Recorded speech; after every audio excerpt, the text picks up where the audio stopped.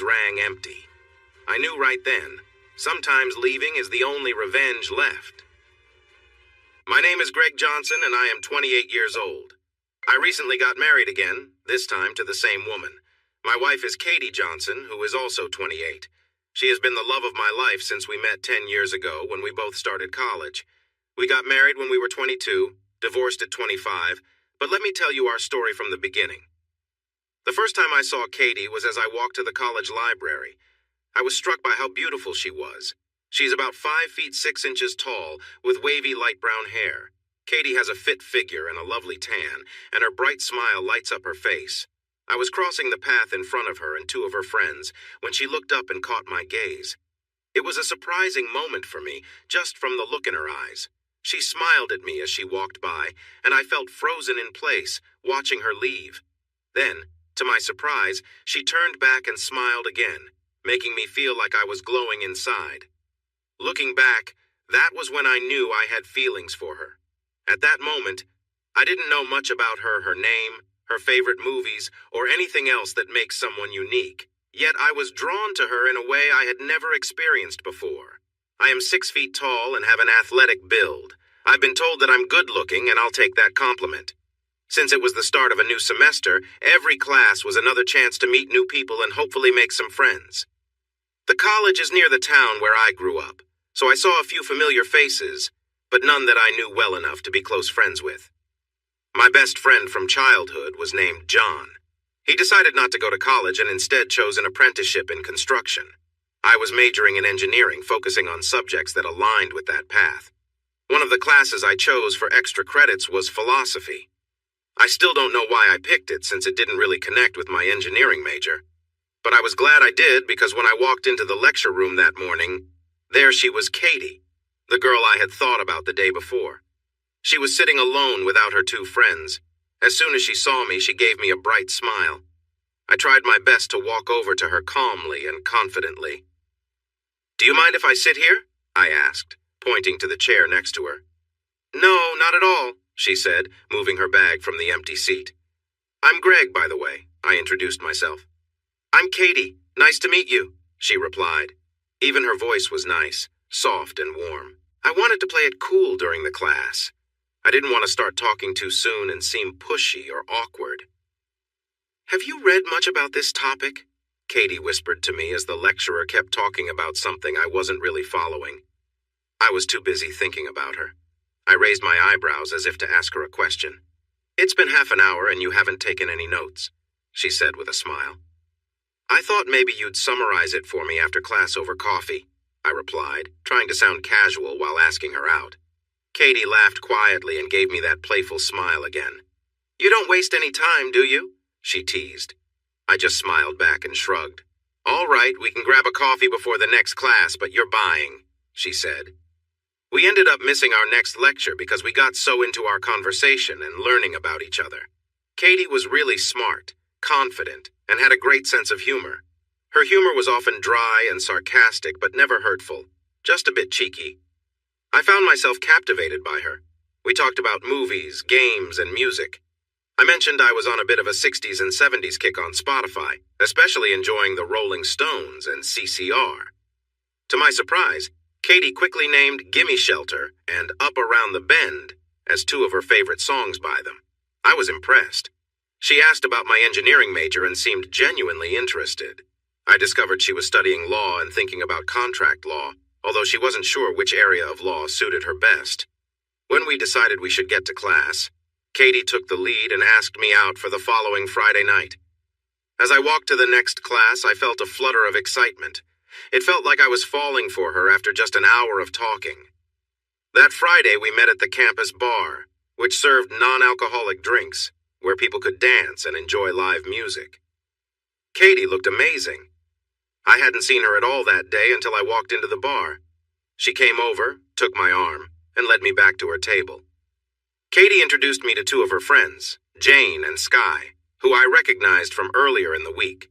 I learned that the three of them had just met at college that week. I enjoyed talking with them and saw Katie relaxed and happy with her friends. Her laughter and playful teasing made me smile. I found myself sneaking glances at her when I thought no one was looking, just to see her smile or hear her laugh. Several times, Katie caught my eye and would return my gaze with a knowing look and a sweet smile. After we left the bar and were walking back to the dorms, Katie reached for my hand, and we held hands until we reached her dorm building. We stood there facing each other, still holding hands. "I really had a great time tonight, Greg." I was looking into her eyes, feeling lost in them, and realized I needed to respond. "I did too, Katie. I really liked being with you. Would you like?" Before I could finish, Katie leaned in and kissed me softly at first, then followed up with a deeper kiss. Wow. I didn't mean to say that out loud, but it slipped out. Katie gave me a playful smile and giggled. I felt breathless and giddy like a teenager on their first date. "Would you like?" Katie repeated my words with a teasing tone. "To be my boyfriend? To be together?"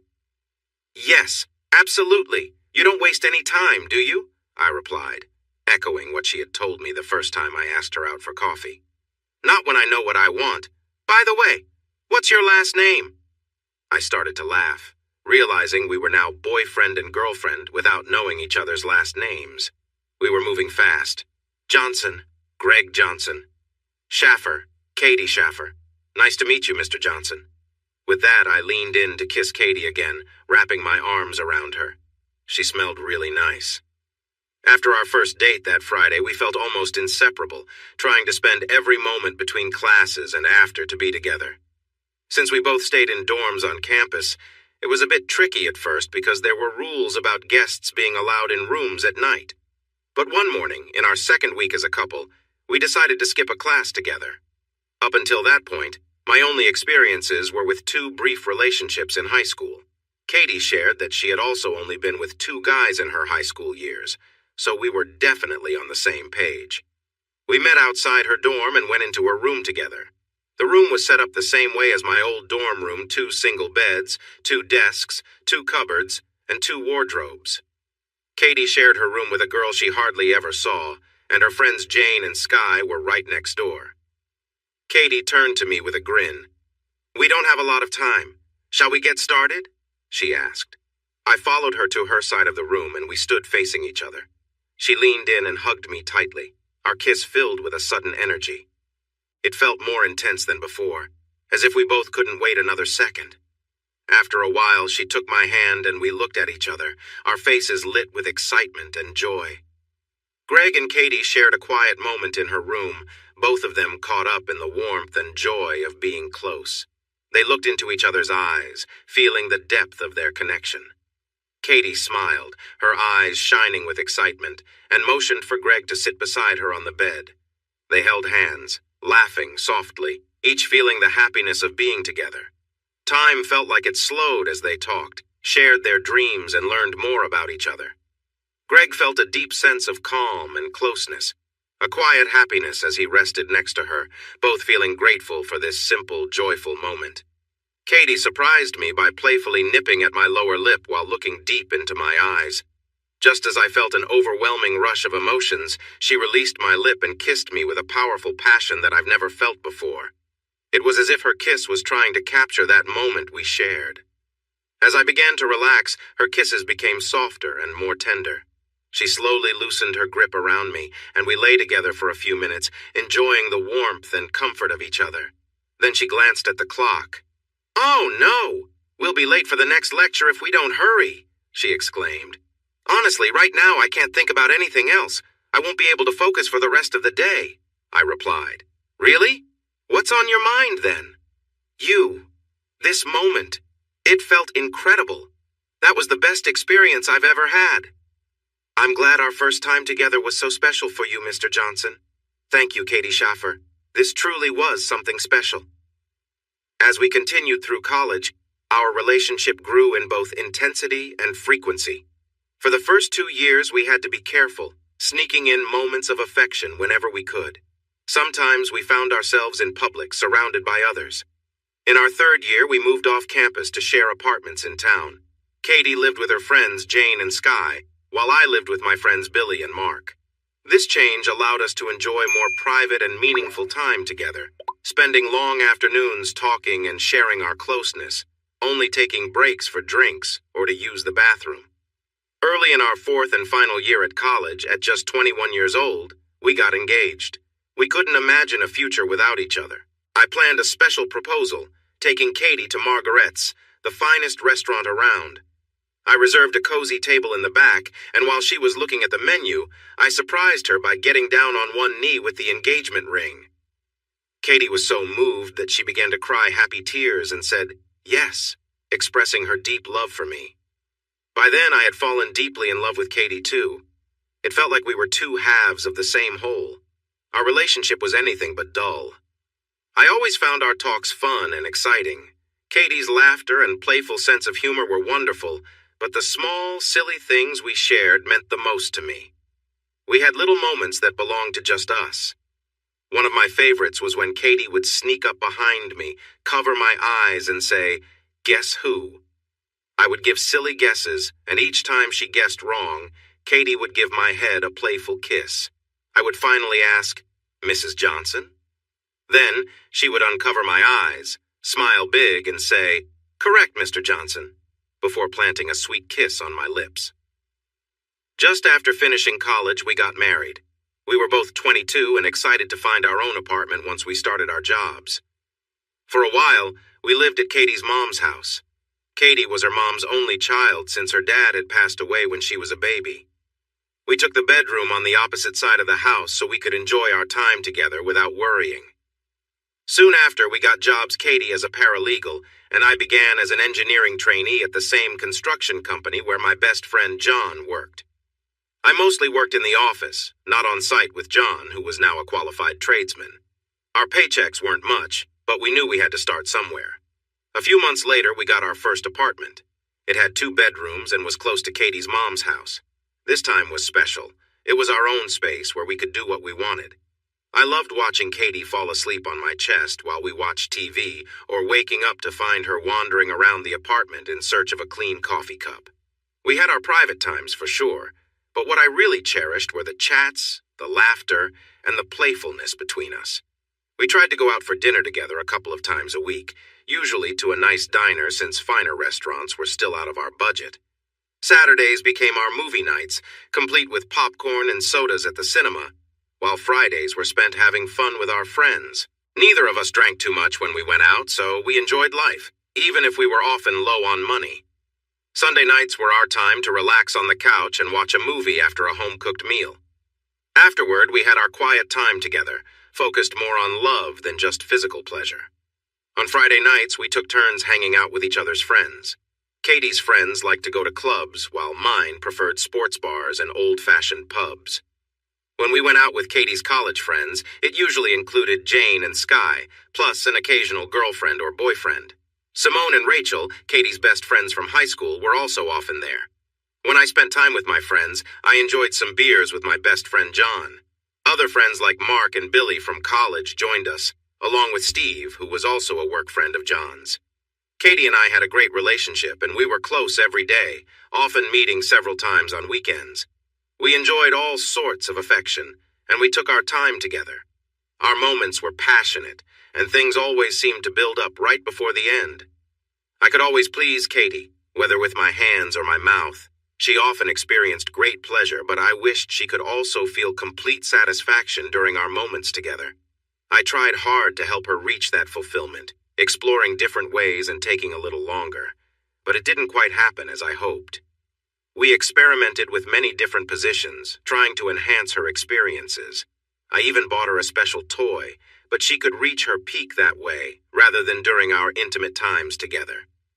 Katie assured me that she was happy, as she enjoyed her moments of joy during our closeness. Yet, I felt a push to help her find that deep satisfaction during our intimate times.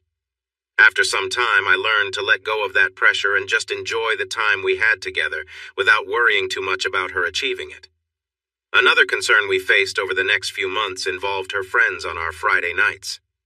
I often got the sense that Katie's high school friends, Simone and Rachel, weren't too fond of me. Maybe they missed the close bond they had in high school, or perhaps it was just that they didn't like me. Even so, when we were at the club together, it felt like I was invisible. Simone and Rachel didn't include me in their conversations, even when I tried to join in. I talked to Katie about this when we got home. I told her that Simone and Rachel seemed stuck up or at the very least, rude. However, Katie always brushed it off, saying she didn't think it was that bad. Sky and Jane, Katie's college friends, were fun to hang out with, both at school and on Friday nights. But by the time we were in our second year of marriage, they also started to pay less attention to me when we went out. As a solution, we decided to spend our Friday nights out with friends on our own. This meant I would meet her friends 3 Fridays out of 4, and we would go out together on the 4th one, taking turns with my friends and hers. So I usually only had to see her friends once every couple of months, which worked for me. I trusted Katie to go out on her own with her friends. She always handled any inappropriate attention she received when we went out. I never had to step in and confront anyone because she managed those situations before they escalated. Besides a couple of her high school friends that I didn't click with, everything else between us was great. We enjoyed our chats, cuddle time, and we even started saving money for vacations or a future home. Both of us had moved up in our careers, with Katie now working as a junior contract lawyer and me as an engineer. The extra income made our lives more enjoyable and less stressful. I had just turned 25 and Katie would do the same in a few months. I started thinking about starting a family but wanted Katie to bring it up when she felt ready. I didn't want her to feel pressured since she would be the one carrying the baby. So I dropped a few hints but tried to be subtle. These 3 years of marriage have been wonderful. I didn't see any signs of our relationship cooling off, which I had worried might happen over time. We still enjoyed being intimate and continued our dinner dates as much as before. Nothing had really changed. I was still deeply in love with Katie, and I felt confident that she loved me just as much. We would frequently give each other little touches when passing by in our apartment, or share a warm hug when we were in the kitchen together. No topic was off limits for us. We shared everything and had no secrets. I didn't think much about other women except for a quick glance at an attractive one now and then. I never stared because that didn't feel right. I was just trying to be a decent guy. Sometimes I noticed Katie looking at a good-looking guy too, but like me, it was just a small part of being human. If someone asked me if I was happy, I would say yes without hesitation. I loved my wife, our family, friends, and job. The only thing I wished were better was our money situation since we were still renting. At least we were saving more now. This Friday night was like any other. I met Steve outside an old Irish pub just before 8 p.m. where we were planning to hang out. He was outside having a smoke. "Hi, Steve. Are the others here yet?" "Hey, Greg. Mark and Billy are inside already. John will be here soon. He's picking up his girlfriend on the way." "What girlfriend? I didn't know he was seeing anyone."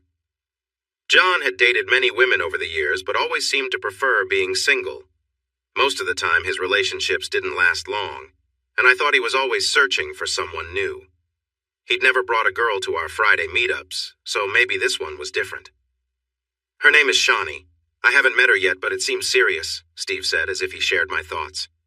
"Where were you last Friday? Out with Katie, I guess?" "Yep, just another night of watching the bags while the girls danced. Need a beer?" "Yeah, a pint would be great." I left Steve and went inside. I spotted Mark and Billy and held up my fingers to signal for beers. Billy raised 2 fingers back to me. I returned to the table with 4 pints just in time for John and his new girlfriend to walk in.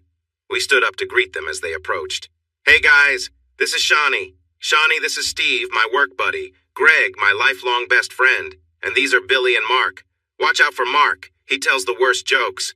Hi everyone. Nice to finally meet you all.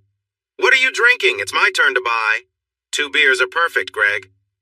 While I was at the bar, I realized that I recognized Shawnee from somewhere. I glanced back at her, hoping to jog my memory. Her face looked familiar, and just then, she looked up at me, smiled, and nodded, as if she remembered me too. But I still couldn't figure out from where. I returned to the table with the drinks and we started chatting. Shawnee was being asked a lot of questions by the 4 of us. We wanted to know how she met John, what job she had, where she went to school, and if she had any friends. Mark asked if she had friends because it seemed like he had trouble getting dates. Although nothing Shawnee said sparked a memory for me, I felt sure we had met before after talking for about an hour. Our chat changed to football since there was a game on the large screen in the bar. I thought it was a nice night, and I decided not to ask Shawnee where we had met before because I didn't want things to become uncomfortable. John then looked at our drinks. "What are we having?" More beer? We all nodded, and Shawnee offered to help him bring them back. John said it wasn't necessary because he needed to use the restroom first. This pub wasn't ideal, with only 2 stalls and a lot of people. Give me your card, and I'll get the drinks while you go, I said, and he agreed. I went to the bar and waited for the bartender to notice me. Shawnee walked up next to me. Are you still trying to remember where you know me from? She asked. Am I that obvious? I chuckled, feeling a bit ungraceful. I'm a little surprised, though. We have met at least 3 times that I remember. Really? I recognize your face, but not the name. Shawnee isn't a very common name. I don't think we were ever really introduced. The girls I was with didn't like talking to you, but I did sit at the same table as you. That clicked. Shawnee must have been with Katie and her friends on those Friday nights at the clubs. Oh, I remember now. You were part of Katie's group. They were all doing their best to ignore me, weren't they? Yes, I'm best friends with Sky. We went to high school together. I don't think Sky wanted to ignore you. She was just trying to keep the peace with Simone and Rachel. Rachel can be difficult. She really didn't want you there. Simone also seemed to follow her lead. Why would Katie's high school friends feel that way about me? Katie thinks I'm overthinking it. At this moment, Shani looked away, focusing on the wall. I guessed she was unsure how to reply. She glanced towards the table in the men's restroom, probably checking if John was coming back. You and John are best friends, right? She asked. Yep. So if things go well with me and John, I'll be seeing a lot more of you? We're like brothers, so yes. You really like John, don't you? I do. We've only been together for 3 weeks, but it's been wonderful. He's a special guy. He truly is, I added. My last boyfriend and I dated for 2 years. We even lived together for the last 6 months of our relationship. I was curious about where this was heading, but I stayed quiet and let her talk. He was unfaithful most of the time we were together. Okay, this was getting a bit strange. I didn't know Shani well yet, and now she was sharing stories about her ex. I didn't realize until I found him at home one weekday, in our bed with another girl. After we split, someone I thought was my friend came to talk to me. She confessed she knew he was cheating because she was dating one of his friends. My ex would be with them and talking to other girls whenever I wasn't around. She kept quiet because she didn't want to upset her boyfriend. I think she came to me to feel better about not speaking up earlier. That might help her, but it didn't help me at all. I was still confused about how this related to Katie's friends ignoring me, which started this whole conversation. I had learned to be patient when someone needed to share something important. Shani looked around again for John. It seemed he was taking a really long break. Maybe the line was slow tonight. What hurt the most was knowing that people I called friends knew I was being cheated on but chose not to say anything. They just stayed silent while I felt foolish. It was like the last straw. Not only was my boyfriend unfaithful, but none of my friends cared enough to tell me. I sighed. This was clearly a difficult topic for her. I didn't know where it was leading, but I knew it mattered to her. I promised myself that if I were ever in the same position as my friends were, I would tell my friend the truth and not let them be misled. That sounds like the right choice, I added. And that's exactly my problem. I find myself in that position now. Shani looked away, almost as if she didn't want to talk to me anymore. Just then, the bartender arrived and I ordered a round of beers. Can I ask how this connects to Katie's high school friends ignoring me?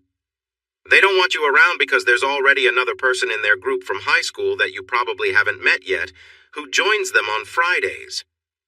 The surprise on my face encouraged Shani to keep explaining. I think they hoped that if you felt unwelcome, you would stop going out with Katie, and their friend from high school could keep hanging out with them. Sky and Jane probably ignored you because it felt uncomfortable for them later when you were there. I still don't understand. Why can't their high school friend come around when I'm there? Why did they want to make me leave? No, I still didn't get it. Shani looked down at the bar, trying to avoid looking at me. The bartender came back with our drinks. Shani, let's go back to the table and finish this. I started to grab some glasses when Shani spoke up. No, I can't say this in front of John or the others. All right, what's going on here? What is she not telling me?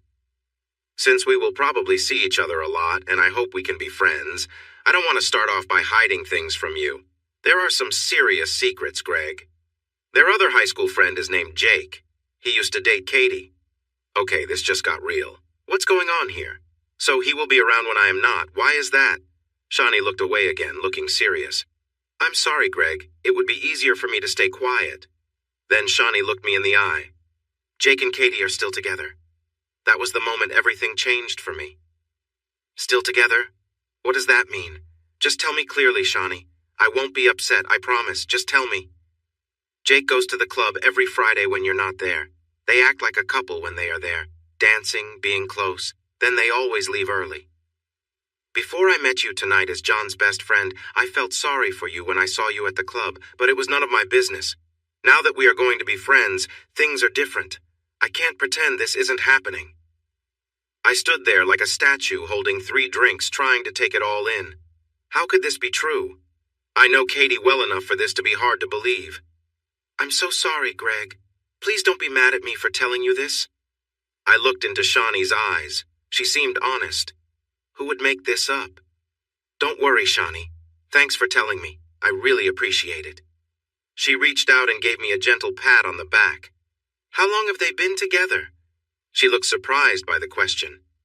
Oh, the first time I saw Jake at the club with Katie was probably at least 1.5 years ago, but he might have been going there even longer, I'm not sure. The confusion on my face must have shown everything. When did Katie start going out on Friday nights without you? Wow, I think we started going out separately about 1 year after we got married, and yes, it was because her friends were acting difficult. Probably about 2 years ago. I think you have your answer, Shawnee said. How could Katie do this to me? How could she do this to us? Wow. Those words were more like statements than questions. Should I go get John? No, let's go back to the table. I sat down with our beers, trying to act like my whole life hadn't just taken a big turn. I really wanted to go to the club where Katie was, probably with someone I didn't know and had never heard her mentioned before. Shawnee was talking quietly with John, and then he leaned over to me. Hey, Shawnee told me what happened. Are you okay? Not really. Sorry, Greg. I liked Katie, too. It seems we both didn't know her as well as we thought. I'm thinking of going to the club now. Want to come? John's expression changed as he looked into my eyes. No, you're staying right here with me until you can think this through more. You're not going home yet, no way. He was right. Even if I wanted to find them, I hadn't even asked Katie which club she was going to tonight. If I called, she would probably tell that guy to leave and act like nothing was happening. I felt so foolish. Just an hour ago, I believed Katie loved me more than anything. She should have been an actress. She really had me convinced. I sat there with my beer, half listening to the conversations around the table. It had been half an hour since Shawnee told me about Katie, and I was starting to calm down. I didn't want to hurt anyone anymore. I just wanted to understand why. Why would Katie do this? One of the first things I wondered was what I might have done wrong. Why didn't she love me anymore? We hadn't argued in so long. We talked all the time, we cuddled, we kissed, and told each other we loved one another. It just didn't make sense. We seemed good together. We had a nice time together just last night. She wanted to fool around again this morning while I was getting ready for work. It felt so lively. If she doesn't love me, then why all this? I couldn't wrap my head around it. John nudged my foot under the table, and I looked up at him. How are you? What's going on in your head? I hope it's not something too bad. I'm okay, just thinking. I'm glad I didn't go home. It's better to be here with you guys. Good, because it's your turn to buy drinks. Make sure we don't go thirsty. I was about to say I got the last round when I remembered that John had paid for it. I nodded and headed to the bar. By the time I placed my order, Shawnee had joined me again. Are you doing okay, Greg? She looked genuinely concerned. I'm as good as I can be, I guess. At that moment, I wished I could disappear and wake up from this awful situation. Can I ask you something? Did Katie or your friends ever say why she was with Jake every Friday? Why was she still with me if she wanted to be with him? No, they never talked about that in front of me, at least. They always said that Jake and Katie seemed really good together, like they were meant to be. You mentioned before that when they're at the club together, they always kiss and dance. What do you mean by they always leave early? Where do they go? Well, I don't know for sure, but Sky told me a few weeks ago that Jake gets a hotel room in the city every Friday when he meets up with Katie. He lives about 2 hours away, so he always stays in a hotel. They leave for his hotel at 10 p.m. each Friday. It's pretty much the same every time. The last time, Sky looked at her watch and joked that it was time to go, and then Katie and Jake got off the dance floor to say their goodbyes. They all laughed about the routine after Katie left. That's when I asked Sky where they were going. Thanks. At least I know what happens. Now I just need to understand why. Can you do me a favor, Greg? Sure. When you talk to Katie about this, you're going to confront her, right? Yeah, probably in the morning. I think it might be better not to talk to her tonight since she's coming home to me after being with someone else. That makes sense. But my favor is a little selfish. I'm sorry. What is it? Can you not say it was me who told you all this? I'm not very close to Simone and Rachel, so I don't mind them, but Sky is my best friend. Jane is a good friend, too. I just don't want them to be mad at me. I thought for a moment as the beers arrived. All right, if they were being so obvious at the club, it should be easy to come up with someone else as the source. Thanks, Greg. I really appreciate it. Just take care of John. That's all the thanks I need. Okay, it's a deal. We returned to the table, and for the first time since I found out about my wife's situation, I managed a slight smile. Mark cracked one of his usual bad jokes. We continued to chat, but I noticed I was falling behind on my drinks. Getting lost in drinking sounded tempting, but I didn't want to go that route. I looked at my phone. It was just past 10 p.m. Katie was probably leaving the club now to head back to the hotel with Jake. I glanced at Shawnee, and she looked at me like she understood my thoughts. I shrugged and took another sip of my beer. About an hour later, I decided it was time to go home. I asked John if I could crash on his couch for a few nights starting Saturday. I planned to search for my own place after lunch the next day. I figured I would be busy with Katie until then. When I got home, the apartment was quiet. It didn't feel like home anymore. I took a shower and then tried to sleep. Knowing where Katie was and what she might be doing kept me awake, but eventually, I drifted off. Saturday morning, I woke up early, around 5 a.m. I couldn't go back to sleep, especially not with thoughts of Katie resting nearby. I got up and went to the bathroom. After having a few drinks the night before, I made several trips to relieve myself. Our bathroom has 2 doors, one from the master bedroom and another leading into the hallway. The toilet, shower, and sink are all in the same room. While I was in there, I noticed Katie's dress from the night before on top of the hamper. After washing my hands, I thought about looking for her things. I checked the hamper but didn't see her bra or underwear on top. I picked up the hamper and Katie's damp towel. The shower door still had water beads on it. What time did Katie get home this morning? Was she trying to show me something? I walked out of the bathroom quietly, not wanting to wake Katie, but uncertain why I was even concerned at this point. As I walked down the hallway, I noticed some sticky spots on the floor. It was easy to see because the tiles were polished. I reached the laundry room next to the entrance and opened the washing machine to put in some clothes. Even with everything that had happened, I still needed to wash some clothes for my stay at John's. Before adding the dirty clothes, I noticed Katie's underwear at the bottom of the washing machine. Until now, I only had what Shawnee said to suggest that Katie might not be faithful. If I picked up her underwear, it might make everything too real. I hesitantly reached in and grabbed her underwear. It felt damp in my hands. I instinctively turned it over to check, and it was clear what had made it wet. I didn't need to examine it any further. I noticed a strange smell on some of Katie's clothes as I loaded them into the washer. I paused, a bit confused, but threw them in and started the machine. Whatever it was, I decided it could wait. I'd just ask her about it when she woke up. With my coffee in hand, I sat quietly, going over everything that had happened. I paced around the living room, trying to figure out how I would bring this up to Katie without causing an argument. It was nearly 11 in the morning, and Katie still hadn't woken up. Last night had been hard to process, but today felt even heavier, like a decision was hanging in the air that I couldn't avoid. I finally stepped outside to get some fresh air. The sun was bright, the sky clear. It was one of those perfect days, even though it felt like everything was falling apart inside. After a while, I heard the apartment door open and Katie poked her head out. "What are you doing out here? Want some coffee?" she asked. Yeah, that'd be nice. I'll be in soon. She nodded, leaving the door open behind her. I took a deep breath, bracing myself for a difficult conversation. I needed to stay calm, to understand what had happened without anger clouding things. No accusations, just a need for the truth. I went back inside. Katie was in the kitchen with her back to me, wearing her usual comfortable shorts and a loose t-shirt. She placed a cup of coffee in front of me and sat across the table, looking directly into my eyes, just like we do every morning.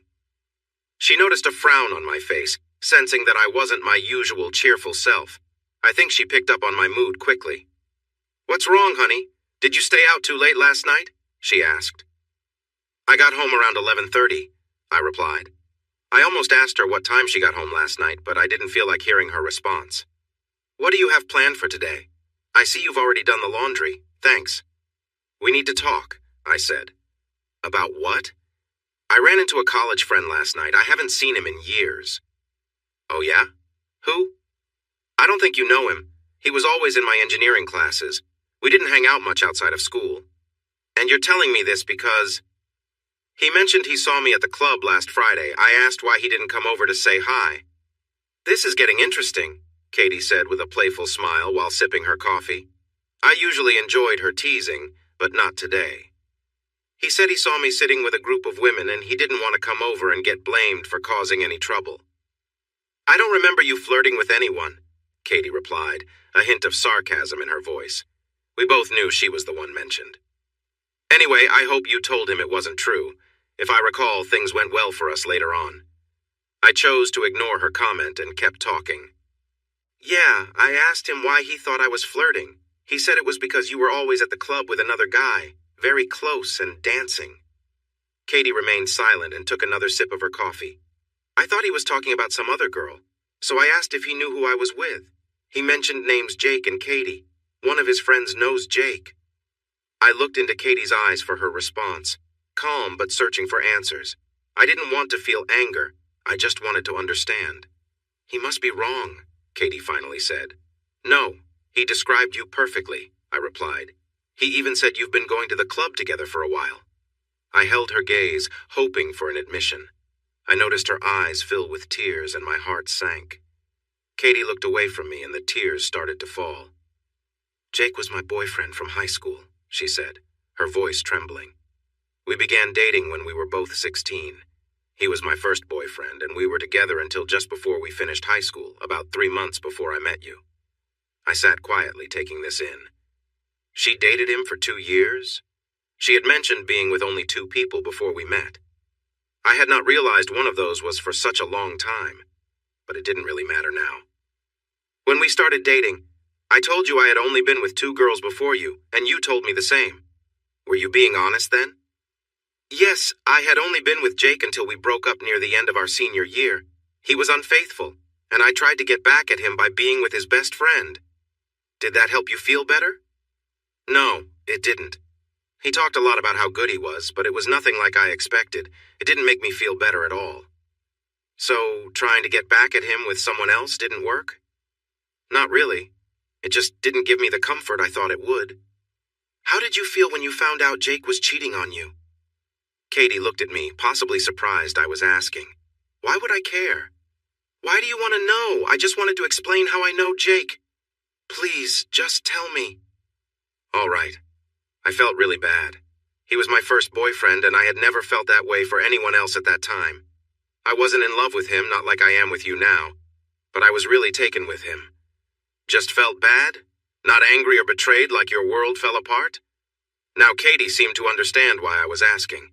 She had been the one who was unfaithful, and now I was in her position. She looked away, realizing where our conversation might lead, that there might not be an us after this. "When did you start seeing Jake again? Did you never really stop?" Katie's eyes turned to mine, filled with worry. "No, I wasn't seeing him when we met, or during college, or before we got married." "So when?" She looked away again, seemingly unsure of what to say. I braced myself for more half-truths. "Katie, I need you to be honest. Not what you think I want to hear or what might protect me. I'm already hurting more than you can imagine." Tears started to roll down her face as she met my gaze. He showed up at the club about a year after we got married. I had no idea he would be there. I hadn't heard from him since we broke up. Was I there that night? No, I think it was the first time we went out without each other. So your ex-boyfriend just happens to show up the first time your husband isn't around. Really? Rachel planned it when she found out you wouldn't be joining us.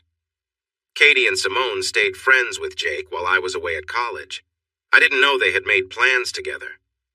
Clearly, I was overthinking their actions toward me, right? I said.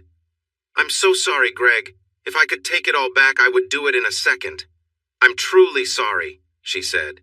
Right now, I don't want your apologies. I want to know the truth about how and why this happened. Katie was trying hard to stop crying so she could talk. I don't know what to say.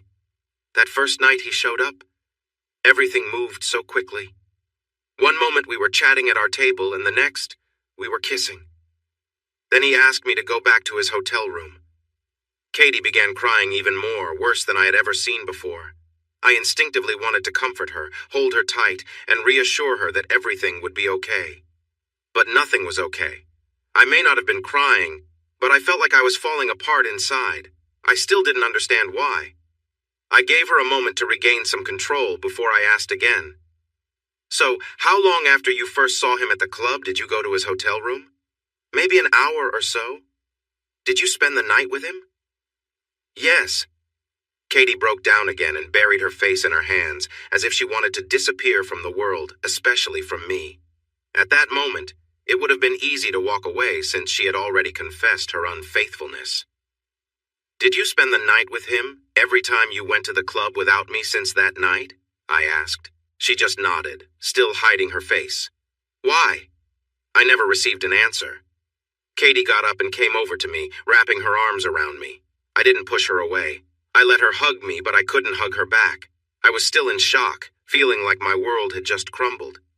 I'm so sorry, Greg. I love you so much. You have to believe me. I could hardly hear her through her tears. This was more than just feeling guilty. I sensed she knew our relationship was over, and she couldn't accept it. When she said she loved me, I believed that in her own way she was being honest. But her actions told a different story. We sat there for about 5 minutes, her arms around me, not wanting to let go. After a while, we separated, and she lay down on the couch in a curled-up position, still quietly sobbing. I went to the dryer and then to the bedroom, packing some of my clothes into an overnight bag. I walked back to the lounge area where Katie was lying. I'm going to stay at John's tonight. I will be back tomorrow to get the rest of my things, I told her.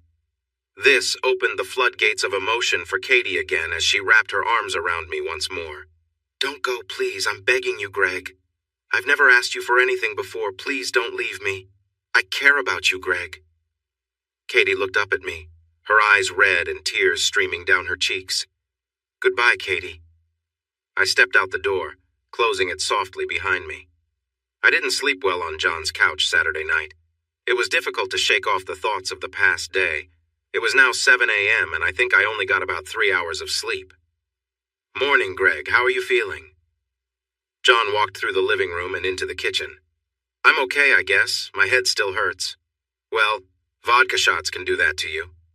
I think it was the tequila that really did a number on me. How about some coffee to help you wake up? Yes, please.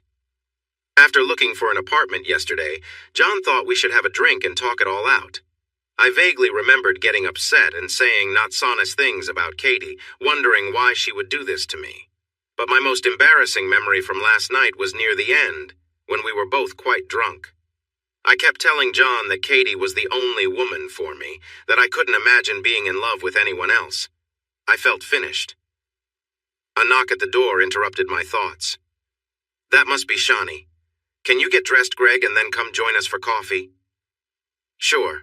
I went to the bathroom, put on my jeans and a t-shirt, rinsed my mouth, and used some of John's deodorant. When I returned to the kitchen, Shani was there with my cup of coffee. How's your head? I heard you two had a wild night. Morning, Shani. My head isn't feeling great right now. Well, it was probably worth it. We sat quietly for a few minutes, sipping our coffee and enjoying the calm. John then spoke up. Are you still planning to take that apartment you liked yesterday? I had seen 4 apartments after leaving Katie, and one really stood out to me because of its price and space. I think so. They need to finish their rental checks first, so they should let me know by late Monday. What about your things? Do you need help getting them? No, I'll be fine, John.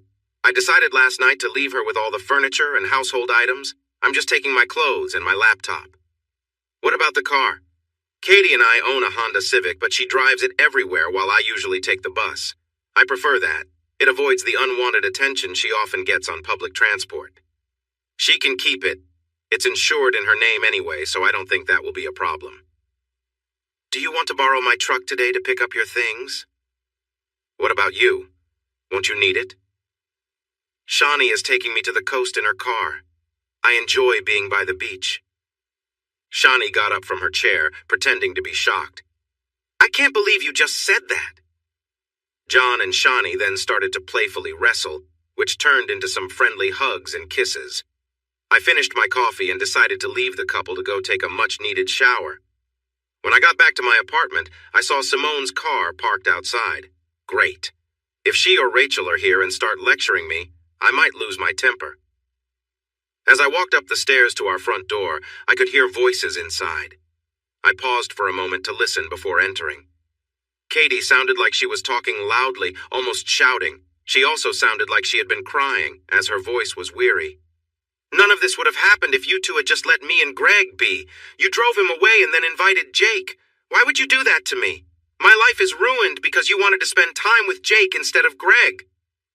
Rachel couldn't hold back and responded. Hold on, Katie. Let's get this straight. You were the one complaining about Greg and talking about how much you missed Jake. You were the one saying he couldn't please you the way Jake did. We are your friends, so we helped you with what you wanted. Then Simone spoke up, sounding more upset than usual. And why are you blaming us? The first night you saw Jake at the club, it took just a few minutes before you were all over him. You went back to his hotel that same night. We didn't make you do that, Katie. You chose to be with Jake and leave Greg behind. That's on you, not us. Rachel jumped in to support Simone. And it's been like that every Friday since. You even planned it so the only Fridays you spend with Jake are when it's your time of the month. Then you bring Greg along those nights, and we have to pretend everything is fine. We have to ignore him, and then you get mad because he thinks we're being rude. Seriously, Katie. The room went quiet, but at least I understood what was happening now. I waited a few more seconds and then knocked on the door. Katie answered. A look of fear crossed her face when she saw me, probably worried I had heard their arguing just moments before. Good afternoon, ladies. I walked past Katie, who still hadn't said anything. Simone and Rachel both quietly greeted me as I made my way to my bedroom. I started taking my clothes out of the drawers and wardrobe, piling them on the bed. I also grabbed my suitcase from the top shelf and began putting my clothes inside. Katie then came into the bedroom and closed the door. Hi, Greg. Hey, Katie. I kept folding and placing my clothes into the suitcase. Are you still at John's? When are you coming home? I'll be at John's for a few more nights. I've already applied for an apartment and will move in as soon as I get approved. That news made Katie come closer to me. She knew this was real. Before she could say anything, I continued. I'm leaving everything here for you except my clothes and my laptop. This includes the car, and here are the apartment keys as well. The way I was speaking to Katie was cold, and I knew it would upset her. I was trying to stay calm after what I had just heard. Part of me wanted to yell at her about how things were different between us, but I didn't. If I let my anger out now, I might say things I would regret. My feelings had been hurt deeply. A natural reaction would be to lash out, but I managed to keep my anger in check and continued packing my suitcase. Can we talk, Greg? Go ahead. Please stop packing and look at me. I paused, took a deep breath to calm myself, and then turned to face Katie, who stood next to me. Can we work this out, Greg? I don't love Jake. I never have. I have only ever loved you. You've been with him for 2 years. How does that fit with loving me? She reached out and touched my arm. She seemed like she was trying to stay strong, but her voice shook. With Jake, it was never about love. I only got involved with him because we were good together in some ways, but I promise I will never be with him again. What does that really mean, Katie? You and Jake have been close, haven't you? How can you think saying that makes it okay? Are you really listening to yourself? Are you saying I'm so bad that you need to be with someone else? Katie's confidence faded, and she began to cry again. She reached out and hugged me tightly. "Please don't say that. I've always cared for you deeply. I'm so sorry, Greg. I hate myself for what I've done to you. I know this isn't fair, and I have been selfish, but I love you more than anything. You must believe that." I stood there quietly before finally speaking. "I can't believe that, Katie. If you loved me like I love you, you would never even think of doing this. But you did. Week after week. Answer me this, Katie. If I hadn't found out about you and Jake, would you have gone to his hotel room again this Friday?" Katie didn't answer. Instead, she buried her face against my chest. I could see that she wished this was just a bad dream, that she could wake up and everything would be fine. She would go back to being with her loving husband while still keeping her boyfriend. All I wanted was to have a wife who was honest with me. For 2 years, it felt like she had it all. "I take your silence as a sign that you would still be with him if I hadn't caught you. How can you say you love me?" I took a deep breath and continued. "I have loved you, Katie, with all my heart. I wanted us to start a family.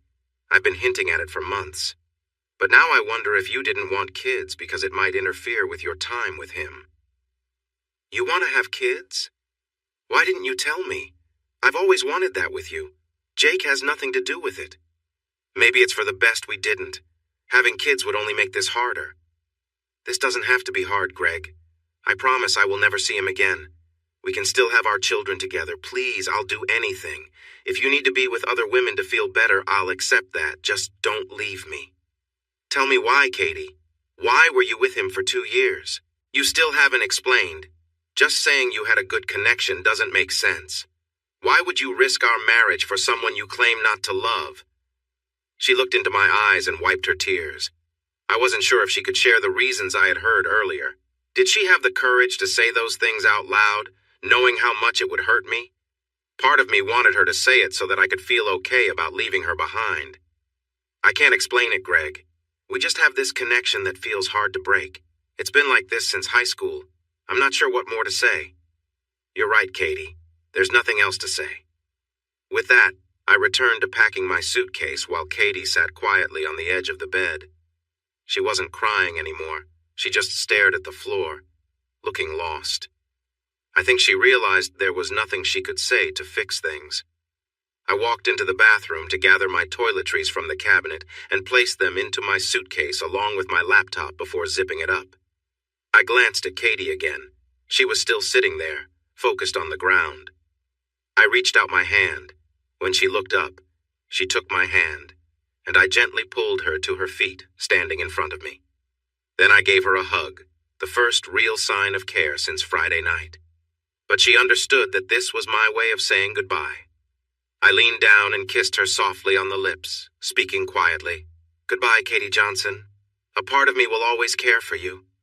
I love you, Greg. I always will." I picked up my suitcase and left the apartment, leaving behind the person I loved most. As I walked into my own apartment, I fell onto the couch. What a terrible birthday. I had just celebrated my 28th birthday with a nice dinner with Janice, hoping it would end happily in her apartment. Instead, I found myself here alone, my 6-month relationship over, unsure of where my life was going. To be honest, it all comes back to my ex-wife, Katie. Even now, she was still affecting my thoughts. Let me explain. After my split with Katie, I moved into the apartment I was in now. I filed for divorce and tried to move on with my life. The divorce was finalized a year later, and since our parting, I hadn't seen or spoken to her. For the first year and a half, I had no interest in dating or anything romantic. I buried myself in work and enjoyed spending time with friends and family. I relied on other forms of entertainment to fill the gap, perhaps a bit too much at times. It was John who pushed me to start dating again, even suggesting I visit places to meet people. I tried it out on several occasions, but just casual encounters didn't help. What I really missed was genuine connection, which those places wouldn't provide. Shawnee, who is still with John and getting married soon, asked if I would consider a blind date with one of her colleagues named Vicky. She described Vicky as 23 years old, with blonde hair and an athletic build. With a little encouragement from John, I agreed to go out. Vicky and I went on a double date with John and Shawnee, who were engaged by then. It was nice. This was the first time since Katie that I enjoyed being with and felt attracted to another woman, aside from the lovely ladies at the other place. That date turned into another one, but this time without our chaperones. In about 3 weeks and after 5 dates, we were officially a couple. I found that being with Vicky was generally enjoyable and I was getting the closeness I had been missing. What really made a difference for me was that Vicky would experience pleasure during our time together. It wasn't anything wild, but she would consistently reach that moment at least once each time. To say this boosted my confidence would be an understatement. After struggling to connect with Katie in that way and learning she found it with someone else, I had blamed myself for not being able to give her that experience. Now I understood it wasn't about my worth. It was just that Katie needed something different from me. For the first time in a year and a half, I was starting to feel good about myself again. We continued dating for a few more months, but then we hit a bump in the road. Vicky wanted to move in with me and she was dropping more hints, becoming less subtle each time. You might think that would be great, a vibrant young woman wanting to spend more time with you, especially in an intimate way. Easy choice, right? The problem was, I didn't love Vicky. I liked her a lot, but I knew what it meant to be in love, and I didn't feel that with her. I realized that having Vicky move in would make it harder when the time came to part ways. Up until then, we had been enjoying our time together, but after 4 months, I still wasn't in love with her, and I doubted I ever would be. I decided it wouldn't be fair to lead her on in a relationship that wouldn't grow. She deserved better. So, I had to end my second serious relationship. And though it wasn't easy, I felt less emotionally tied this time.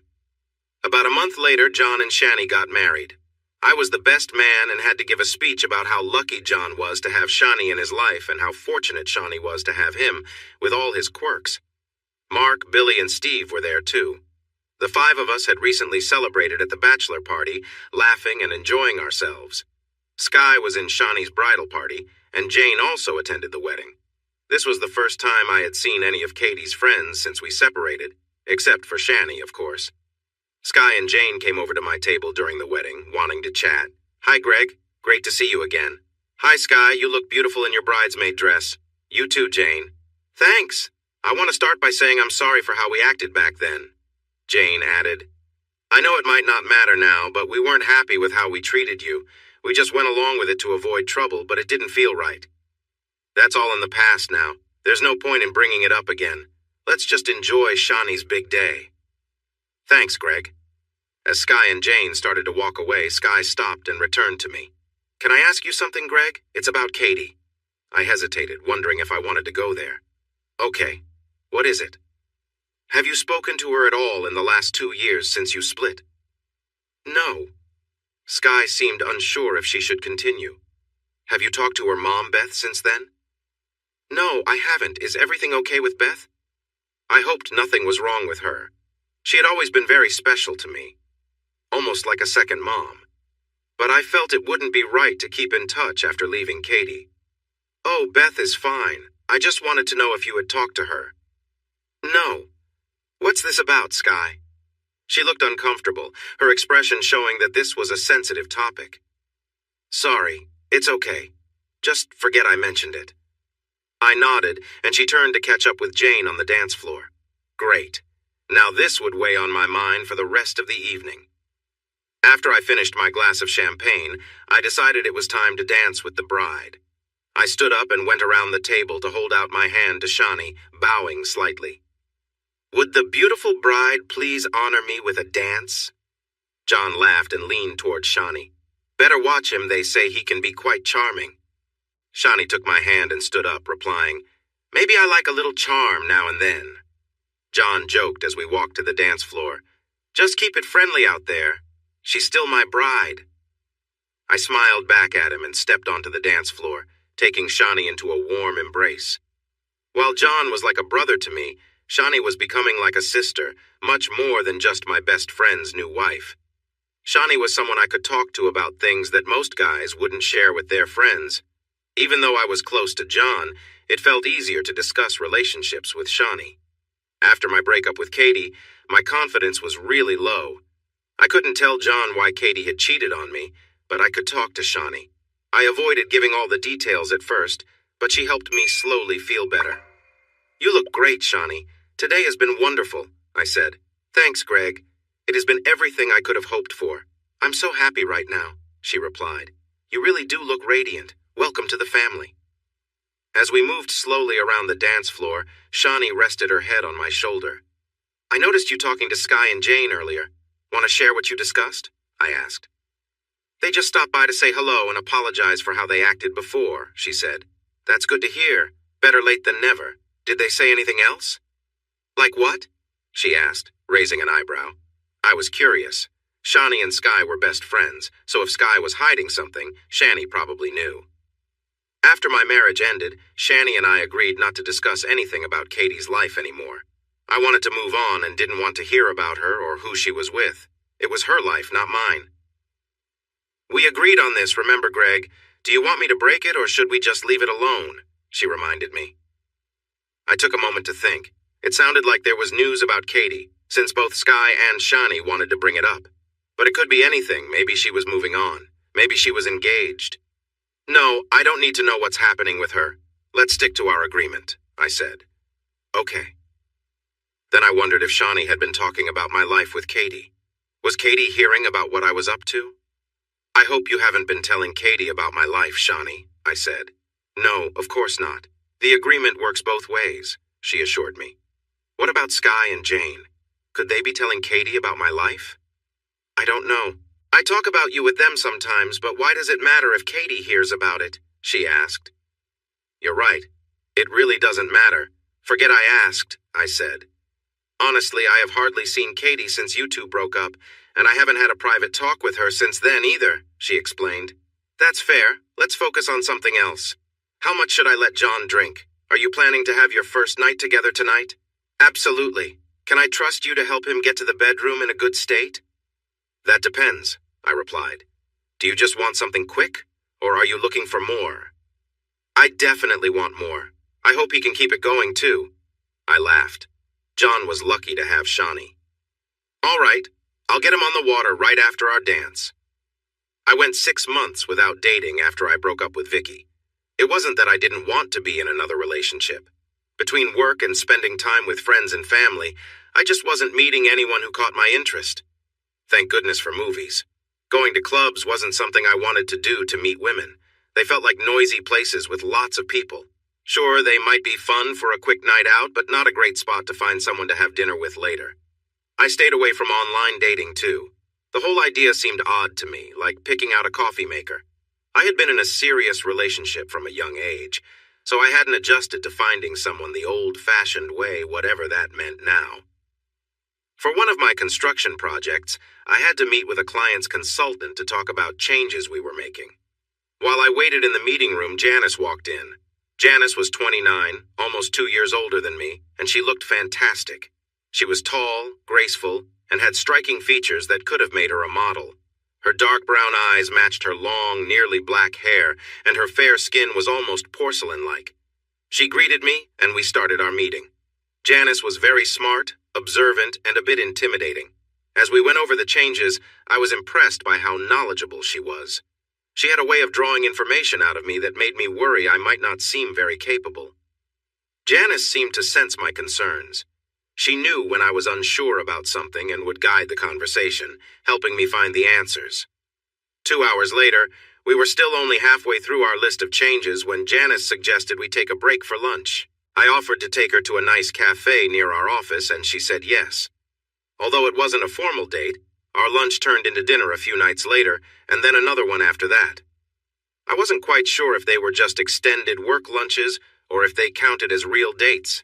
It's tough to get close to someone you work with because your main connection is the job. As our dinners progressed, Janice seemed to sense that there was more than just work on my mind. By the time we reached our third dinner together, she spoke up. "Greg, can I ask you something more personal?" "Of course," I replied, intrigued.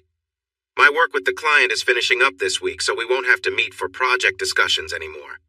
Am I right in thinking that you might have hoped these dinners could mean something more?" It was a pivotal moment. I didn't want to overthink it, so I decided to be honest.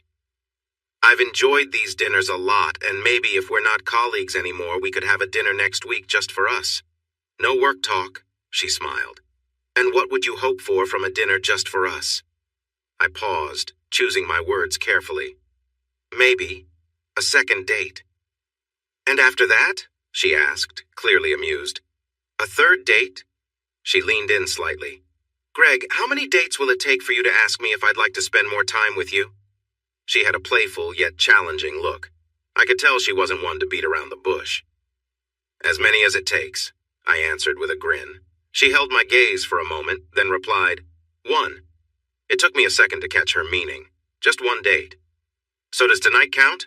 I asked, feeling a bit bolder. Only if you ask me, she replied with a knowing smile. Gathering my courage, I took a sip of wine. Janice, would you like to spend more time with me tonight? I thought you'd never ask, she said, smiling warmly. We finished our meal, shared a laugh, and left the restaurant together. I took her hand, and we walked into the night, sharing quiet laughter and conversation. At my apartment, we embraced, our laughter fading into a quiet moment. I wrapped my arms around her, feeling a deeper connection growing between us. We shared a warm embrace, each enjoying the closeness as the night continued. As Janice and I shared a quiet moment together, she let out a soft sigh, clearly at ease. I gently held her, feeling a strong connection between us as our hands intertwined, each enjoying the warmth and closeness. She smiled up at me, her expression relaxed, and whispered that she was happy, which made me feel the same. We lay there quietly, our breathing slowing as we enjoyed the moment. I couldn't help but reflect on how natural this felt, how easily we connected without a word. I thought back on past relationships and how different they were. Each experience had been unique, but this felt like a reminder that true connection doesn't need to be forced. Just sharing a comfortable silence and feeling understood was enough. In that quiet moment, I found myself grateful for the simplicity of being close to someone who valued the same warmth and comfort. With Janice, our time together was often relaxed and enjoyable. After spending time together, we would lie in bed chatting or sit in the lounge with a glass of wine. As a few weeks went by and I stopped working with Janice, our relationship began to change. We started talking about our interests, places we wanted to visit, and our dreams for the future instead of work. I saw a new side of Janice. The serious, focused person I had known faded away, revealing a tender and caring version of her. She was still smart and quick-witted, but now she used her talents to make our time together enjoyable and loving instead of just focusing on work goals. Janice had a way of getting me to share my feelings and thoughts. At times, it felt like being in a relationship with someone who really understood me. There were still some feelings about Katie that I kept hidden deep inside. No matter how much Janice tried, I wasn't ready to talk about that. By the time we had been dating for 3 months, we each had some clothes, toothbrushes, and a few personal things at each other's homes. It was just easier that way. I chose not to talk about living together, and Janice hadn't brought it up either. The next few months passed, and I enjoyed my time with Janice. My friends John and Shani also got along well with her, but the vibe felt different than with Katie or Vicky. Even though Janice was only a couple of years older, she seemed much more mature. The week before my 28th birthday, Janice and I had a lovely evening together. She rested her head on my chest and said, "Greg, I have something special planned for your birthday next week. I hope you haven't arranged anything with John." "No, I'm all yours. What do you have in mind? A nice dinner by the beach? A cozy getaway in the mountains? Maybe a fun stay in a fancy hotel? I might need to rethink my plans if you have such high expectations." "I'll be happy with whatever you plan." "Good. I can promise there will be some romance afterward, just not at the beach or a mountaintop. Is that okay with you?" "So it's not the fancy hotel then?" "No, but maybe we can try that someday if you're lucky." I leaned in and gave Janice a kiss. Life felt good at that moment. Still, there was a little worry in the back of my mind.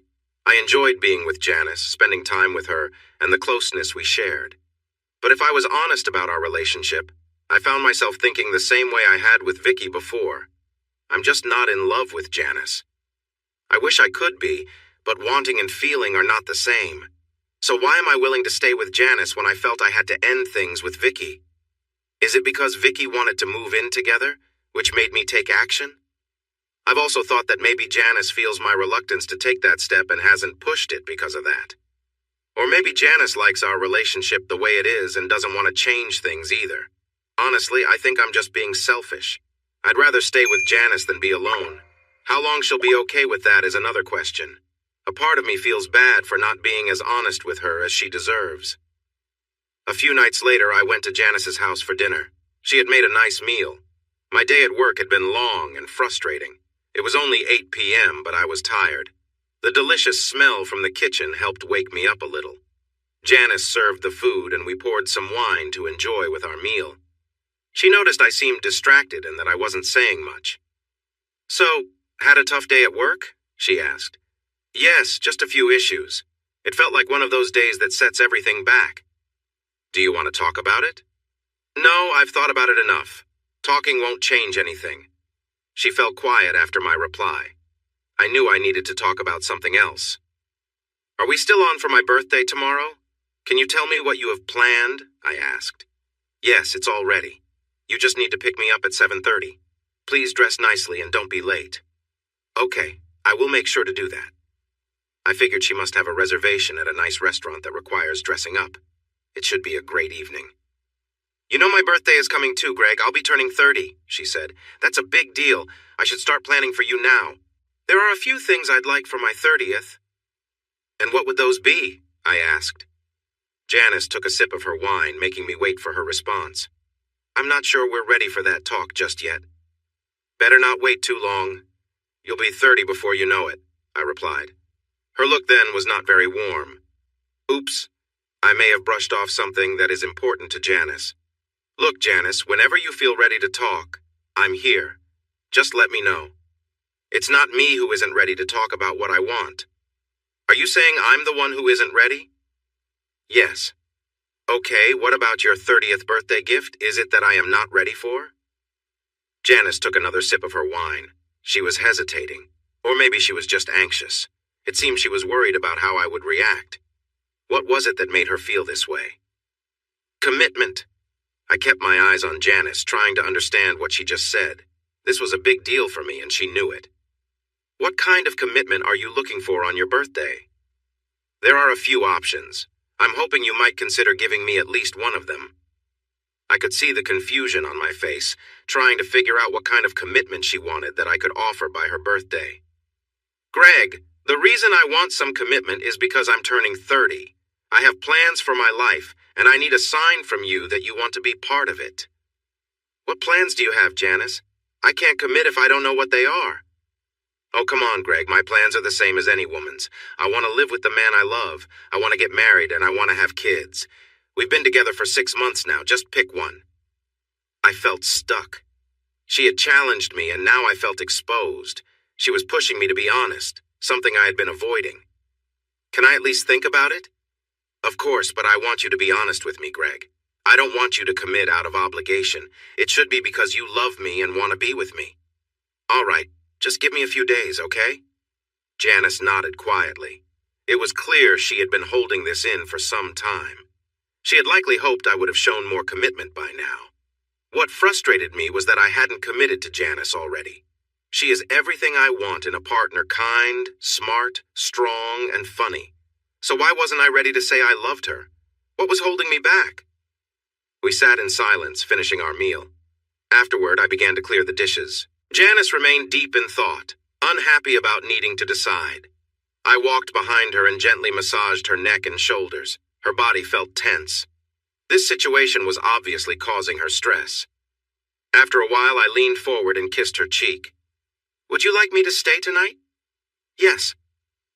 I took her hand and led her to the bedroom.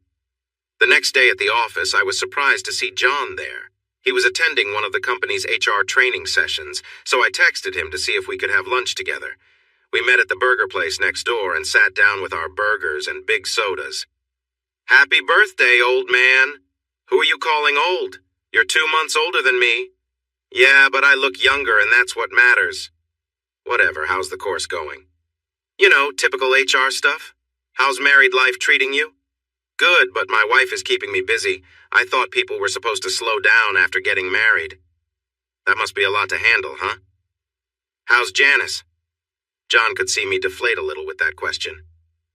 "Just say it, Greg." All right, she kind of gave me an ultimatum last night. John just looked at me while taking a bite of his burger. Once he finished chewing, he asked, "What are you going to do?" "I don't know. We are having a nice dinner tonight for my birthday.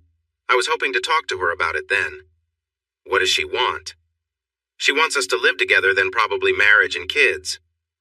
"And you don't want to move in with Janice because—" "I don't understand your issue, Greg." "Because I'm not in love with Janice."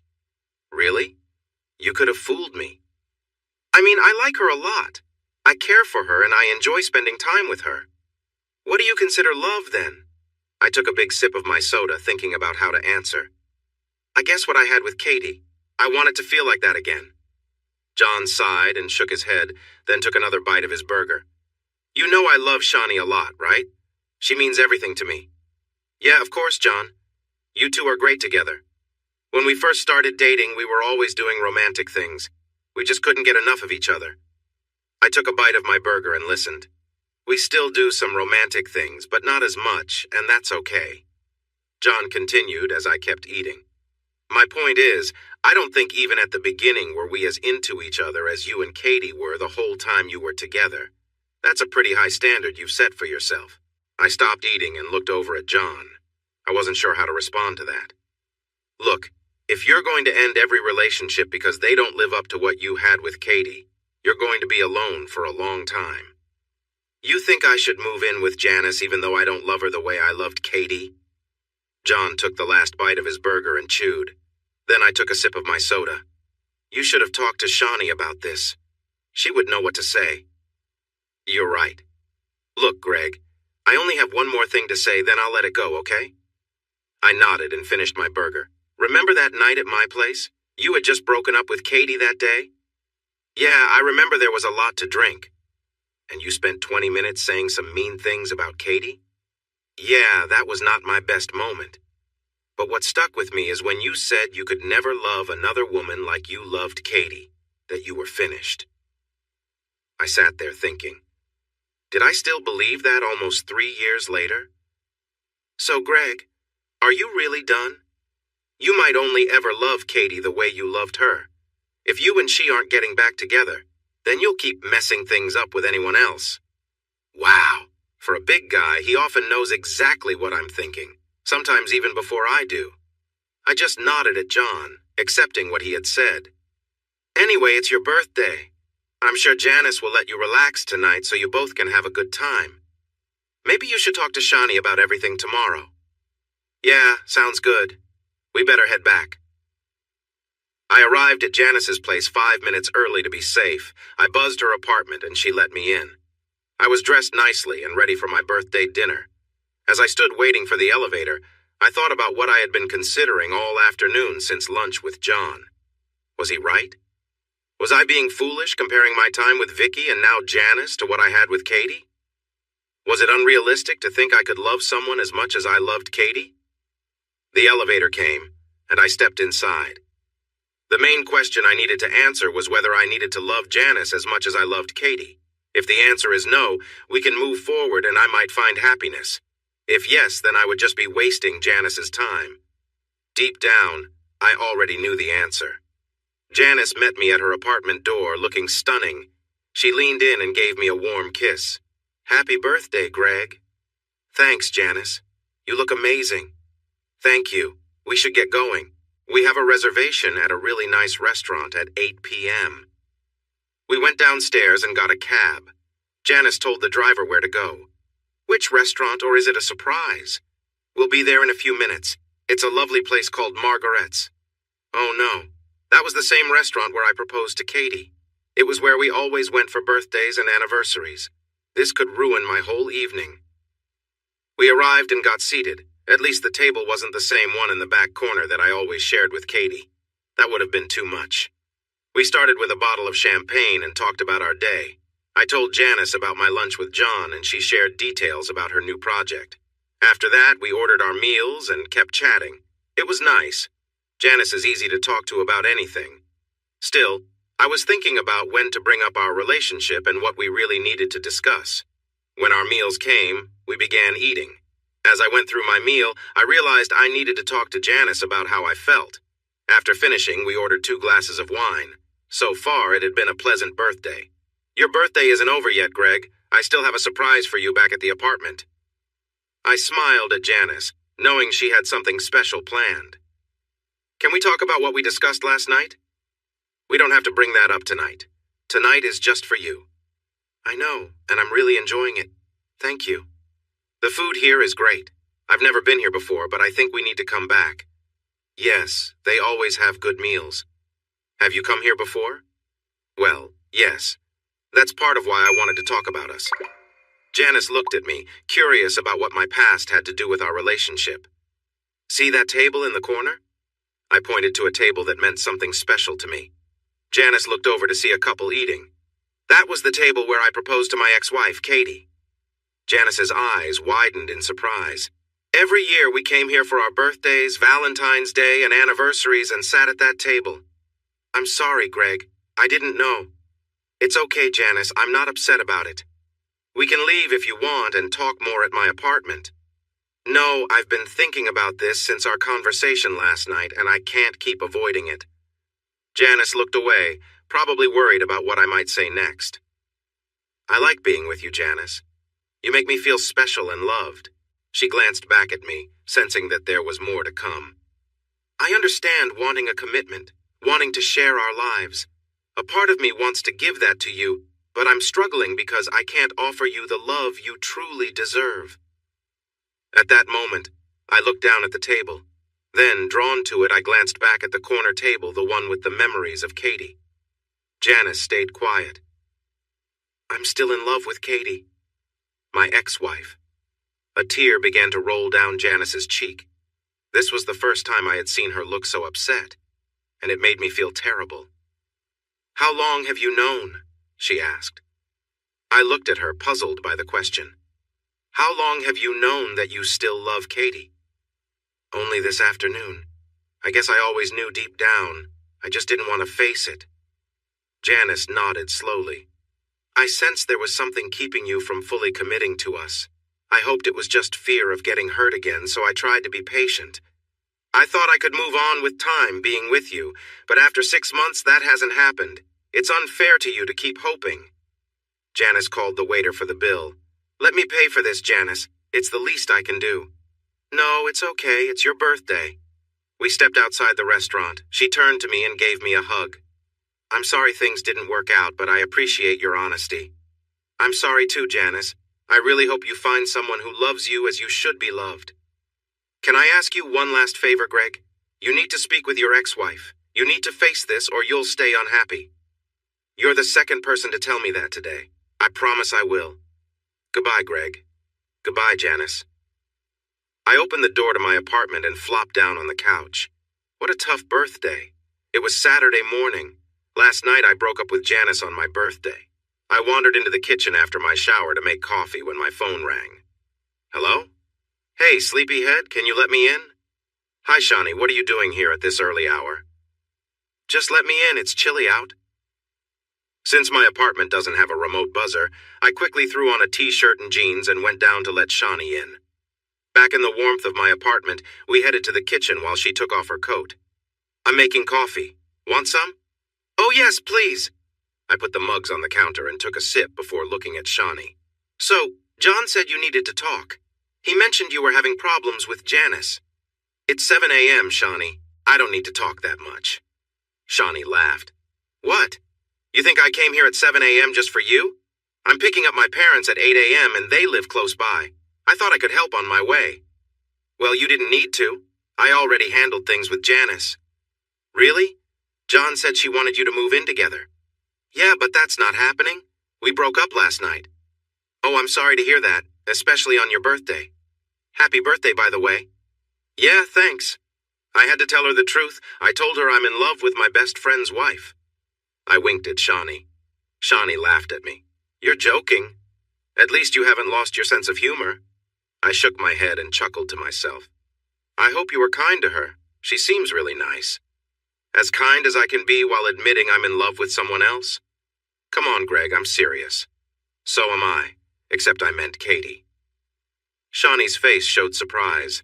I took a sip of my coffee while she processed what I said. Are you still in love with her? Yep. Shawnee looked deep in thought, almost like she was figuring out a puzzle. You never stopped loving Katie, did you? That's why you broke up with Vicky, right? Yeah, you got me there. So, what are you going to do about it? What do you mean? Well, it's been 3 years and you're still in love. Don't you think it's time to do something? I don't think I want to get back with Katie. For all I know, she could be happy with someone else now. That's not what I meant, and no, she isn't. Then what did you mean? Talking to someone about it? Katie and I were supposed to have counseling as part of the divorce, but I didn't want to. I just couldn't think about her then. I don't know if I want to see a therapist. They'll take my money and probably not help. You know my dad is a therapist, right? Oops. Sorry about that. Listen, I'll ask him if he knows a good person you can talk to. What about your dad? He's a marriage counselor and you're not married. True, but it's related to my marriage. Still, you're right. It'd be best if it's not your dad. Family gatherings might get a bit awkward if he knows my personal struggles. Shawnee ignored my joke. So, will you go if he gives you a name for someone? Okay, yes, just once. Shawnee was taking charge, which showed me she was in control of her relationship with John, too. Greg, about our deal to stop talking about Katie. What about it? It's kind of pointless now. You really need to talk about her, and it might help if you talk to Katie, too. I thought about it as I finished my coffee. I realized Shawnee had said earlier that Katie wasn't married. I have to admit I wanted to know how she was doing since we broke up. Not for any other reason, but because I still cared for her. All right, if she's not married, what else do you know? I don't know much. I can ask Sky if you want more details than I have. Start with what you do know, then. Well, she is still single and hasn't been dating anyone as far as I know. She hasn't seen Jake since they broke up. She doesn't go out with her friends much anymore. When she does go out, she doesn't drink or dance, and she keeps to herself. Have you seen her when she was out? Yes, a few times. She mostly stayed alone. Last time was a few weeks ago for Jane's birthday. And you didn't talk to her? Nope, but she was looking my way a lot. I think she knows I'm with John now, so she probably expected I would see you often. At one point, she even came and sat next to me. I thought she wanted to talk, but I didn't say anything because I figured she would want to discuss you. I could sense she was nervous, so after about 10 minutes, she moved back to her spot. Anything else? That's all I really know. Oh, she moved back in with her mom after your breakup. I think she's still there. I remember at your wedding, Sky said she wanted to share something about Katie. She even asked if I spoke to Katie's mom, and then you asked if Sky told me anything. What was that about? Well, there is something more, but I shouldn't be the one to tell you. You should really talk to Katie's mom. Come on, just tell me. If it is important, I will speak with Beth later. I can't just show up and ask her questions without understanding first. All right, just so you know, I may not have all the details right, so you should still reach out to her mom. Okay. A couple of months before my wedding, I heard that Katie had to go to the emergency room. Is she okay? Let me finish, please. Sky told me that they had to remove a lot of sleeping pills from her stomach. It seems Katie might have tried to harm herself. She had been dealing with depression for some time. But yes, she's fine now, or I wouldn't have seen her at Jane's birthday. I sank low in my chair, worry clear on my face. Hey, are you all right? Yeah, you'd think I'd feel better. My ex-wife is struggling after we split. But you're not a heartless person, so I expected more compassion from you. I stood up, put the coffee cups in the sink, and looked out the kitchen window at the gloomy weather. At least the outside matched the mood inside. So, you think I should talk to Beth about this? Yes, because this may not have been the only time Katie faced this. I've heard there were other incidents too, but Sky wasn't sure. We know about the hospital because Beth thought Katie would feel better if her friends visited her while she was being watched. Okay, thanks, Shawnee. All right, I'm heading to my parents now. Thanks for the coffee. You're welcome. I'll get you a counselor's name from my dad, too. Yeah, thanks. After Shawnee left, I sat in my living room and thought about what I should do. I knew I didn't want to get back together with Katie, even though I still loved her. After 3 years, it still hurt when I thought about her. But I couldn't ignore her if there was a way we could move forward. It took me a year and a half to get over my sadness after we broke up, but I didn't cause the breakup. I was angry and felt bad about myself because of what happened. I believed it was easier to get over anger than guilt. I decided not to wait any longer. If I was going to talk to Beth, I might as well do it now. I found her number on my phone, took a deep breath, and dialed. Hello, Greg, how are you? Hi, Beth, I'm good. It's been a while. Yes, almost 3 years. Are you still working for that construction company? Slater's, yes, it's been good. How about you? Are you still at the hospice? Yes, but I might end up a patient there someday if they keep working me this hard. It's nice to hear your voice, Beth. I've missed our talks. I've missed you too, Greg. But you're not calling just to chat. Do you want to speak with Katie? Not yet, Beth. I wanted to talk with you first. What can I help with, dear? I heard about what happened a year ago, with Katie going to the hospital. Yes, that was a very stressful time. Is Katie okay now, Beth? Beth paused for a moment, clearly deciding what to say about her daughter. Greg, are you free this morning? Can you come over around 10 a.m.? I'm not sure I'm ready to see Katie yet, Beth. No, she'll be going out soon. Sky is picking her up to take her to the markets. They will be gone until after lunch so we can talk. All right, I will be there at 10 a.m. Bye, Beth. Walking up to Katie's mom's house felt strange. I never thought I would be here again. Memories flooded back as I arrived at the place where we spent so much time. Beth greeted me at the door with a friendly hug and a kiss on the cheek. Hi, Greg. You look great as always and not a day older. Well, officially I turned a day older yesterday. Oh, that's right. Yesterday was your birthday. A belated happy birthday. Come in from the cold. I sat down in the cozy lounge where Beth had a warm fire crackling. She returned with 2 cups of coffee.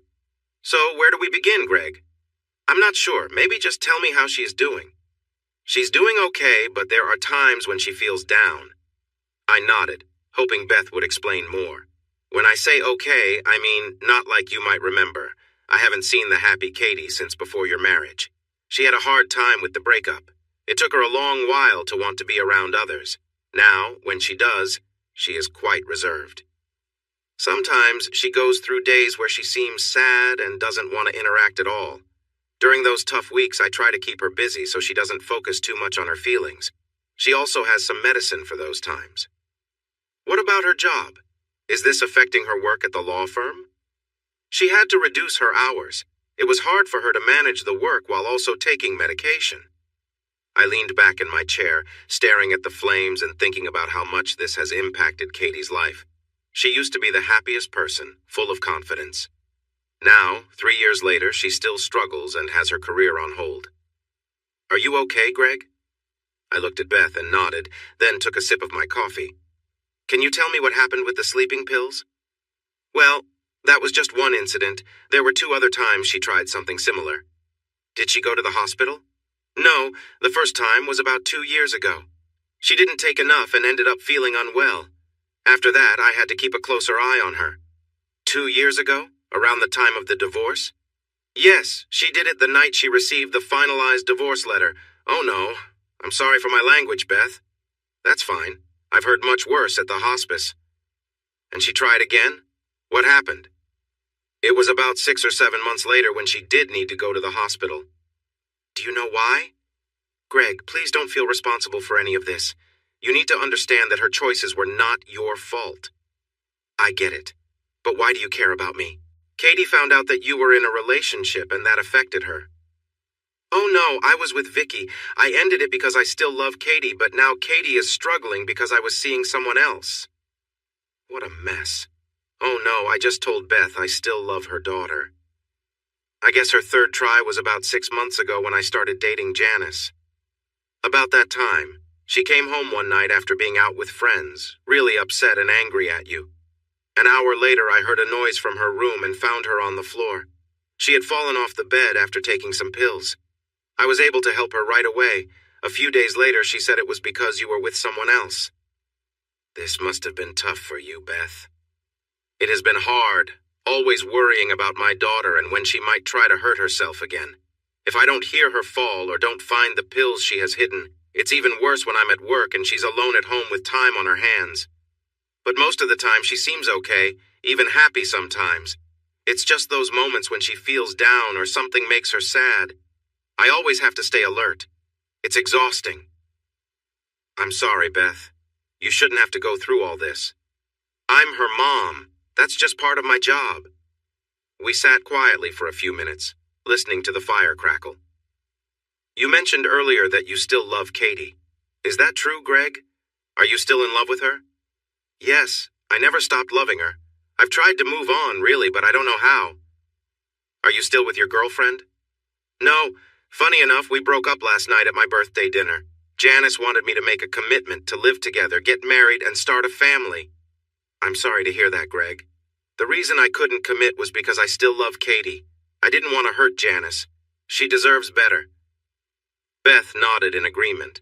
Then I shook my head and started laughing, which surprised Beth given the serious talk we were having. Janice wanted to do something special for my birthday, so she booked a fancy restaurant without telling me where. Meanwhile, I was thinking about how to tell her at dinner that I still love my ex-wife. The surprise restaurant was Margaret's. Even Beth laughed and covered her mouth, a little embarrassed. Oh my, you weren't joking about the irony. I'm sorry for both of you. Just then, the front door opened, and Katie walked in, freezing when she saw me sitting on the couch. Wrapped in her warm winter coat, with a hoodie covering her hair, seeing Katie's lovely face and eyes made my heart skip a beat. You're back early, Katie. I thought you wouldn't be home until after lunch. It started sleeting at the market, so Sky brought me home. Katie kept gazing into my eyes, standing still. Don't just stand there and get the floor wet. Hang up your coat and take off those wet boots. Katie obeyed her mom, then pulled her hair back and adjusted her top before joining us in the living room. 3 years had passed, yet Katie looked just as I remembered. She still took my breath away without even trying. I wasn't sure if I was ready for this. Being in the same room as Katie stirred up many emotions: anger, betrayal, rejection, along with love, longing, and a sense of wanting to protect her, all mixed together in a confusing way. Greg came over to talk, Katie. He just wanted to catch up and see how you were doing. Katie sat on the couch across from me. Her body language was different, lacking the confidence I used to know. She seemed shy and uncertain. Hi, Greg. It's nice to see you. Hi, Katie. You look great, just as I remember. So do you. You haven't changed a bit. Thanks, but I feel like I have. Happy belated birthday. Thanks, Katie. Just then, Beth stood up from her chair. I'm going to start preparing lunch. Greg, will you stay? I glanced at Katie and saw the hope in her eyes, encouraging me to agree. I could never say no to you, Beth. Good. I'll leave you two to catch up. I'm sure you have a lot to talk about. Once Beth left the room, I turned back to Katie, trying hard to hold back my feelings. Then I noticed she was still wearing her wedding ring. Our wedding ring. I didn't know how to react. Over the past 3 years, I had tried and failed to move on, and it was clear Katie hadn't either. I heard Shawnee and John got married. How is he doing? He's good. He hasn't changed much, except now Shawnee has him completely under control. I like Shawnee. She was the only one who wasn't difficult to deal with. I could see Katie pause, trying to stop herself from bringing up the past between us. Yeah, she's amazing. She feels like the sister I never had. Just this morning, she told me I should talk to you and Beth. Really? Shawnee said that? Yes, not all your friends are like Rachel and Simone. I'm not friends with them anymore. Just Sky and Jane now. I've seen Shani a few times when she's with them. Do you go out much? Do you still enjoy dancing? No, I've lost interest in that. Katie used to love dancing, spending almost all her time on the dance floor at clubs. It was sad to see that a big spark seemed to be missing from her, like her inner light had gone out. Your mom told me you're working part-time now. Do you have plans to go back to full-time? Hopefully one day, but I'm not sure if I'm ready yet. Are you still at Slater's? Yep, doing well. I'm not the lead engineer yet, but I'm working on it. I heard you're seeing someone. Is she nice? We broke up last night, and yes, she was nice. Katie looked at the fireplace, fidgeting in her seat. She seemed as uneasy with the conversation as I was. There were things we both wanted to say, but neither of us had the courage at that moment. Just then, Beth walked back into the room and told us lunch was ready. We both got up and followed her to the dining room. Sitting down, we put some food on our plates, and it was awkwardly quiet. Noticing the silence, Beth decided to start talking. You know, Greg, when my husband William died, we had just bought this house. Katie was almost 2 at the time. We had good friends, good jobs, and we were planning to give Katie a brother or a sister. We were so happy. Then a sudden accident took him away. It felt like that accident took my joy with it. Both Katie and I listened quietly as Beth shared her story. I was heartbroken, and I'm not sure how I would have coped if not for little Katie. My friends wanted me to start dating again, but I used Katie and my work to avoid facing it. The first and only real relationship I had after Katie's dad passed was with a wonderful man named Thomas when Katie was about 8. Uncle Thomas? You were seeing Uncle Thomas? Katie, he wasn't really your uncle. We called him that to make things easier for you. I'm a bit surprised, Mom. What else have you kept from me? Shush, Katie, and let me finish. Yes, we called him Uncle so you wouldn't be upset. By then, Katie was already very confident, outgoing, and pretty. All the kids around would do whatever Katie wanted and happily followed her around, especially the little boys. They were like lost puppies whenever she paid them any attention. Stop, Mom! You make me sound like some bossy kid!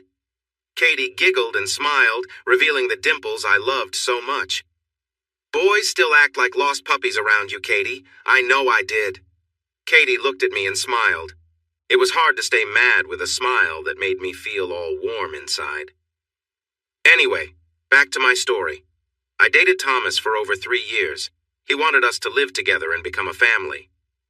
In the end, I decided not to do it because I told myself I didn't want to change anything for Katie. We broke up shortly after.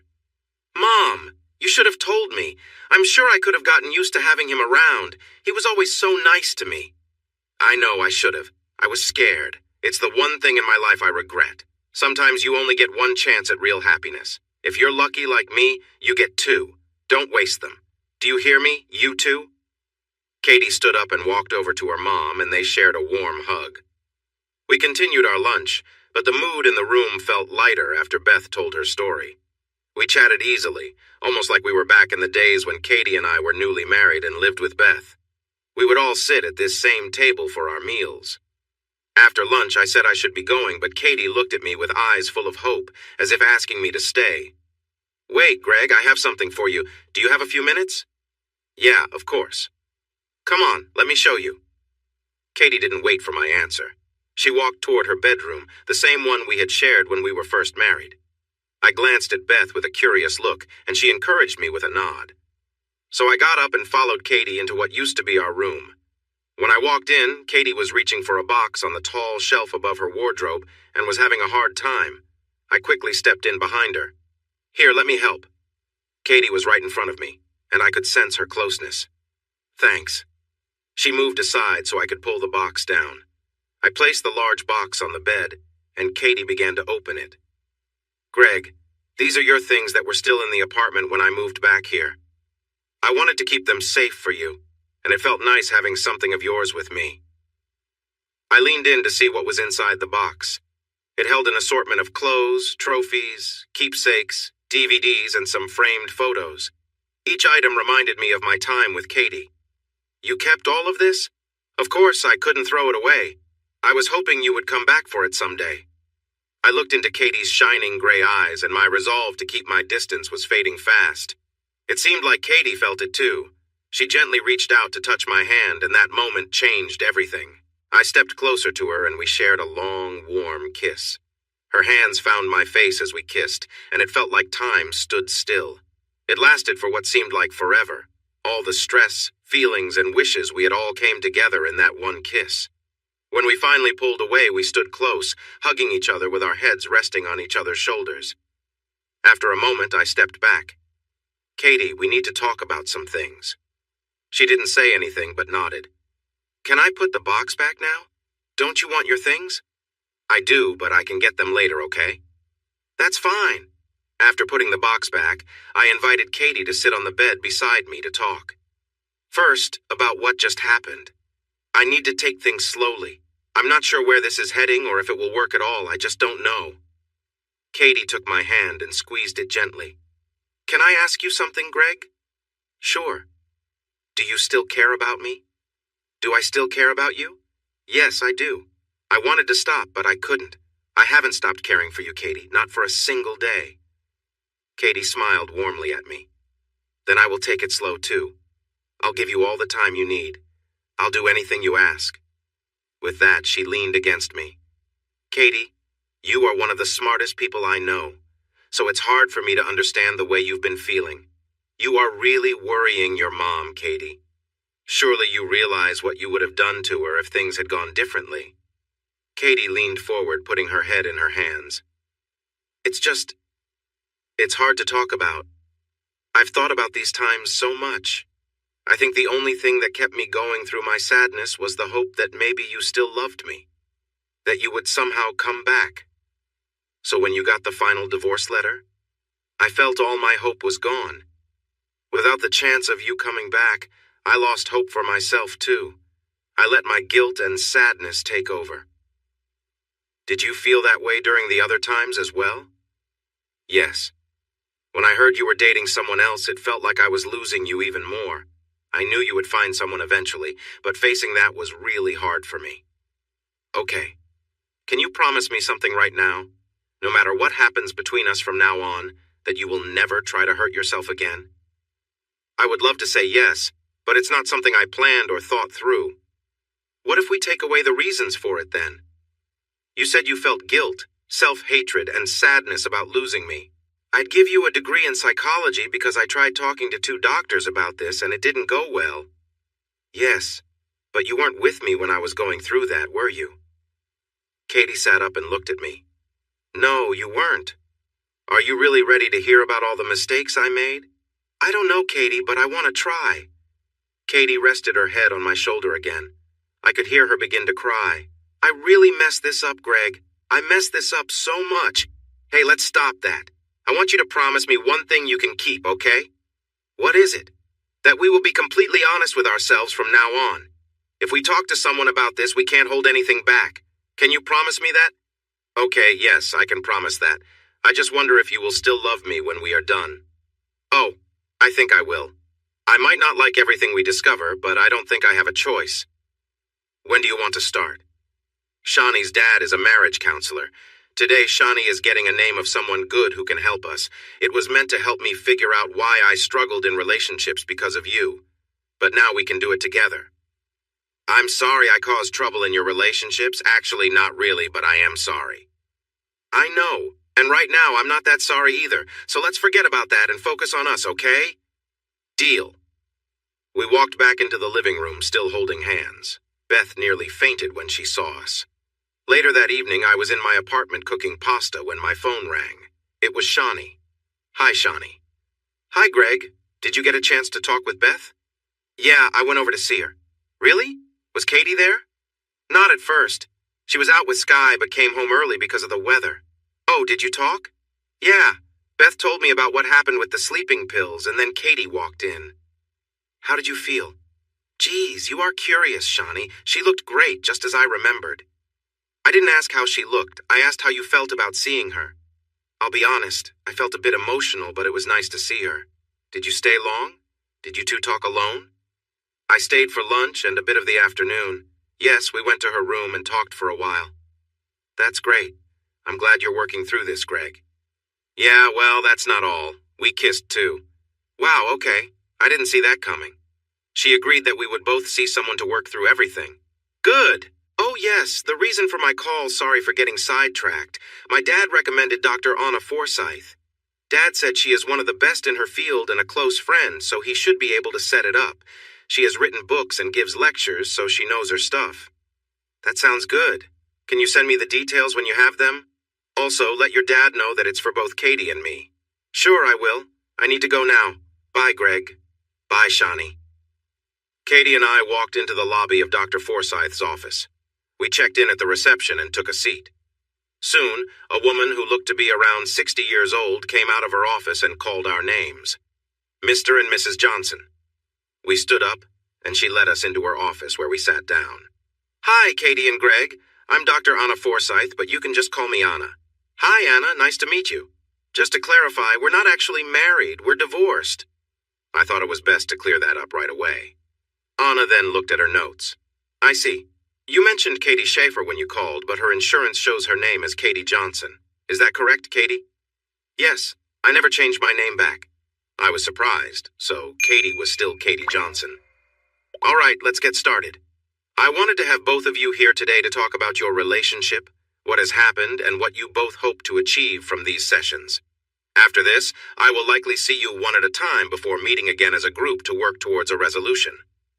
We both nodded as Anna continued.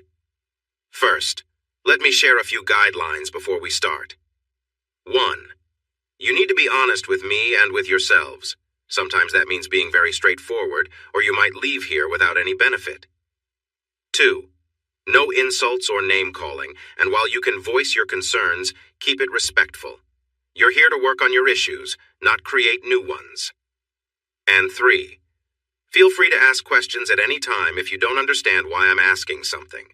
It's important to know that this process may feel uncomfortable at times. If you grasp why I ask certain things, you might find it easier to confront those feelings.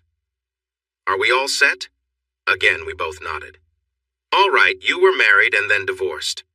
Greg, can you give me a brief summary of when you met, when you got married, what happened, and when you divorced? Katie, please jump in if you want to add or correct anything. We met during our first week at college. We were both 18 years old when we met. A few days later, we started dating and stayed together through college. We got engaged early in our 4th year and married soon after graduation. We were 22 at that time. Can I ask if either of you had serious relationships before college? The interviewer asked. Katie? Yes, I had one serious relationship in high school, Katie responded. How long did that last? We started dating when we were 16 and broke up just before graduation, so about 2 years. Greg, what about you? I didn't have any serious relationships before Katie. So Katie was your first serious relationship? Yes, that's right. After you graduated, what did you both study? The interviewer asked. Engineering, Greg said. Law, Katie added. Interesting. Are you working in your fields now? Yes, I work as an engineer at Slater's Construction here in the city, Greg said. I'm a contract lawyer at Douglas and Fairbanks, also in the city, but I'm part-time at the moment, Katie added. Why are you part-time? I've been dealing with depression, so I needed to reduce my workload. I assume that's a big reason for your conversation today. Is that correct? The interviewer asked. Yes, Katie replied. Greg, please continue with your story. You've just graduated and got married. We lived at Katie's mom's house in a suburb close to the city. Then both of us found jobs in our fields.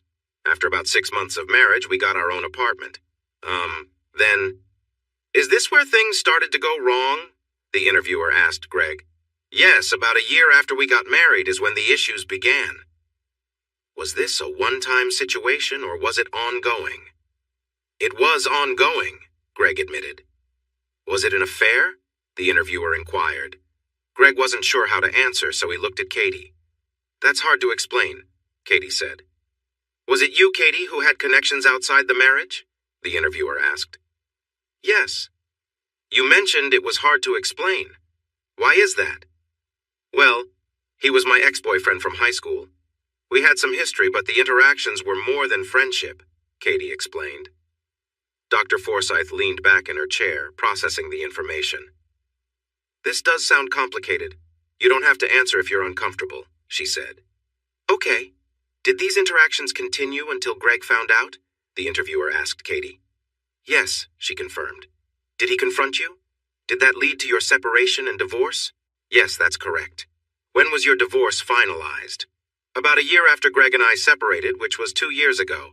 You mentioned struggling with depression, Katie. Did this start because of the end of your marriage and what happened? The interviewer asked. Yes, it did. I have been finding it hard to handle everything, I guess. Have you talked to a professional before about your feelings? Yes, I have seen 2 different counselors. Can you share their names with me later so I can contact them for you? Sure. Thanks, Katie. Dr. Forsythe wrote some notes for a minute before looking at us again. Now let's talk about what you want to achieve from these sessions. Greg, what do you hope for? I wish for Katie to not feel sad anymore and to be her happy self again. That's kind, Greg, but that's something Katie might want. I want you to think about what you want. You should be a little selfish here. This felt challenging. What did I truly want? I looked down at the floor as I spoke. I want to know if Katie and I can have a future together. If I can forgive her for what happened, to understand her reasons, if we can still be happy and in love. Thank you, Greg. That was not easy, I'm sure. Now, Katie, it's your turn. Katie looked at me for a moment, gathering her courage before answering. I want us to be together again. I want to make sure I never do anything to hurt him again, and to stop feeling bad about myself. Thank you, Katie. You both have taken a big step today. This is the first of many. Well done. For the next step, I want to meet with Katie alone for a few sessions, then it will be your turn, Greg. The number of sessions will depend on what we need to work through and how open you both are with yourselves and with me. I won't hide it. These sessions will be hard for both of you. You might not like some of the truths we discover, but it's necessary if you want to be happy in the end, whether that's together or apart. That's all for today. Please give this note to reception, and they will help you book the next sessions, starting with Katie. We both stood and left Dr. Forsythe's office. Katie had her first session in just 2 days, with 2 more planned for next week. I drove Katie home to her mom's place. We didn't talk much on the way, but Katie held my hand the whole time. It was 2 p.m. on Tuesday when I arrived for my first solo session with Anna. It had been over 2 weeks since our first session, and since then, Katie had 5 one-on-one sessions with Dr. Forsythe. Katie was also told not to discuss her sessions with me until I had completed my own one-on-one time. I was asked to give Katie some space over the last 2 weeks. Please come in, Greg. I walked into the office. Good afternoon, Dr. Forsythe. Just call me Anna, please. Yes, sorry, Anna. First, I want to make sure that you and Katie have not talked about her sessions with me. That's right. We don't live together, so we've kept our distance lately. Good. I wanted you both to avoid discussing this because it's easier for you to think and feel without having to explain yourself to someone affected by it. These sessions are for you to sort through your thoughts and feelings, helping you move forward, with or without each other. Okay, let's begin. Anna looked over her notes, and I wondered if they were from our first session or from her time with Katie. First, I want to say that the sessions with Katie have been very helpful. Some things she has shared might help us get through our sessions more quickly. And just to be clear, Greg, these sessions focus on what you want and need, not Katie. We'll address what you both want together in the joint sessions later. Is that okay? Yes, I understand. Can you tell me how you felt about Katie during your time in college? Did you love her from the beginning, or did it grow later? Yes, I loved Katie from the start. I was really taken with her as soon as I saw her. She was the most beautiful girl I had ever seen, and when we started talking, I just felt a strong connection. I never questioned that feeling. Tell me about your first time being close with Katie. I understand that happened about a week or 2 after your first date. Yes, that's right. It was amazing. I didn't know it could be that wonderful. Did you have similar experiences before Katie? Yes, I briefly dated 2 different girls in my last year of high school. And were you close with them? How many times, roughly? Twice with each girl. Okay, did you realize that you had less experience than Katie when you started your relationship? No. Katie mentioned she had only been with 2 people too. She wasn't dishonest, but she also didn't go into detail. That's normal. No one has to share if they don't want to. So, during that first time, did you notice that Katie seemed to know more than you? Yes, I kind of had a sense of that. She was the one leading everything, telling me what she wanted. It seemed like she was completely in charge of what we did. How did that experience compare to your past ones? It was completely different. That was definitely the best time I've ever had. I told Katie that too, if I remember right. The best you ever had! That's what Katie said you told her. Yeah, it was. Did she mention it was the best for her as well? No, I don't think so. I think she just said she was happy for me, but I could be wrong. That was 10 years ago now. During those college years before you left campus, how often did you two spend time together? Was it easy to find places to be alone? We probably spent time together almost every day. The only times we didn't were when we couldn't find a place. We had to be sneaky a lot. We often found ourselves in public places since we had few options. Did the risk of being seen make it more exciting for you? For me, not really. The stress and rushing were more than the excitement. Don't get me wrong, I felt excitement. But Katie seemed to enjoy the thrill a lot more. Did Katie find those spots to take you? Yes. Would you have preferred a quiet room instead? Yes, that would have made things easier. Dr. Forsyth looked down at her notes and made a few updates. Okay, you moved off campus in your third year, right? Yes, I shared an apartment with 2 friends and Katie did the same with hers.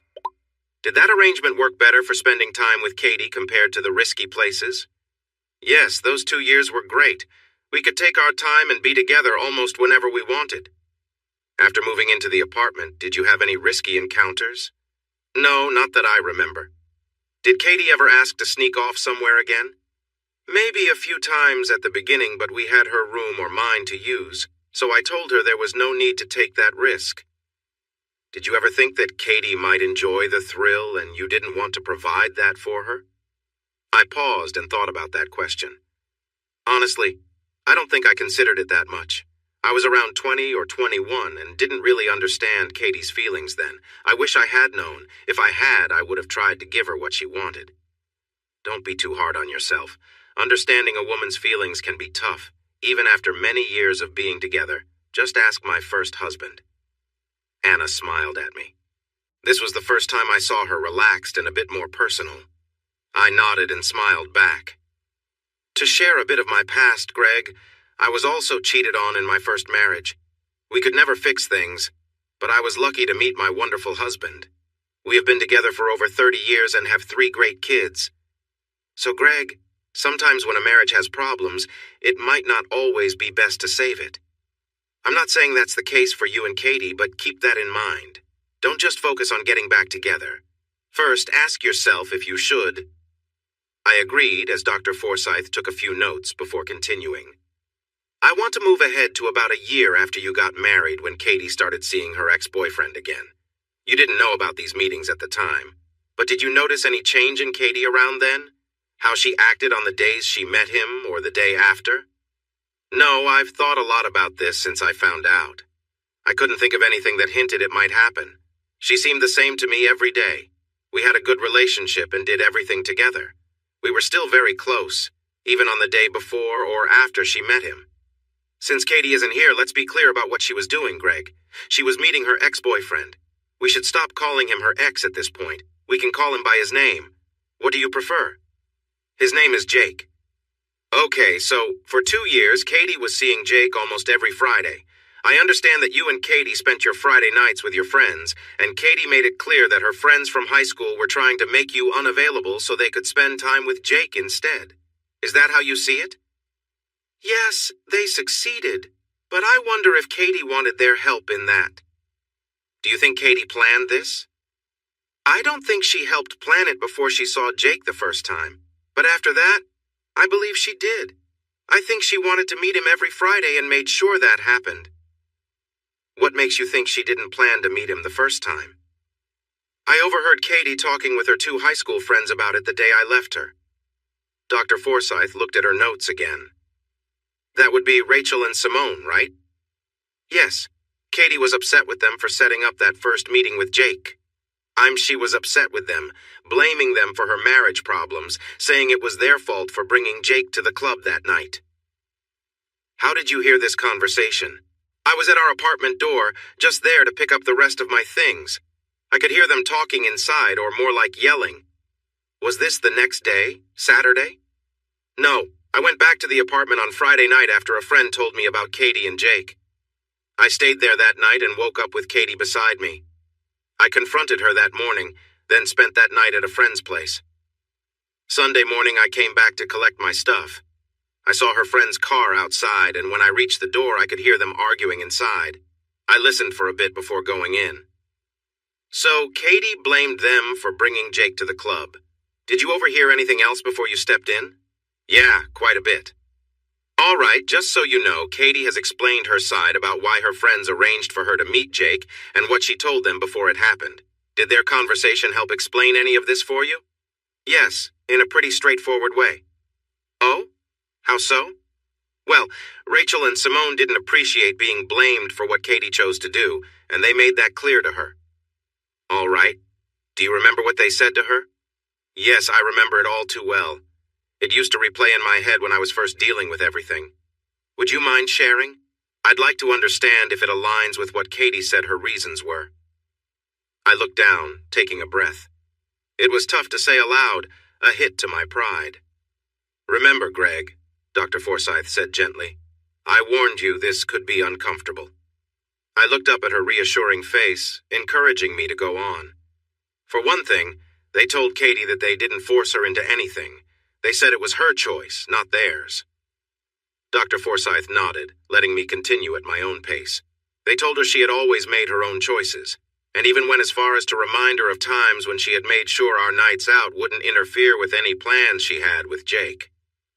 Dr. Forsyth listened intently, her notes in hand, offering a silent space for me to share what I needed to. After a few moments of silence, she spoke softly. "Are there other parts that are hard to share, or would you rather leave it there?" I nodded, and after a pause, continued briefly. Essentially, they told her she had wanted this and that she was the one who made certain choices for herself.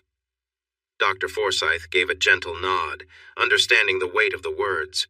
They said Katie had told them everything, and then they set up a meeting for her and Jake because of it. I know that was tough for you, Greg, but things are about to get much more difficult.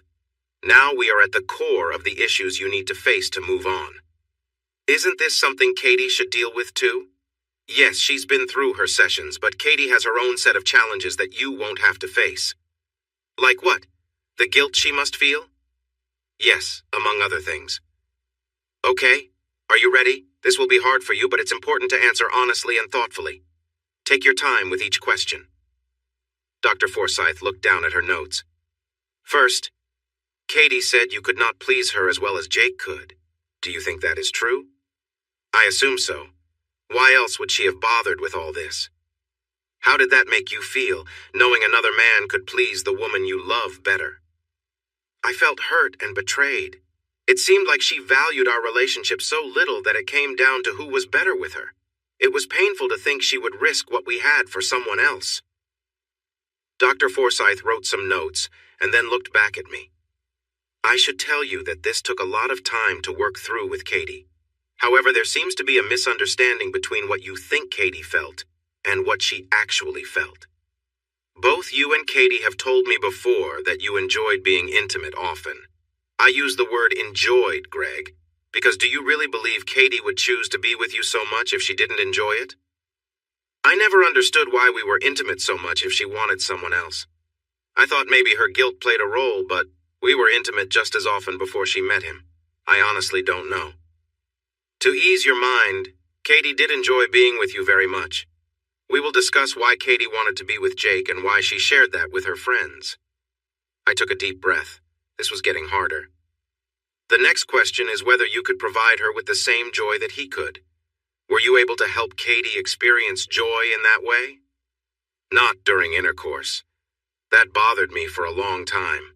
We worked hard to help her, but she couldn't reach that joy that way. How did you feel knowing she could feel that joy with Jake? Something you couldn't give her?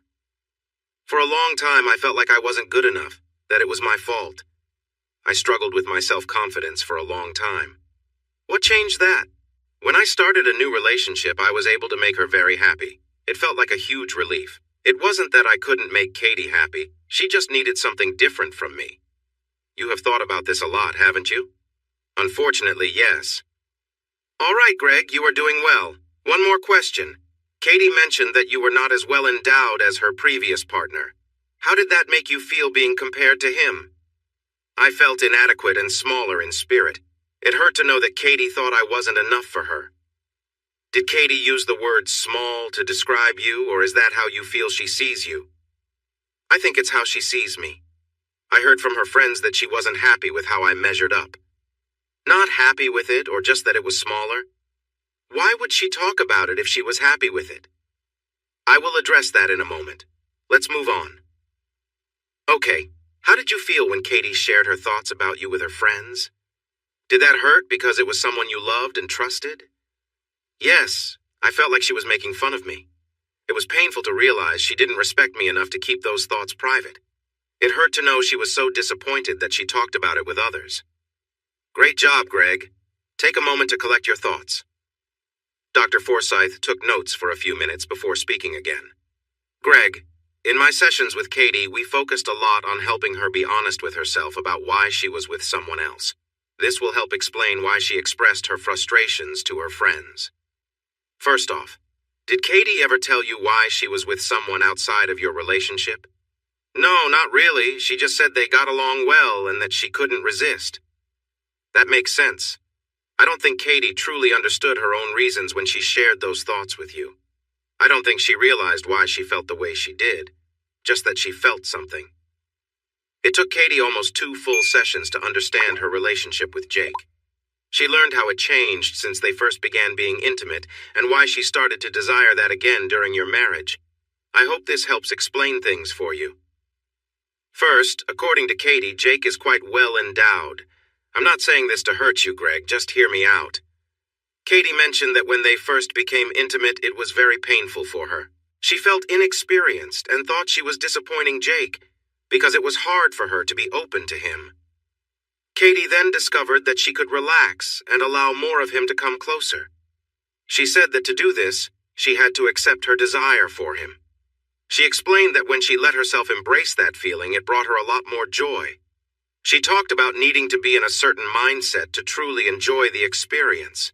When she was, the pleasure she felt was unlike anything she had felt before. Katie shared that she could reach fulfillment repeatedly, but pointed out that it wasn't just about Jake's size. Instead, it was about her own feelings and acceptance of her desires. I was surprised by all of this. Did Katie have a side to her that I didn't know about? Then there was the excitement of taking risks.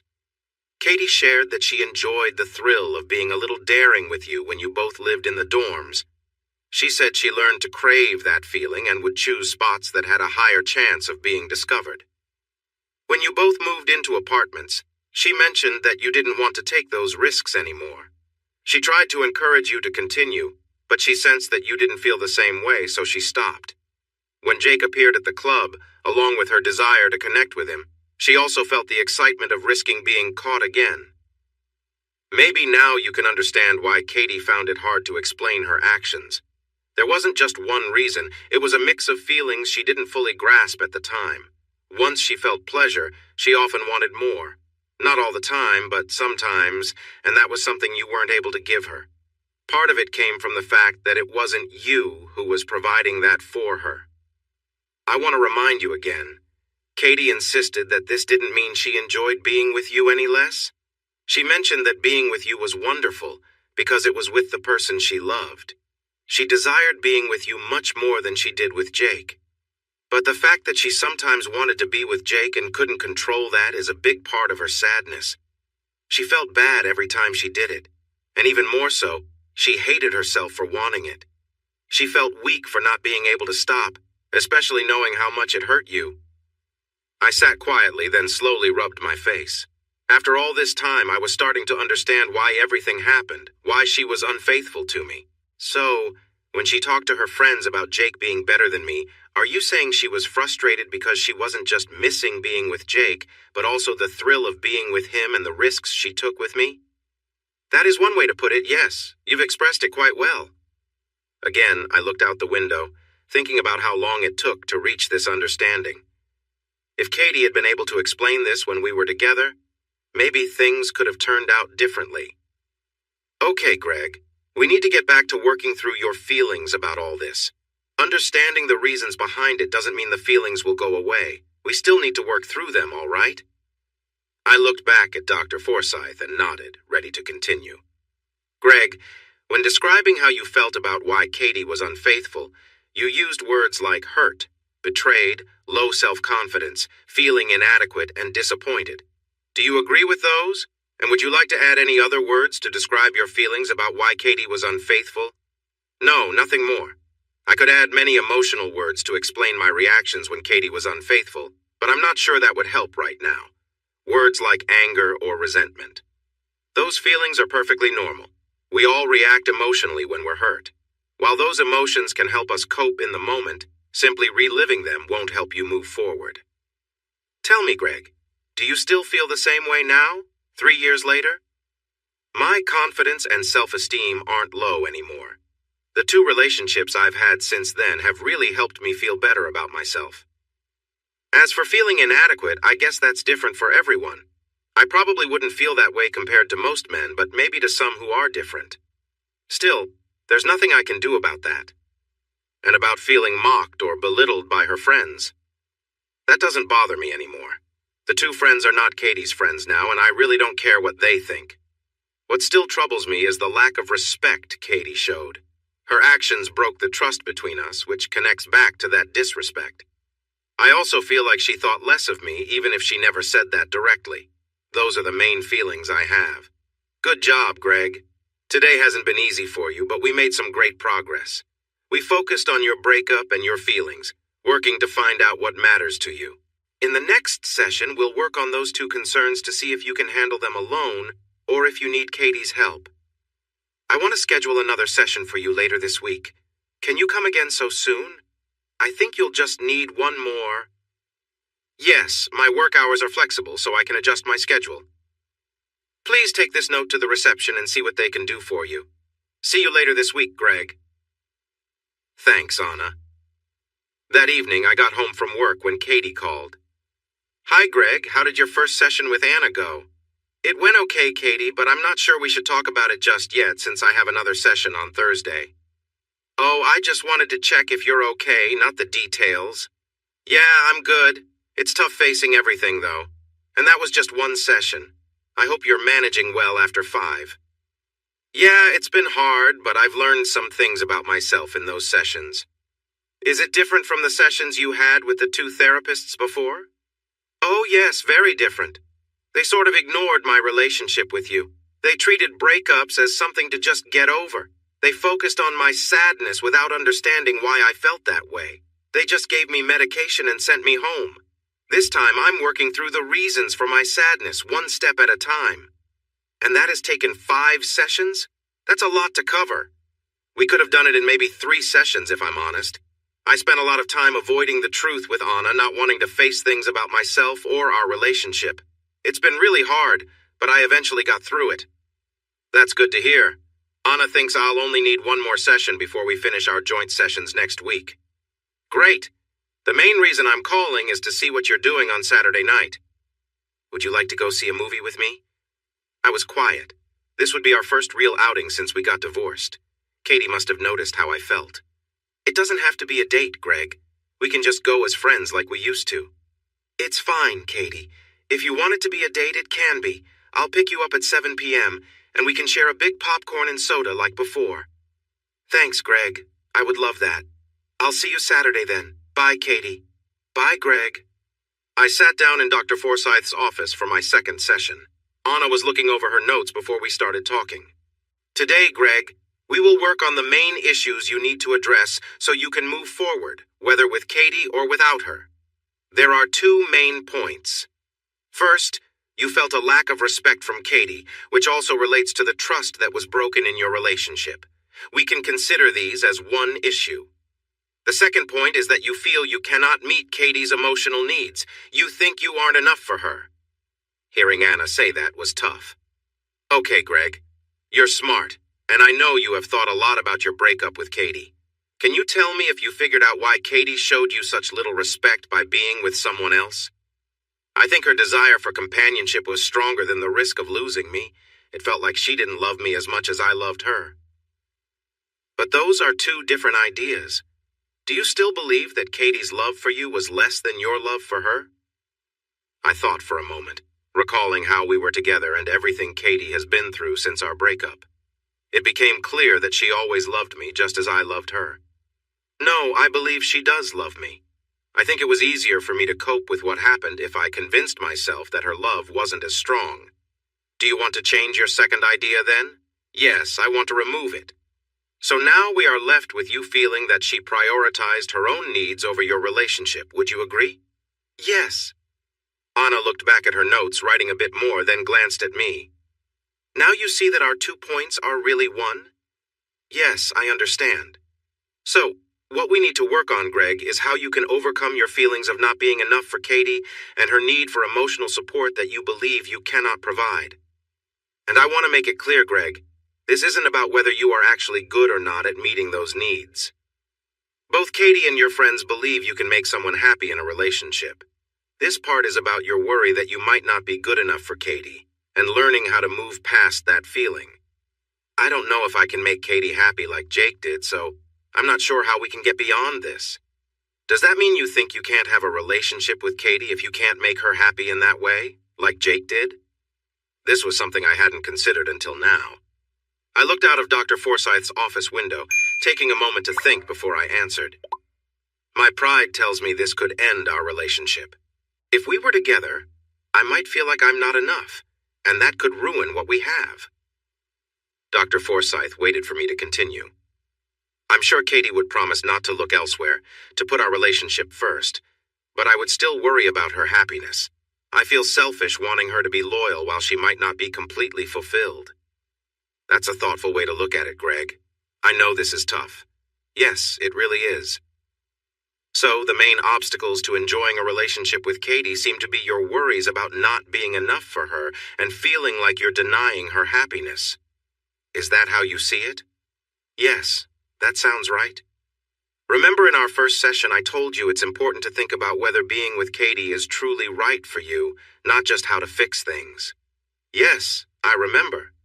This is where you need to decide if you want to try to overcome these obstacles or if you should accept that a successful relationship with Katie might not be possible. I sat in silence for a few minutes, thinking about a choice that could affect my future. It felt like one of those turning points in life. If I do want to try to overcome these obstacles, what would that involve? First, both you and Katie would need to recognize these issues together and then decide on a way to address them. The first issue is your belief that Katie might not be happy with you. Remember, Katie enjoys being close to you, but we are discussing her past experiences with Jake. So you feel that Katie may not be fully content with just being with you and that she might be looking for something she had with Jake, Anna began.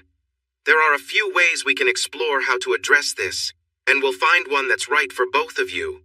She continued. Then, there's also the concern that if Katie doesn't feel fulfilled, it could affect your relationship. The goal would be to work together to prevent any disconnect. I interrupted, feeling a bit frustrated. Are you saying that I should be okay with Katie seeing Jake again? To repeat what she did before? Anna shook her head. Not at all. There are various approaches to consider that could fulfill both your needs without anyone else involved. And even if you were to explore an option involving someone else, it wouldn't be cheating because cheating involves secrecy and deception. In any scenario, both of you would need to be on the same page, openly agreeing together. Sure, I get the difference, I said, though the thought still bothered me. But that would still mean choosing a situation where I'd feel on the sidelines. Anna looked thoughtful. Greg, you felt that way before, but you can only feel that once with the same situation. You've faced it already, and if you choose to rebuild with Katie, it could be an entirely new chapter. Think of it like being from a place you either are or you aren't. She chuckled softly, lightening the mood a bit. I smiled too, finding some humor in how complicated things had become. So what you're saying is there might be ways to help Katie feel content, and we can consider different ways to do that. Exactly, Anna replied. All right, let's go through them. I want to see if there's anything that could actually work for us. Good. Just remember that both of you will need to discuss these options together, and you'll each need to feel comfortable with the choice. We'll address Katie's needs and concerns in the joint session next week. But for now, let's talk about the possibilities, along with the pros and cons. She began with the first option. One option is to allow Katie to find what she's missing with someone else, if that's what both of you agree on, whether it's with Jake or someone else. Seriously? After all we've been through? I don't see the point if this was already part of the issue. Anna nodded. I understand, Greg. Katie didn't plan this out. When she acted before, she felt something was missing, but she didn't approach you about it. It was about her own need, and unfortunately, she acted on it alone. She paused, letting that sink in. This time, it would be about both of you making a decision together, openly and honestly. It's a big part of why she feels guilty and angry with herself. She feels bad for allowing things to get so out of hand that it hurt your marriage, not just when she was unfaithful, but also for not trying to fix it. Good points. We already know this can help Katie feel fulfilled, which would make this the simplest choice if that's all that matters. Drawbacks. Other people are involved in making Katie feel fulfilled. If not Jake, who will be the next person? How many people will Katie need to meet before she finds the right fit? If you go with Jake, how will that impact you? How will it affect you no matter who it is? I can't even think about that choice right now. I sighed and rubbed my face. Next option. There are toys. This includes things like different kinds of personal devices. Let's start with the first type. Good points. They could add some fun for both of you and there's no one else involved. Drawbacks. Katie has used toys before and it didn't really work well for her on her own. We have never used toys. Katie didn't even have one when we were together, just a small device I got for her. Actually, this came up in Katie's discussions. You didn't realize she had some toys at home. She felt shy about showing them to you or using them around you due to what they meant. I don't want to dismiss this idea entirely since it could be different if you were with her when she uses them. What do you mean she was shy about what they meant? She had a few different toys, and they were bigger than you. She worried you might think she was unhappy with how things were between you two. But she wasn't. She was, Greg. Sometimes she wanted more than what you could provide. She was worried you might not understand that. Okay, I see. The third option is personal sleeves. If you're not familiar, these are rubber or silicone coverings that fit over you. They can add some length and width while allowing you to still be together. I think I've seen them. They look a bit like a toy with a space for you. Exactly. They need to be the right size, so you'll have to measure yourself carefully before buying. Good points. No one else needs to be involved, and both of you might enjoy this better. But remember, you'll need to get the size right, and there may not be many choices. There is a chance it might not provide the satisfaction she wants. It could take a few tries to find one that works well, and you'll need to think about comfort during use. Will it fit properly? Can you move easily while using a sleeve? This may depend on how well the options fit or the brand you choose. Okay, are there any other choices? You could consider using a strap-on or a special device that works with it. Besides those, not really. I have not mentioned the option of getting back together, where Katie might not feel the same way as before. Over time, she might want those feelings back. If that happens, she could feel upset with you or herself for not having that. It could hurt your relationship. Imagine if you never felt satisfied during your time together. Would that bother you if that continued throughout your life together? So we're left with me sometimes using a device or a strap-on with Katie or going back to Jake? Yes, that sums it up. Remember, these options are only for when Katie wants to explore them. They won't be everyday things. Are you willing to consider these options for a relationship that might work for both of you? Or do you want to stop pursuing this relationship? Do you need my answer now? I need to know before our session next week. I have to prepare for whether we will explore options together, or if I will work with Katie on her own to help her grow without you. If you decide not to move forward, you won't need to be involved. What about me? I've had 2 relationships that didn't work because I still care for Katie. How will I know if I'm ready to move on without her? Greg, if you decide not to continue with Katie, you are choosing not to let your feelings for her control you. You understand now why your marriage ended, and it wasn't all your fault. Over time, it will become easier to let go and truly open your heart to someone new. I believe that.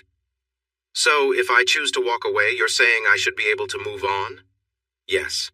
Our session together next week will be canceled, and we will schedule more meetings with just Katie.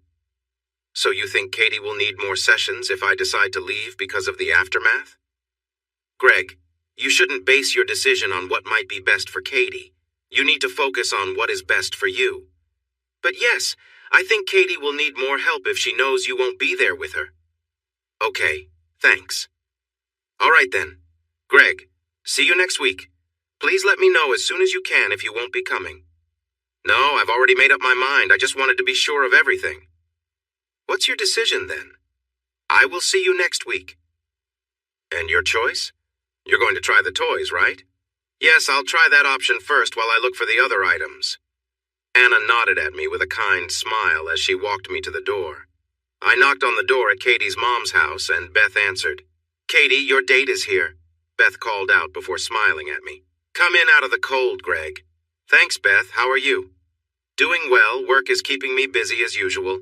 Just then, Katie appeared. She always took my breath away. You'd think I'd get used to it. Hi, Greg. Ready to go? Of course, my lady. Your ride is waiting. Thank you, good sir. You both have a nice evening, and I expect you to bring my daughter home on time. I laughed as I followed Katie out and called back, Don't wait up, Mom! We arrived at the movies, got our tickets, popcorn, and soda, and headed inside. We always chose seats near the back, and tonight was no different. There was something special about doing this activity together, something we had enjoyed many times before. It felt like no time had passed between us, and most importantly, Katie seemed happy again. During the movie, I couldn't help but glance at Katie, seeing her engaged with the film or smiling. Sometimes she caught me looking and smiled back, making a playful face. Any doubts I had about wanting to make things work between us faded away. I felt certain I had made the right choice. After the movie, we decided to go to a cozy diner for hot chocolate. We sat in a booth across from each other, and Katie reached out to hold my hands. Tonight has been great. I've really missed our Saturday nights at the movies together, Greg. Me too. I've missed you a lot. I laughed, and Katie playfully stuck her tongue out at me. No, I've missed our time together as well. I've missed our Sunday nights and dinners during the week. We just looked into each other's eyes and smiled, like a couple of teens in love. Listen, Katie, now that we've both talked with Dr. Forsyth, we can discuss what we talked about. If you want to talk about anything, just let me know. Not tonight. I'm happy just being here and talking later. I'm here if you want to talk or ask me something. Do you have anything, Greg? No, it's okay. Just one thing. Anna shared what you all went through and your reasons for what happened. I understand things better now. I'm not saying I'm happy about it, but I do get it. It took me a long time to understand, too. Dr. Forsyth helped me see it. I didn't want to face it. Katie, after Dr. Forsyth explained everything, I sat there looking out the window. I thought if you had talked to me back then, maybe I could have understood. Maybe we could have prevented all of this, and I wouldn't have missed out on 3 years of our time together. Katie moved beside me and hugged me. I promise I won't hold back from you again, Greg. I'll share everything, even the hard stuff. We both laughed. Then I leaned in to kiss her. Do you want to leave here, Katie Johnson? Where would we go? I know a place nearby. Katie stood up and took my hand, leading me out to my car. We entered Katie's bedroom and began to kiss. As we stayed close, we slowly took off our clothes. Eventually, I was lying beside Katie on the bed, looking into her eyes. You remember the first time in your dorm 10 years ago? You wanted me to be strong. This time, I wanted to be gentle. I want you to show me love, to make me feel close to you, Katie. Katie surprised me by shifting positions, so I was on my back and she was above me and we kissed slowly again. I'm going to love you so much, Greg. With that, she moved closer, keeping our connection strong as we stayed close and shared soft breaths. My hands explored her, and I felt so happy to be close to her again. Her hands framed my face as she kissed me, and I could feel her warmth. I could sense her joy as we moved together. I've missed you a lot, Greg. I can't express how happy I am right now. I kissed Katie with more feeling, getting lost in the moment. It felt wonderful to be together like this. We continued this sweet time together for a long while until I shifted and changed our rhythm. Katie wrapped her legs around me, and I could see the joy on her face. Then a special moment happened. Katie's breathing became quicker, and she began to talk to me. Oh, Greg, please don't stop. I can't believe this is happening. She opened her eyes and looked at me before she leaned in for a kiss. I'm feeling so good. I could feel her whole body tighten around me, then relax with little movements as she enjoyed the moment. Oh yes, Greg. Watching her was almost too much for me, and soon I felt my own wave of happiness coming. Katie playfully bit my lower lip and laughed as I reached my climax. She let go of my lip and kissed me deeply.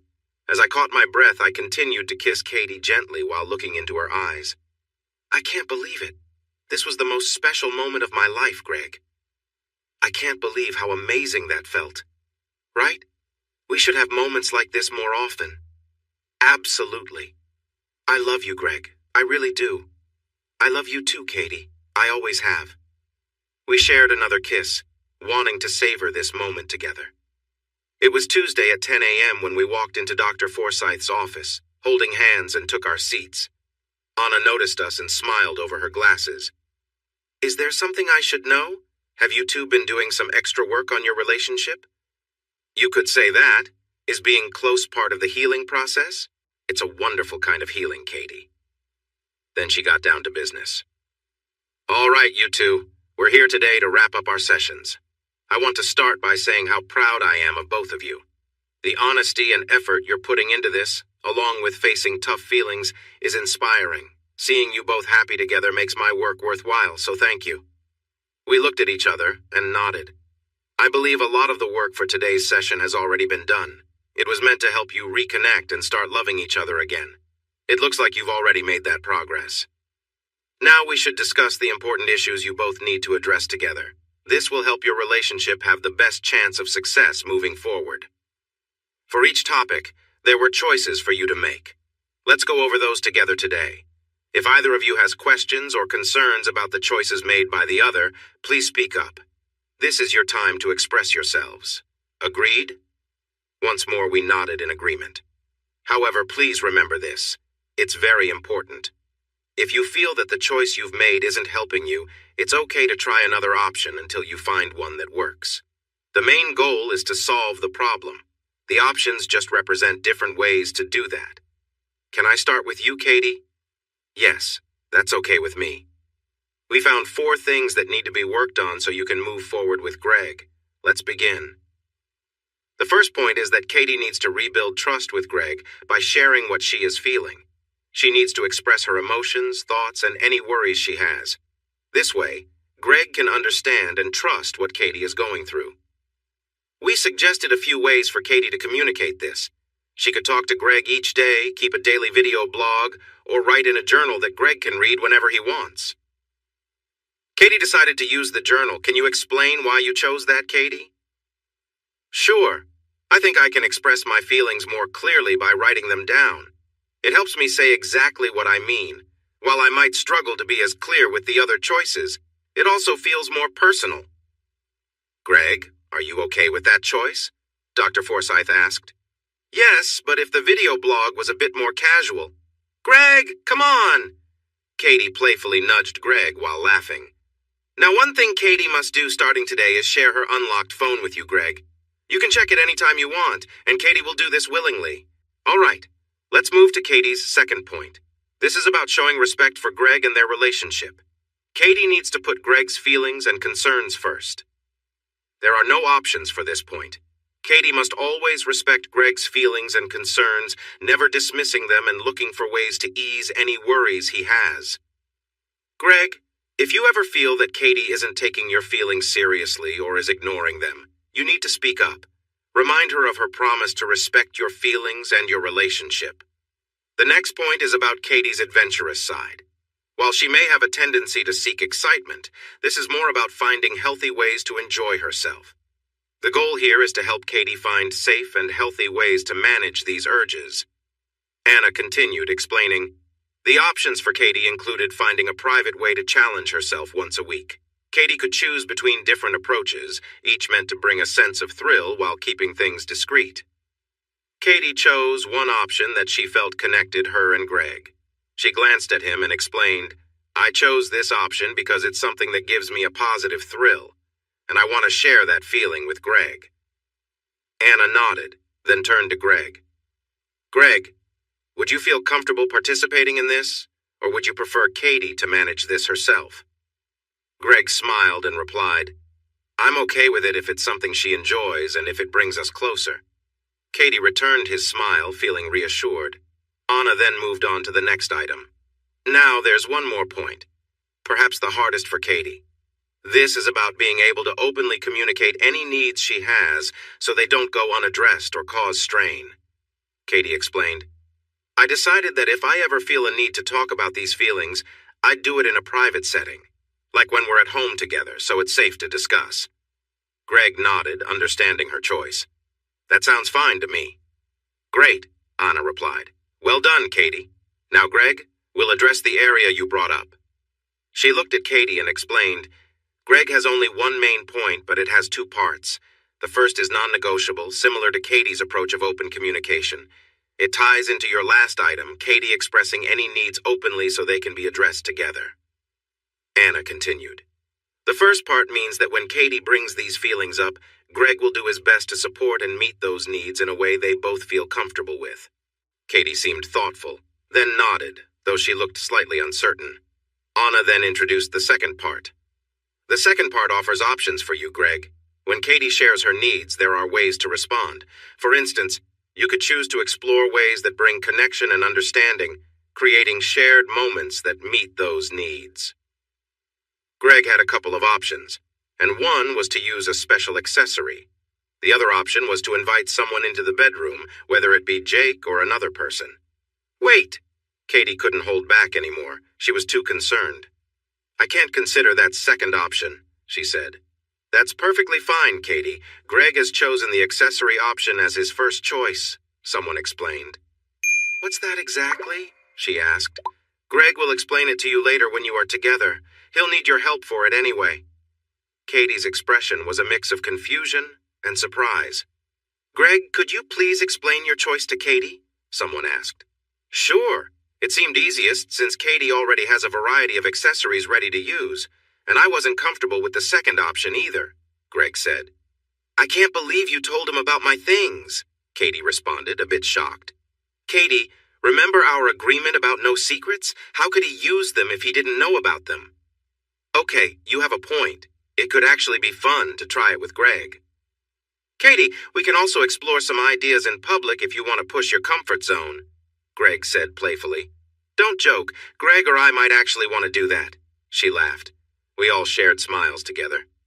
After our time with Dr. Forsyth, Katie and I felt happy and united. Well, we are finished. If either of you have questions about what's next or need more information, just call or email me. You both have been wonderful throughout this and will have very happy lives together. Just remember, don't take each other for granted. Follow the suggested steps and always share your thoughts, she advised. Thanks, Anna, you've been amazing, I replied. Katie added, Thanks, Anna, I know I was challenging at times and I'm really grateful for your support. Thank you both. Now go enjoy your lives together, she smiled. As we left Dr. Forsyth's office, we held hands, just how we had come in. Later at Katie's mom's house, we sat at the dinner table. It had been 2 weeks since our last session with Dr. Forsyth. Katie's mom, Beth, was at work, leaving us with the house to ourselves. So far, we had been following the plan. Katie was consistently writing in her journal to share her thoughts and feelings, while I chose not to read it yet. She would often unlock her phone and hand it to me, letting me browse while she did something else. However, I hadn't looked through it yet. As for our public outings, we had been adventurous in that area. Just yesterday, we enjoyed lunch at the library gardens in the city. The library has a big garden that goes around the building. It has some bushes, plants, and flowers, with benches placed here and there for people to sit and read. Katie took me to the farthest part of the garden, where we found a quiet spot with a bench. I was about to ask her how her day was when she let out a playful giggle that caught my attention. Then, out of nowhere, she knelt down between my legs. The look of surprise on my face would have been funny to see. Katie was quick with her actions, and I could hardly believe what was happening. I glanced around nervously as she continued. My goodness, Katie, I can't believe you want to do this here. There are so many people around. Katie looked up at me, pausing for a moment. Shh, Greg, we're at the library. People are trying to read. I was stunned. Part of our agreement was that her surprise public acts would be unplanned. Not knowing when they would happen made it even more exciting. In what felt like no time at all, the moment ended. Katie smiled and wiped her lips before sitting back on the bench beside me, starting to eat her salad as if nothing unusual had happened. She noticed my shocked expression. What? Eat your lunch, Greg, or it will get cold. I was thrilled to be back with Katie. Later at her mom's dinner table, Katie asked me a question. Have you looked at my journal entries yet? Not yet. Why not? I wanted to give you some time to decide what you wanted to share. I didn't want to feel like I had to check every time you wrote something. I'm writing these for you as much as for myself. I want you to read them. I need you to read them. I promise I'll read them after dinner and keep up with them from now on. Is that why you also never check my phone? No, that's different. That's about trust, and it's important for both of us. What do you mean? Trusting you again will take time. For us to work, I need to learn to trust you once more. If I check your phone every day, I won't be able to trust you, will I? Katie smiled.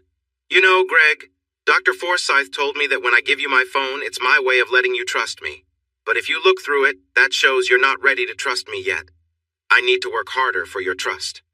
Wow, Dr. Forsyth really knows her stuff. Yes, she does. By the way, when we go to bed tonight, I need to talk to you. During the 2 weeks since our sessions ended, Katie had not mentioned her desire for more than our usual moments together. I nodded to her and continued eating my dinner. Later, I sat down in the living room with Katie's journal and started reading. It was filled with her thoughts and feelings from the last 2 weeks, showing that writing helped her share her emotions. Part of it might be her lawyer side, but I could feel the passion in her words too. There was nothing new about Katie's feelings, but it was nice to see them written down, to have them recorded. It reminded me how intelligent and passionate she was about life. For the last 3 years, that passion had seemed to fade. When we settled onto the bed that evening, I leaned toward Katie. Do you want to talk now? Not right now. I want to be close to you first. And I was happy to oblige. Katie and I were getting back into a rhythm together. It felt natural, as if we could sense what the other needed in those moments. I think all couples in love develop this understanding of each other. We lay there, catching our breath and still holding each other after our moment together. Do you want to talk now, Katie? Just give me a few minutes to gather my thoughts.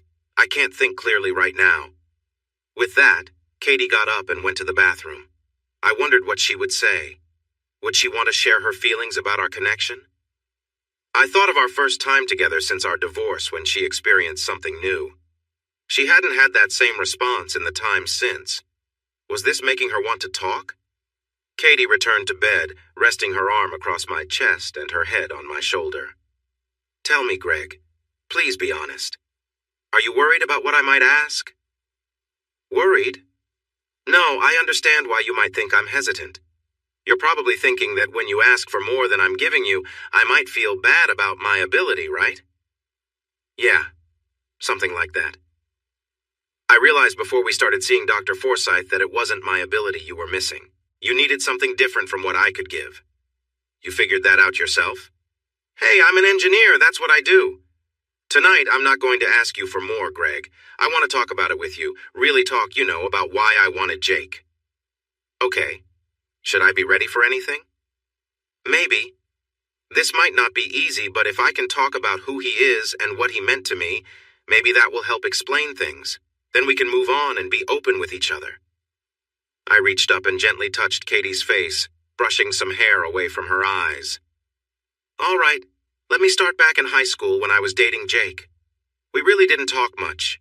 He was handsome and tall with curly blonde hair, and I was a teenager in love for the first time. More like a crush looking back, but it was the closest feeling I had then. I kept gently stroking Katie's back as she continued. When we did talk, it was about boring things that didn't interest me. There wasn't much connection in our conversations. He was sweet and cared about me, but I really wanted him. All the girls did. He was charming and confident. Jake's father left before he was born, and he had 2 older brothers. Jamie was about 10 years older, and Cliff was around 8. The rumor was their dad left because he thought Jake wasn't his. He thought their mom had been unfaithful. Even his brothers teased him about being the bastard son and joked about where he got that trait from. Anyway, Jake's mom passed away from cancer when he was 13.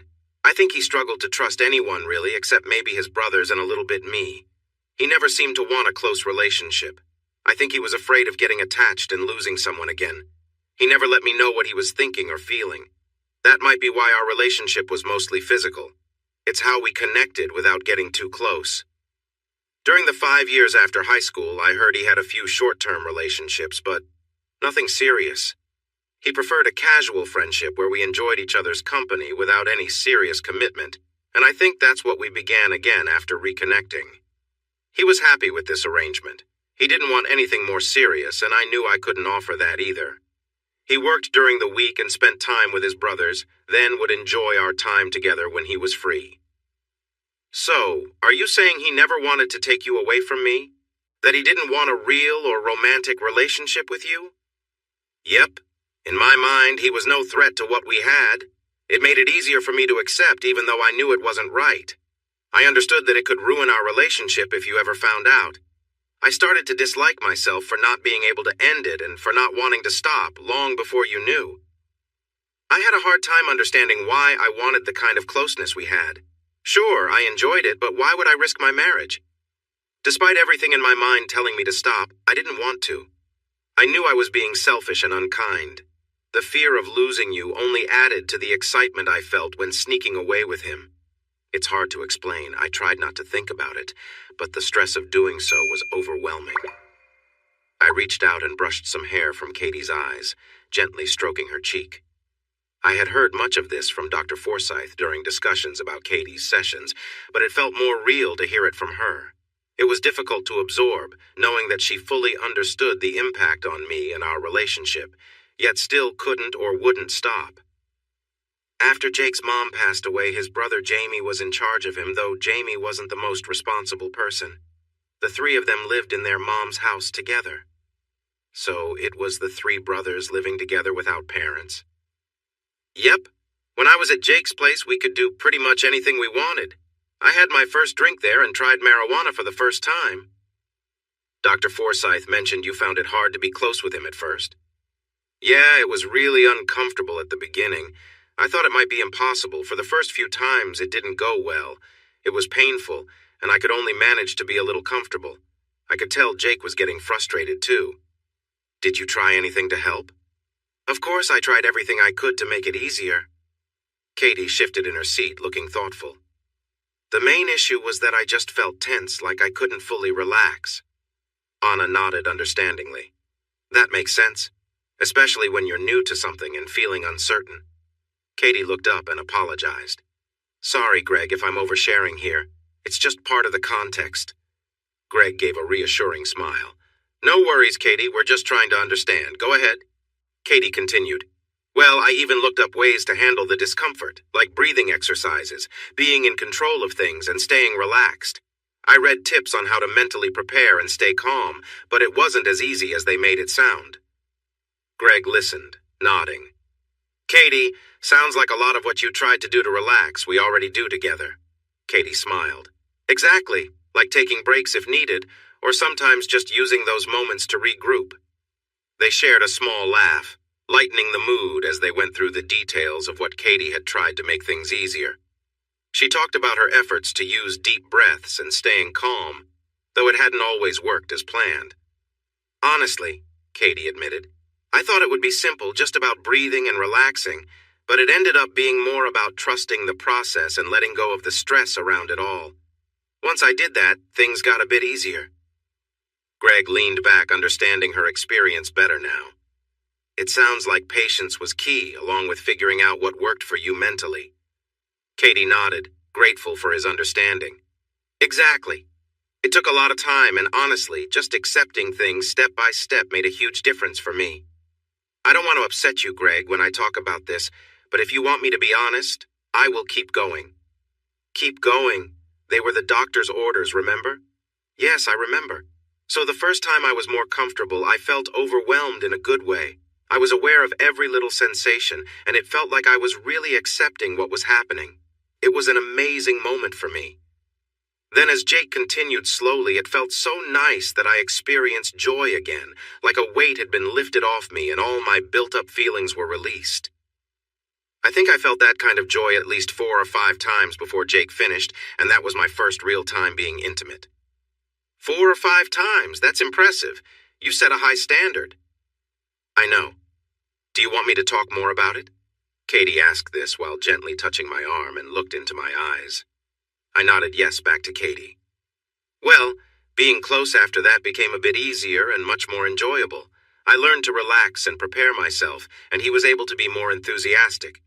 So it became more fun? Are you saying you were able to feel even better after that? Yes. Most times we were together, it would be energetic and last for a long time. I know I felt a lot of joy, but I wasn't keeping track exactly. Just a lot. Wow, okay, that is a lot, and for more than an hour? No wonder you missed that kind of closeness. How did you think I got so fit? Did you think a body like mine just appears out of nowhere? So, should I have been grateful to him for helping you stay fit and toned? Katie laughed with me and gave me a quick kiss. Maybe. You kept me in good shape too, though. I'm proud of my efforts, but for over an hour, I'm not sure I could ever manage that. How often did you two spend time together like that? Without parents around, I'm guessing a lot? Yeah, quite a lot. It got to the point where my grades started to drop because I was often tired. So what is quite a lot? Are we talking once a day, every other day, 3 times a week? Katie looked down for a moment, deciding what to share. We're being honest here, right, Greg? Yes, we are. Okay, we spent time together 3 times a day, even more on weekends. Wow, for more than an hour each time? Yep, I told you my grades were suffering and I was always tired. I had no time to study, I got a bit carried away. A bit? I had no idea you were so busy before we even met. I'm not well acquainted with where you are right now, I said. I enjoyed being able to show you how to be intimate properly. You were completely mine and you still are. I sighed deeply. Yes, I am Katie Johnson. Do you want me to continue? Yes, why not? When we ended things, I immediately missed the closeness. It was something I felt really attached to. It made me angrier at him for being unfaithful, especially since I still wanted him a lot. So, you got involved with his best friend, right? The guy who wasn't as well endowed? Yes, I did, but I told you before he wasn't small. He was just not as big as what I was used to. How big was he if he wasn't small? Probably around 7 inches. He was okay in thickness. That sounds notably bigger than mine. Wait, you mentioned he was about half the size of Jake. Just how big is Jake? Do you really want to know? Are you sure about this? Do you actually know how big he is? Or is this like when people exaggerate about big fish they've caught? No, I measured him. Why? I was curious. Girls at school would often compare their boyfriends' sizes or those of guys they had been with. I wanted to see how Jake measured up. Do girls really discuss the size of guys they've been with, including their boyfriends?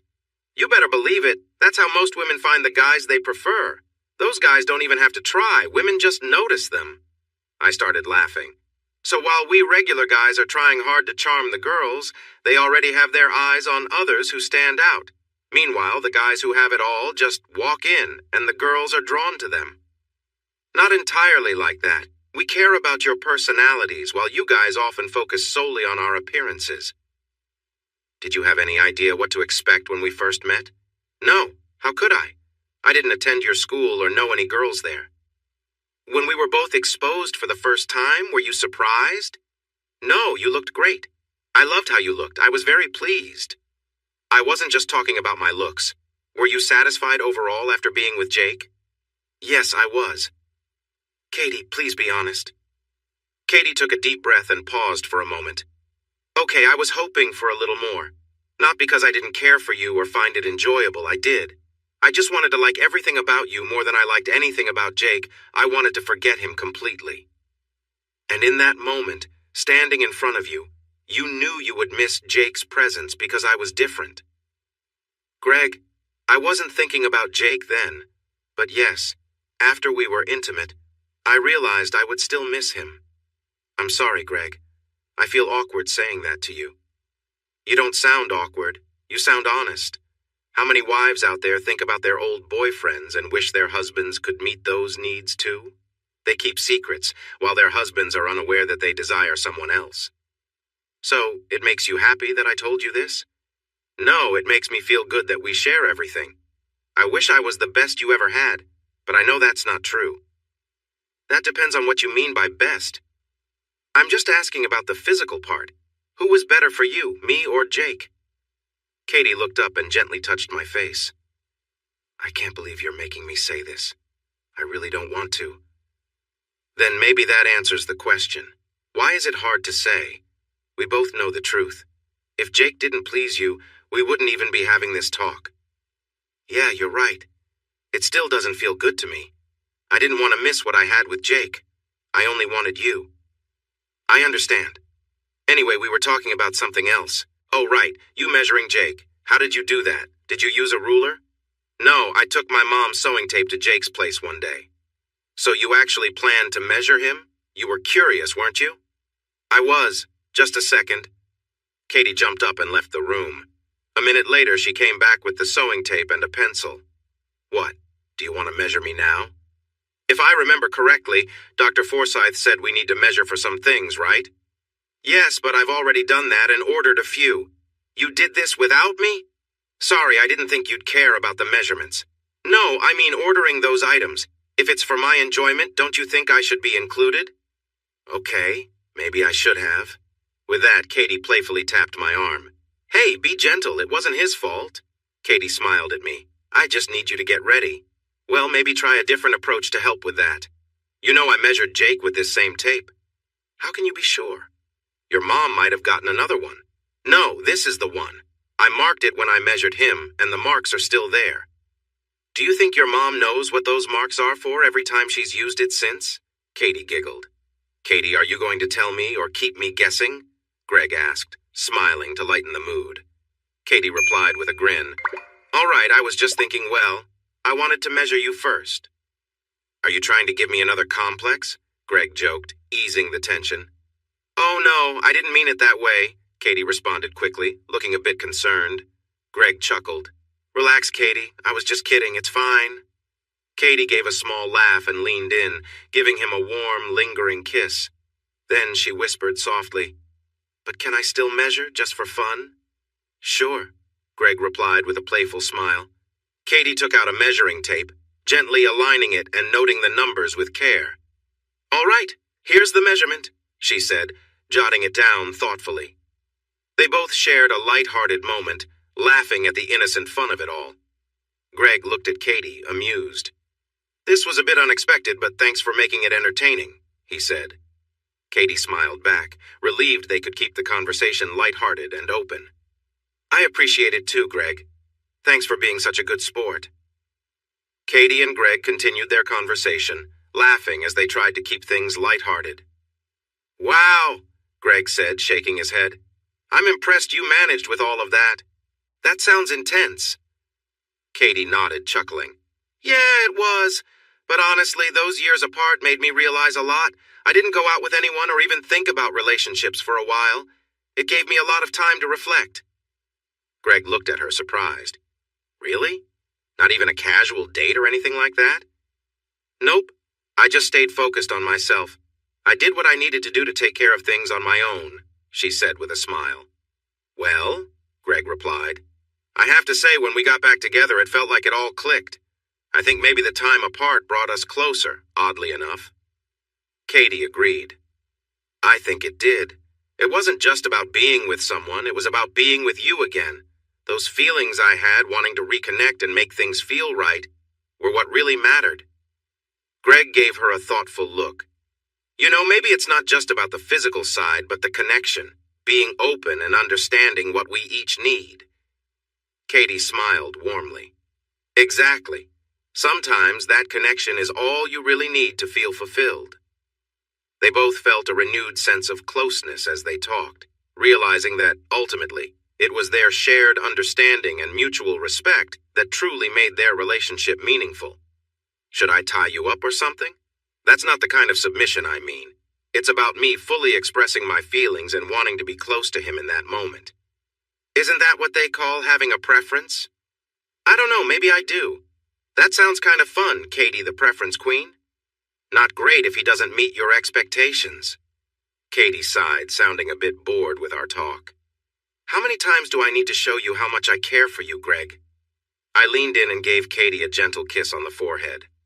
All right, I have work tomorrow, and it's getting late. Good night, Greg. Good night, Miss 10 Inches. Ouch! I felt a playful tap on my back.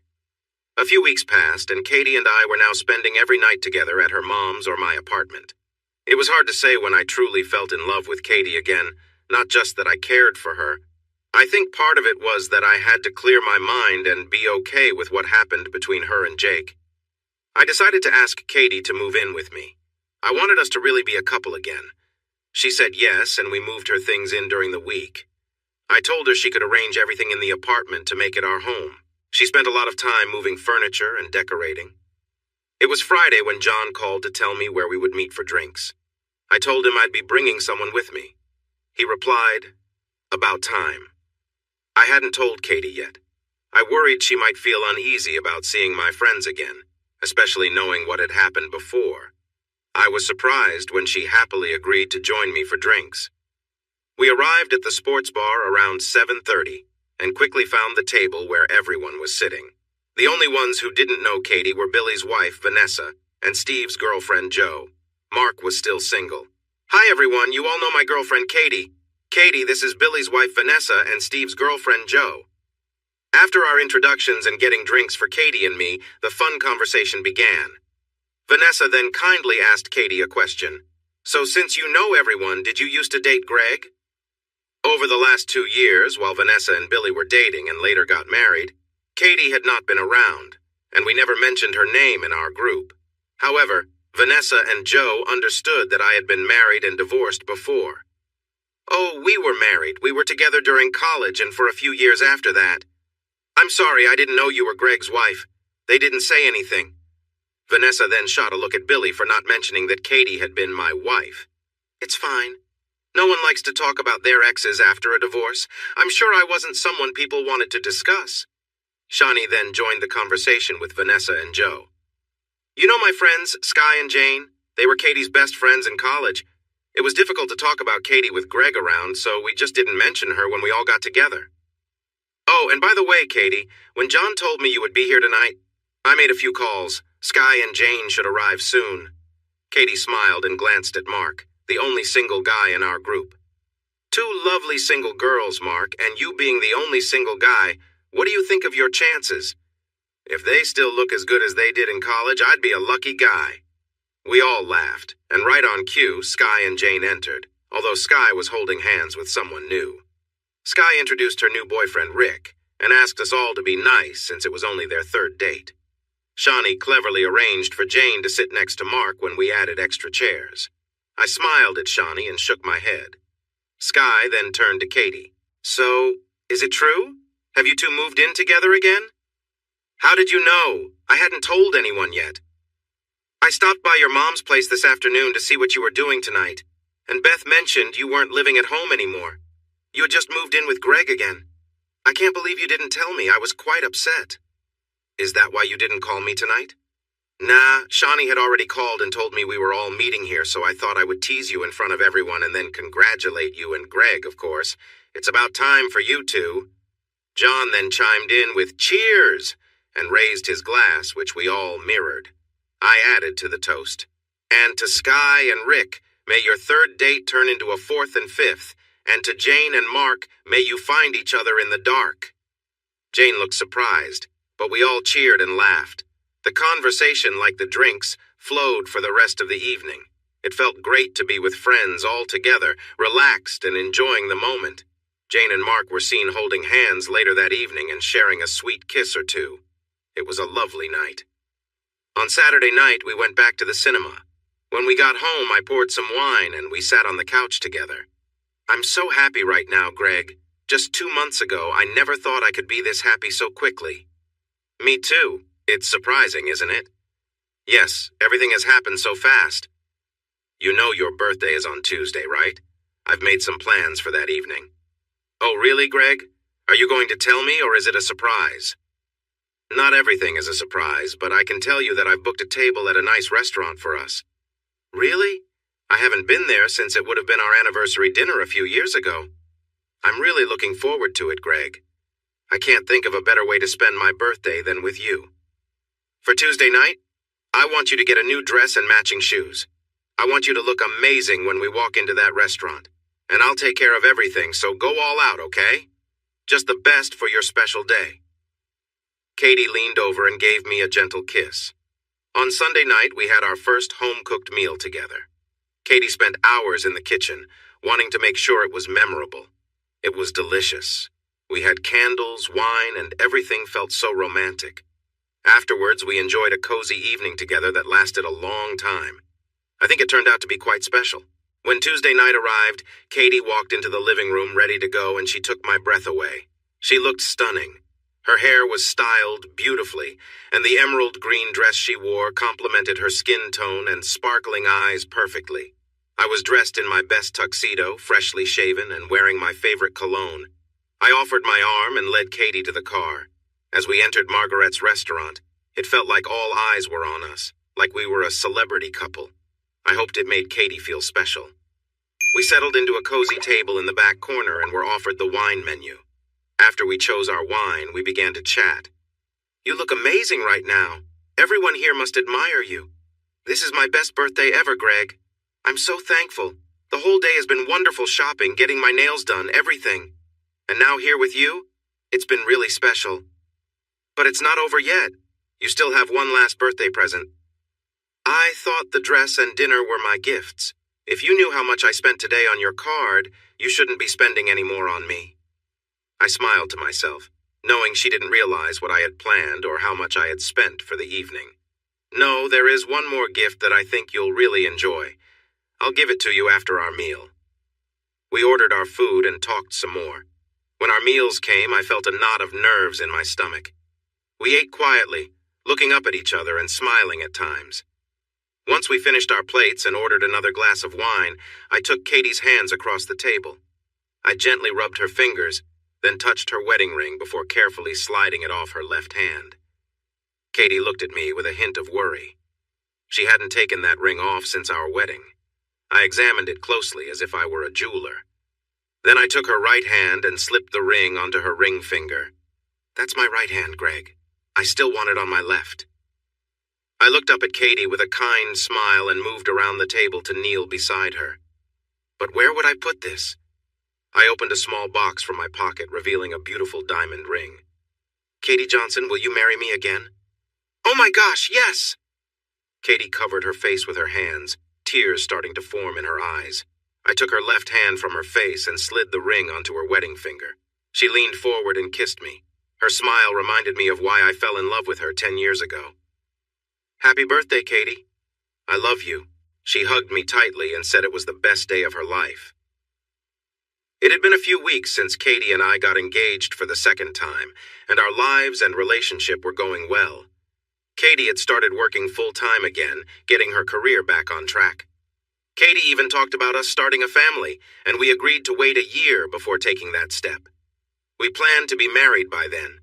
We set a date for about 6 months after our engagement and even talked about our honeymoon. Everything was looking good. One evening, I decided to read Katie's journal. I did this every few days to keep up and to ease her worries about me. This time, I found something new in her journal. Katie had written about her feelings, admitting that she wanted something more than what we shared during our intimate moments. I was a bit surprised to read her feelings. She had said before that we would discuss this when she was ready. In her journal, she noted her worries and fears about this topic.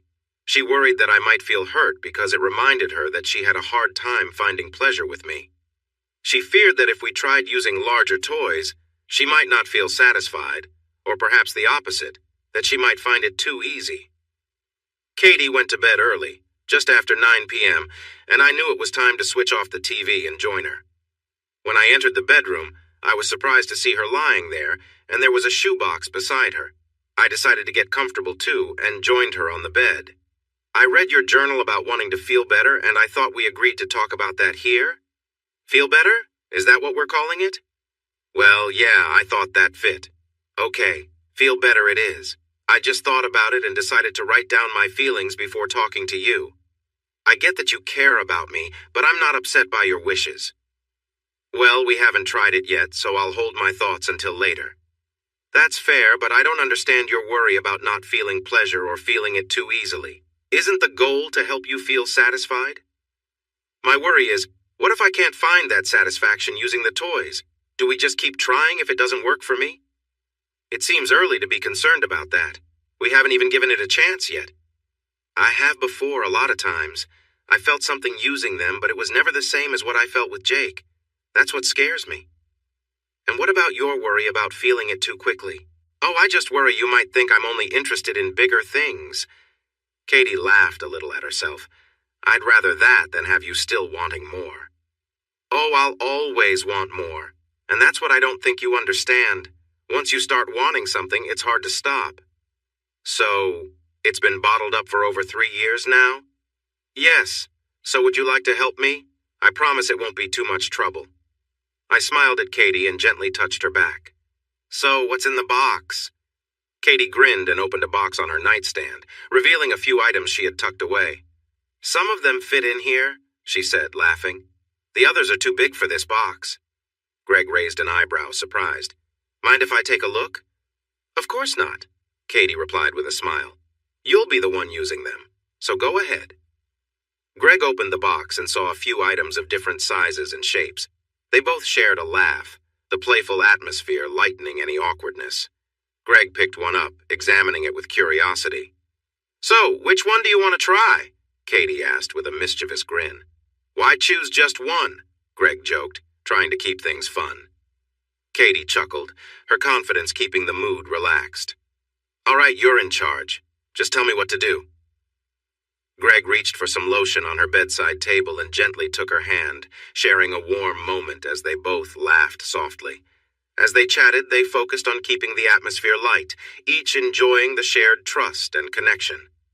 Katie leaned back, grateful for the openness between them, while Greg, feeling more at ease, was glad for the honest, playful way they could both explore new things together.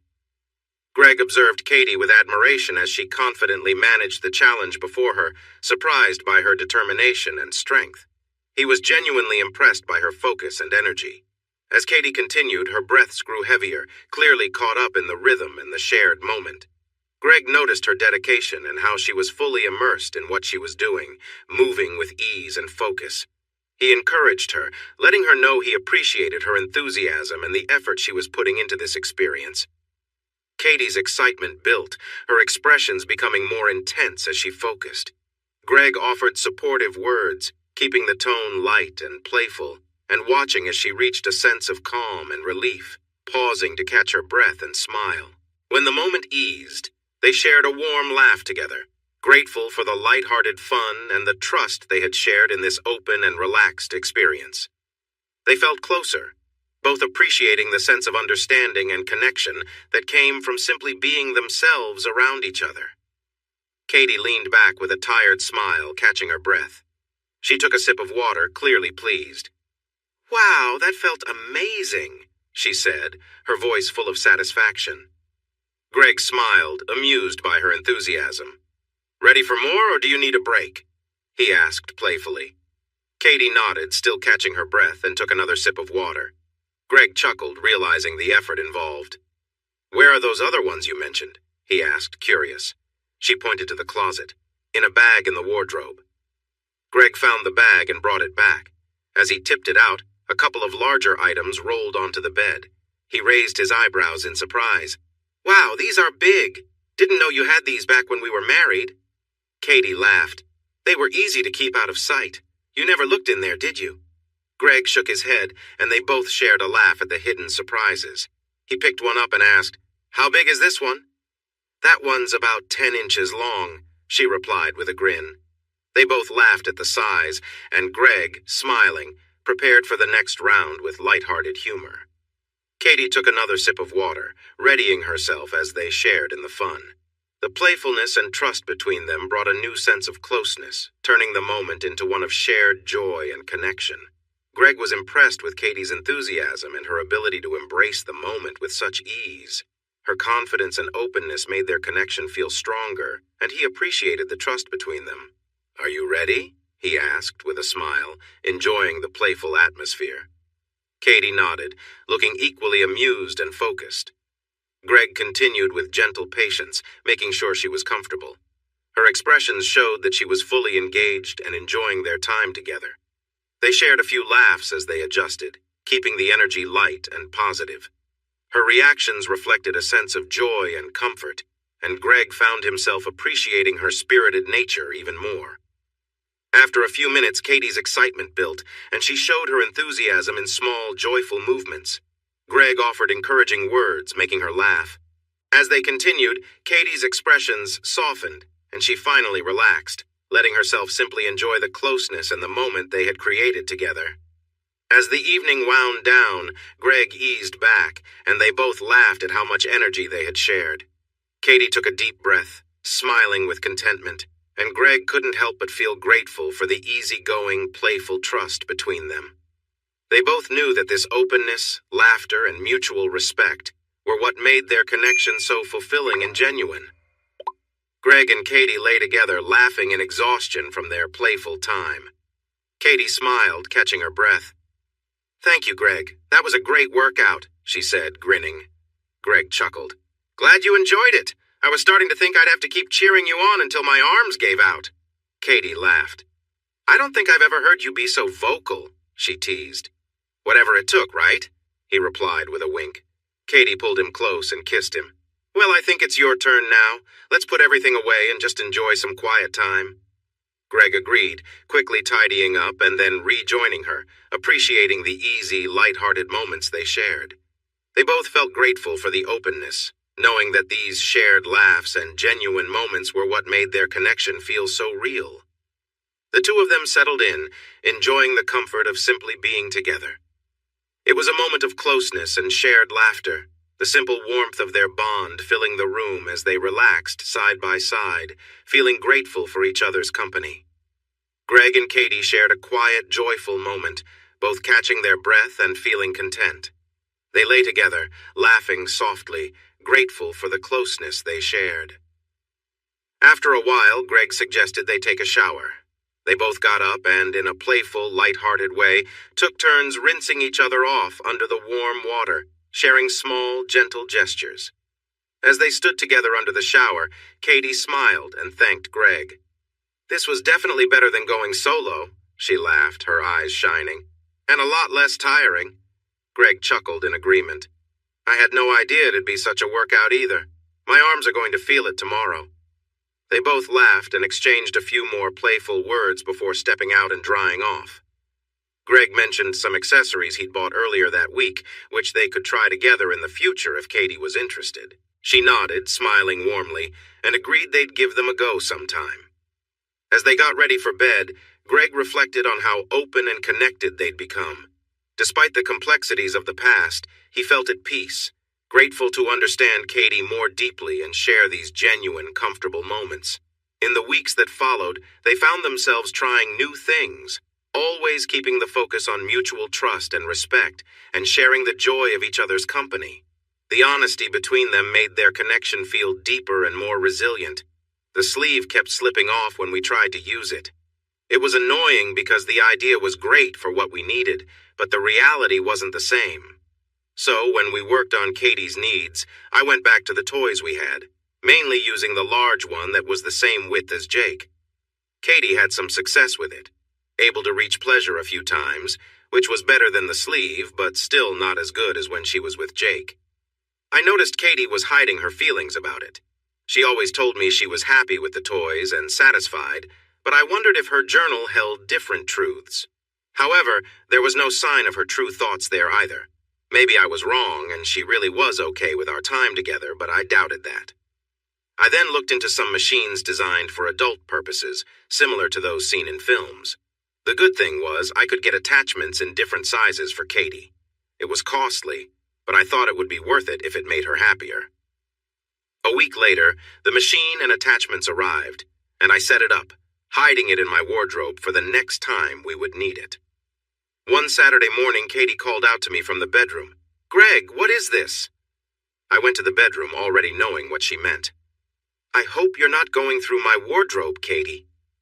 "Of course I am. Who do you think takes care of your shirts and puts away your things? We don't have a maid." I realized I had overlooked that. I wanted to surprise you with it, but maybe that was a mistake.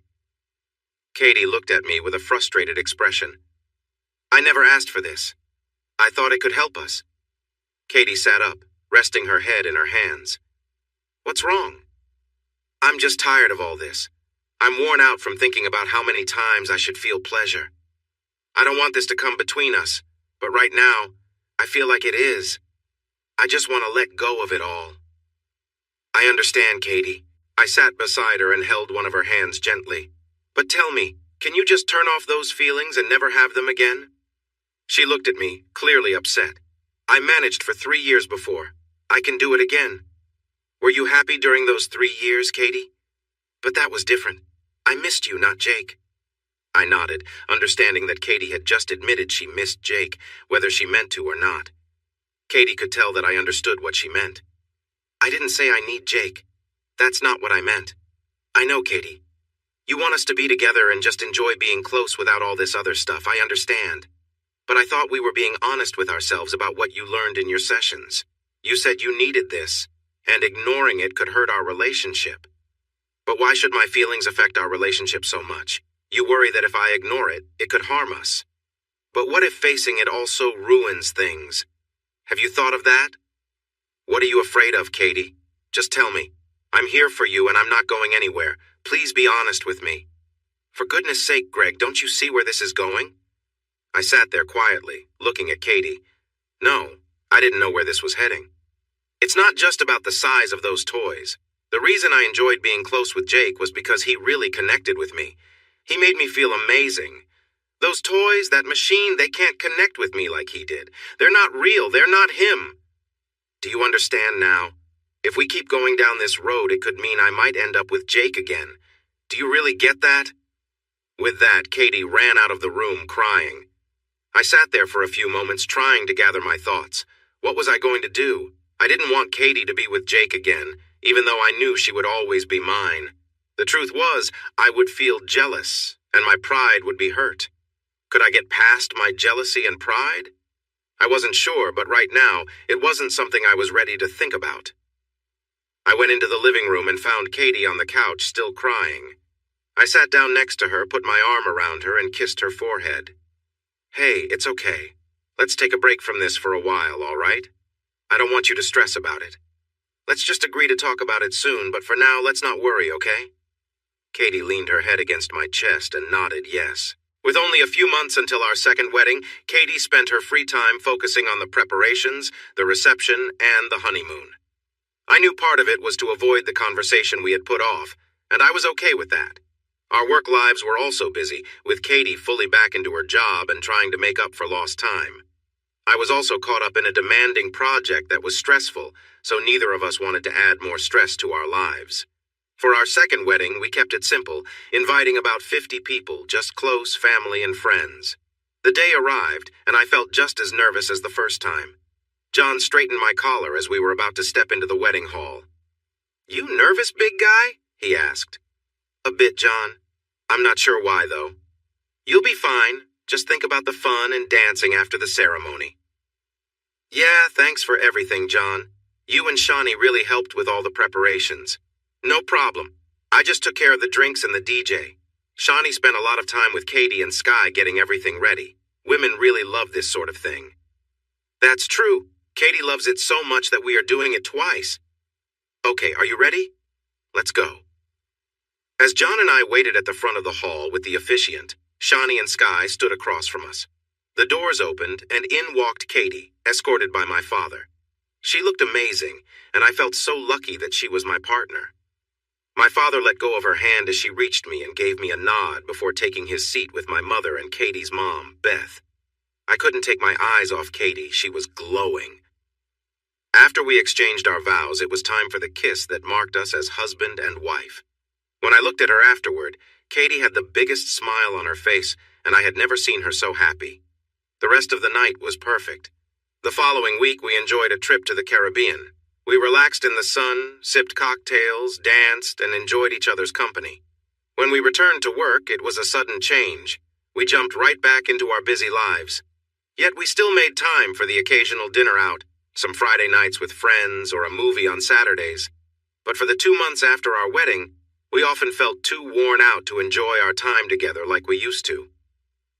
One significant change was that we moved from our apartment into a lovely 2-story house just a suburb away from where Katie's mom lives. This was the house we had always dreamed of owning, the perfect place to start a family. It had 3 bedrooms upstairs, along with a family room and 2 bathrooms, one being the main bedroom's ensuite. Downstairs, we had the kitchen, laundry room, dining room, and another family room that we turned into our gaming area. In the back of my mind, I knew we still needed to have a conversation we had put off for 5 months. We hadn't used certain things in all that time, almost as if we were trying to forget about it, and a part of me felt okay about that. It was a Monday night, and I felt tired from work after coming home just before 8 p.m. Katie warmed up my dinner and said sorry for eating hers, not knowing when I would be home. After I finished eating, I took a shower, and when I came back to the living room, Katie said she was tired. She kissed me goodnight and went to bed. I started watching TV, but found it a little dull. I looked at the coffee table and saw Katie's journal. It was normal for her to leave it in the living room.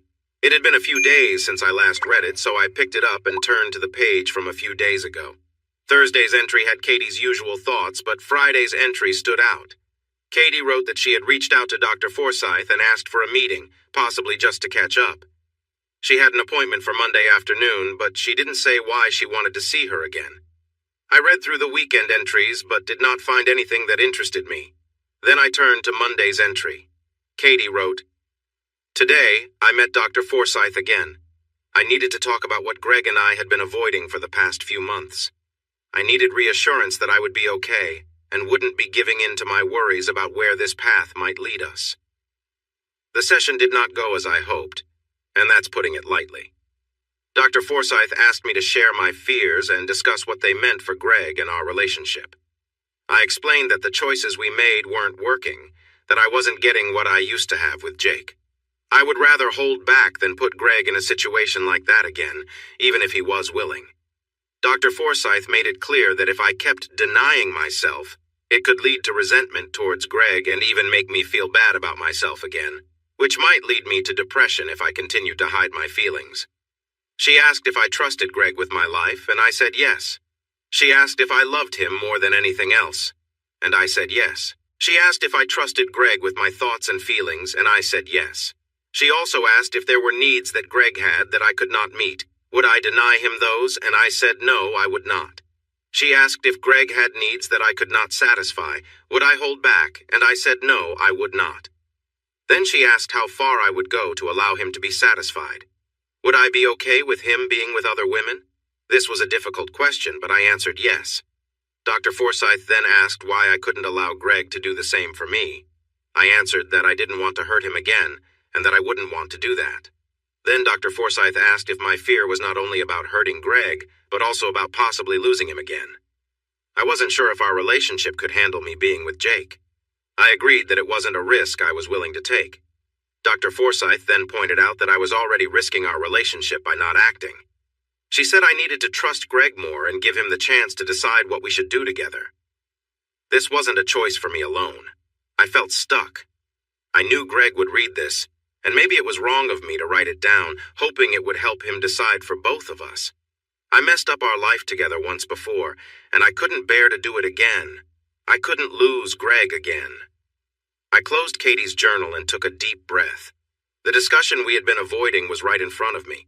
I understood her worries. She was frightened of losing me again. I also saw Dr. Forsyth's point that this decision wasn't just up to Katie, and that not making a choice might be just as damaging as making one. I was starting to accept that the best option for Katie was the one we both didn't want to consider. It seemed like Katie had realized this a while ago but wasn't ready to face it. The real question was, could I accept this? How could Katie enjoy it if I didn't feel okay about it? I realized that if I was to accept this, I needed to reassure Katie so she wouldn't feel guilty or scared. I just didn't know if I was ready yet. I reminded myself this was just about relationships, not an affair. We were two adults who cared for each other. Were we making too much of this? When I went to bed, I noticed Katie was still awake, likely worrying about what I thought after reading her journal. I wrapped my arm around her, holding her close. "I love you, Katie Johnson. You know that, right?" "Yes, of course." "No, I mean I really love you, more than anyone else.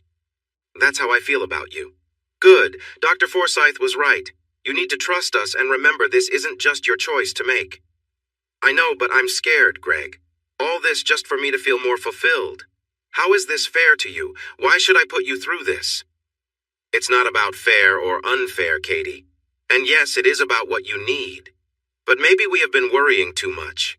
In the end, it's just about us finding happiness together. If it means you exploring with Jake occasionally, What does that say about us? I'm not sure we're just about physical connections. We're so much more than that. Katie looked at me, and even in the dim light, I could see her eyes glistening with tears. She leaned in and gave me a gentle kiss. I'm really tired of worrying about this, Greg.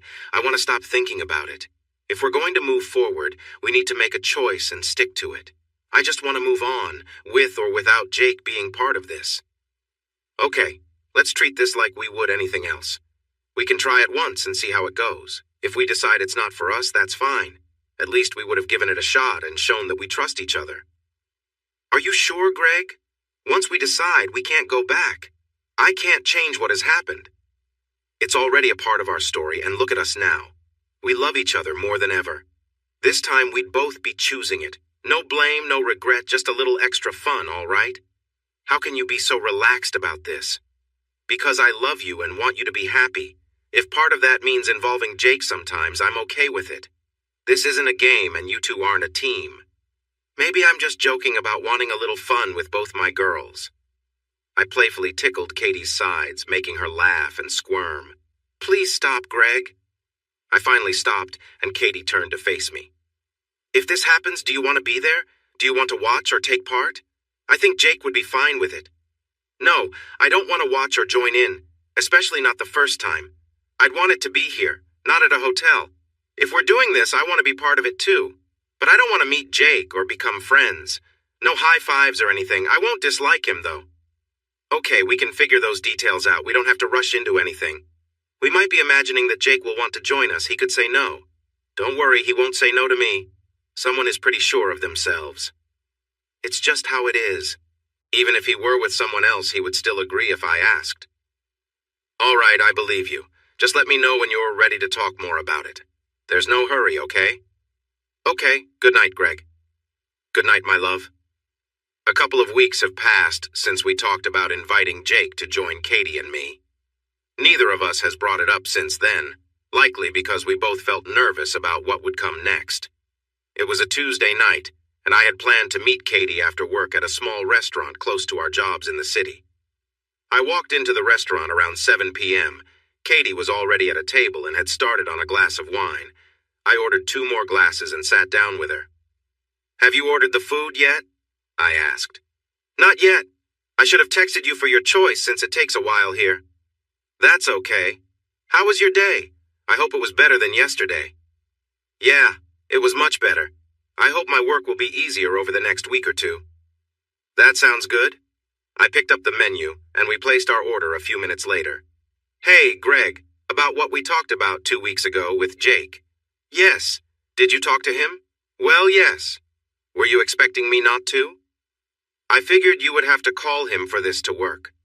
Right, I am just nervous about it. I need to know that you're okay with all this, Greg. Look, Katie, no matter how I feel about it, we agreed together. I am fine with you doing this. I have to admit I'm nervous too, but that's normal, right? Katie nodded and looked down at the table. What's on your mind, Katie? Well, he can come over this Friday if that's okay with you. Let him know that works for me. Okay, probably around 8 p.m. if that's all right. Yeah, that's fine. There's a football game on, so it'll give me something to do while you two spend time together. Okay, I'll tell him. We need to set some rules before we go ahead. What do you have in mind?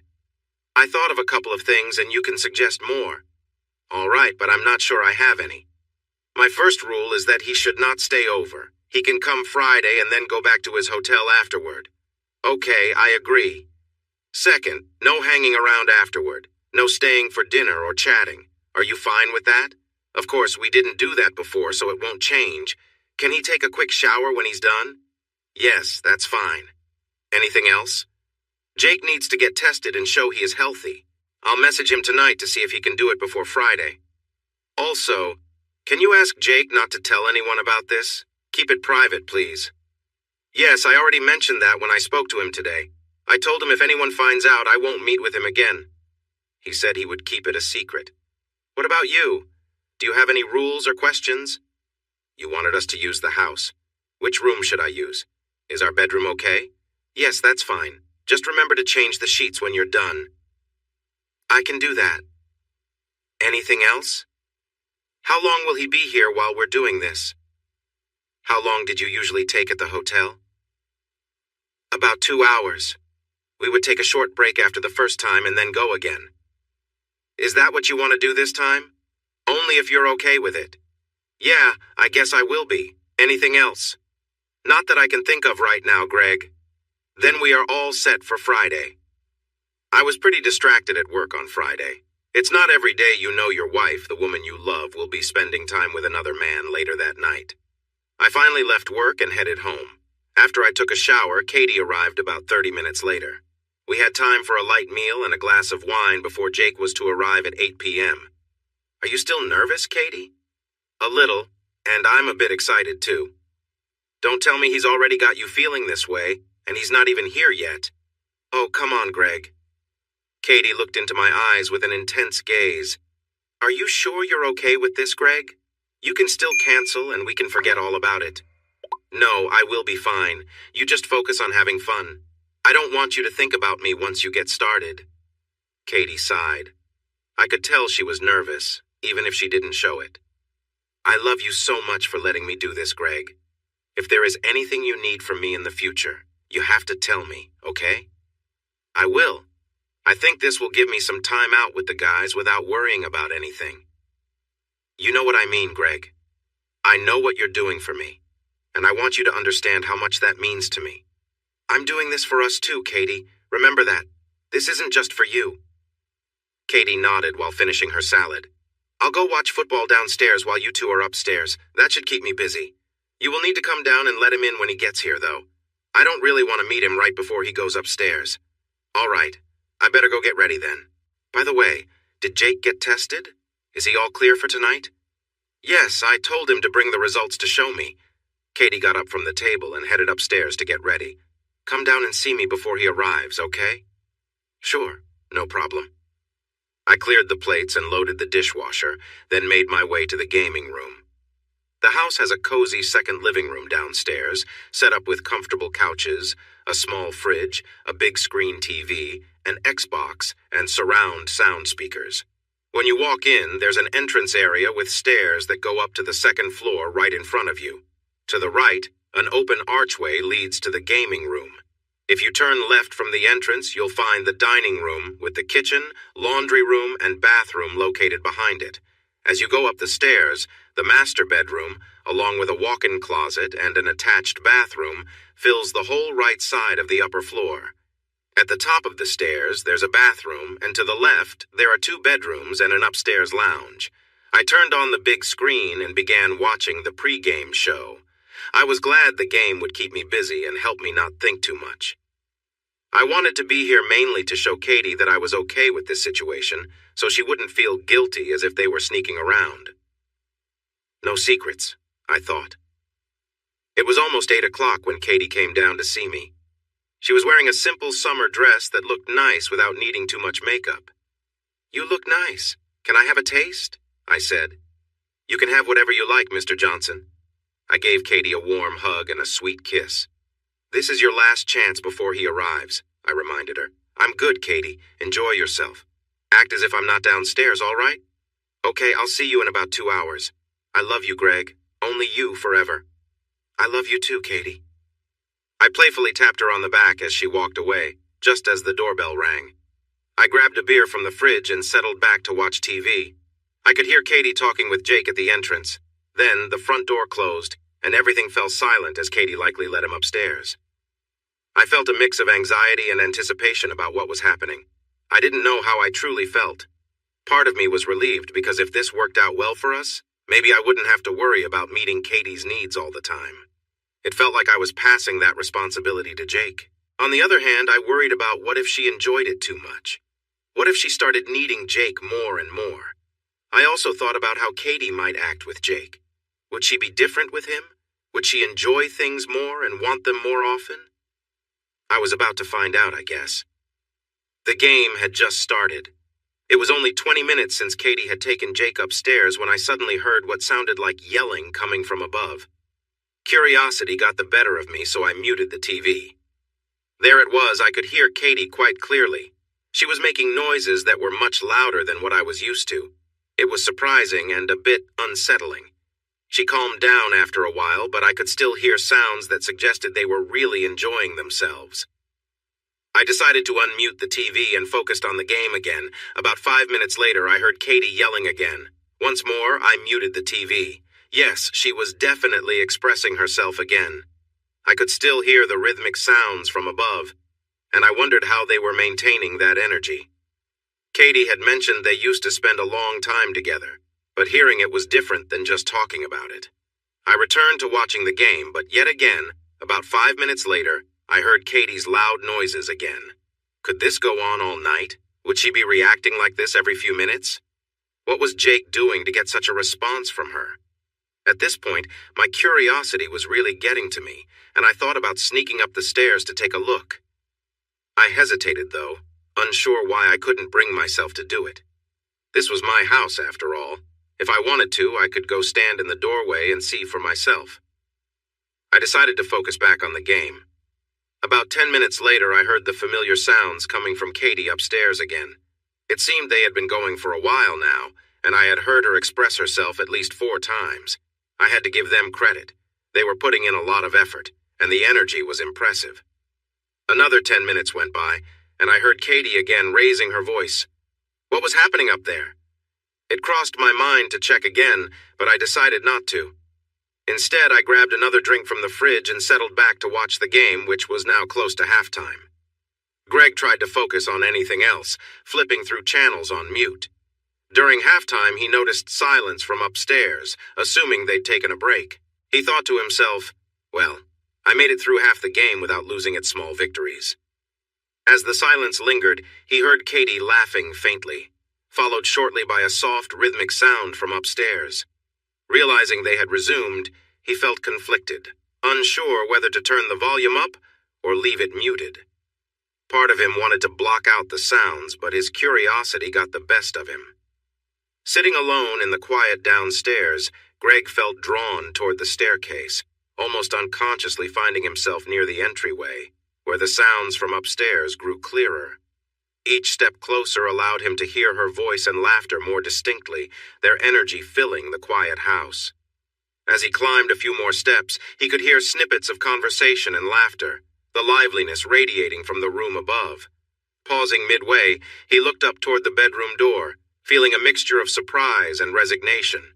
The sounds of joy and familiarity resonated, filling the space around him, and he realized this moment would likely stay with him for a long time. He turned back down the stairs, taking in the strange feeling of being so near yet distant, processing it all as best as he could.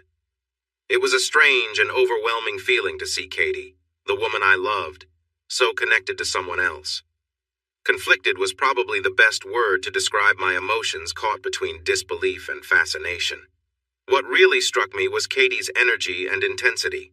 She moved with a force and confidence I hadn't seen before, clearly immersed in the moment. Jake, her partner, seemed equally engaged, matching her pace with a focused determination. Their movements were powerful, almost like a performance, and the connection between them felt like something beyond just physical effort. It was captivating to see this different side of her, one she'd never shared with me. I stayed rooted in place, not out of attraction or excitement, but out of curiosity. I wasn't reacting in any physical way. I wasn't feeling aroused. It was more like watching skilled dancers or athletes who'd reached some peak of performance. Katie was giving her all, and it left me astonished at her strength and intensity. She seemed to be in her element, her focus and commitment palpable, like she was embracing a part of herself fully. As I watched, I noticed the way she seemed so alive, unreserved. It felt both humbling and surprising, seeing her express herself in a way I hadn't known.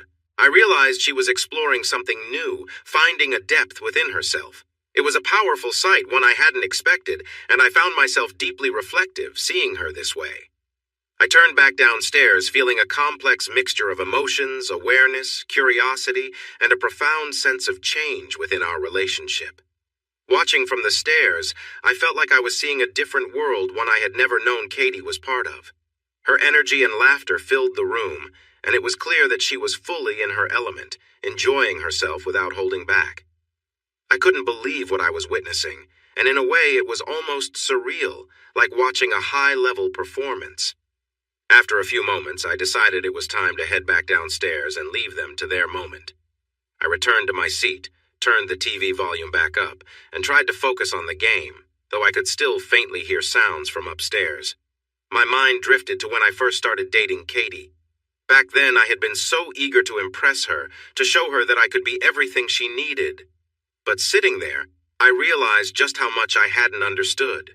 Katie had been part of a world I hadn't known about, one that probably explained a lot about the recent choices she'd made. I could understand better now why, after reconnecting with her past, it might have been hard for her to resist. Understanding didn't make it hurt any less, but at least I could see things a little more clearly. I thought to myself about setting new boundaries. The past had been complicated enough, and I knew that letting things go on like this too often wouldn't be something I could handle regularly. Maybe a once-a-month plan might work. I was pulled from my thoughts by Katie's happy cries. I couldn't keep track of how many times she had enjoyed herself. It was hard to count, just like she said. I watched the rest of the game, no longer muted. I didn't need to hear Katie celebrate again. I knew she would before the night ended. Later, as the game finished, I heard the front door open and close. I guessed that was Jake coming in. I decided to go upstairs to see Katie. As I climbed the stairs, I paused at the same spot I had before and peeked into our bedroom. Katie was still resting on the bed, looking very tired. She was lying on her back, and it was clear she had been through a lot. I stepped into the doorway of our bedroom. Katie appeared drained and covered in sweat, as if she had been caught in the rain. I walked over to the bed and looked down at her. She opened her eyes and smiled at me. "You really should take a long shower," I said. "I need a few minutes before I can get up, but I'll shower soon and make the bed." "How are you, Greg? Are we okay?" she asked. "We're okay, Katie. You might need some time to recover, though." This made her laugh and smile. "No, my poor self will need some rest." "Did you have a good time, Katie? It sounded like it from downstairs," I asked. "Yes, I did, thank you. Could you hear us from downstairs? You left the bedroom door open. I liked it that way. I wanted you to know what was happening. Well, it sounded like you enjoyed your evening." "You're not upset or anything?" she asked, looking a bit worried. "No, I'm fine. We can talk about it later if you want. Come on, let me help you get in the shower." I extended my hand to her. She took my hand and I led her to the bathroom and started the shower for her. As she stepped in, she turned to me. "Can you join me in a few minutes, Greg? I would love a hug," she said. "All right, let me go lock up and turn off everything downstairs, and I'll join you soon." After I finished downstairs, I went back upstairs and changed before getting into the shower with Katie. She was just finishing washing herself. I stood behind her, letting the water rinse off the soap. Even after a long night, she looked amazing. I'm sure I will always appreciate seeing Katie, even as we grow older. I hugged her from behind and took the soapy sponge to help wash her. "Hey, you can't just wash my favorite parts. If you're going to wash me, do the whole thing." So I cleaned her tummy, her thighs, her arms, her back, and down her legs. "There, you're all soapy now. Turn around to rinse off." She faced me, looking up with her bright gray eyes. Then she leaned in and hugged me tightly, resting her head on my shoulder. We stood there quietly for a few minutes. I then lifted her chin and kissed her gently. "How much did you hear, Greg? Every time you made a sound, you were pretty loud. Is that all? I could hear you and Jake moving around. Did you stay in the game room?" "Mostly, yes." She looked at me expectantly. "I might have stepped out for a moment to hear better." "When was that?" "Maybe after about an hour. You didn't come up the stairs, did you?" I started to think Katie had caught a glimpse and wanted me to tell her. I might have for a little while. "What did you see?" "You were on top with him." "How did it make you feel, seeing me with Jake?" "It was strange. I had mixed feelings. Like jealousy or hurt." "No, more like being a bit impressed, I guess. He has a big presence and you seemed happy with it. I also felt some respect." "I understand the first feeling. He is really impressive. But what do you mean by respect?" "Just by how well you were handling things. It reminded me of watching really skilled athletes." Katie laughed softly at that. "I'm not sure how to reply. That wasn't what I expected to hear from you." "What were you expecting? Just say it." I was worried you might be upset or jealous. No, I didn't feel angry or jealous at all. Did you feel excited at all? Did you enjoy watching us?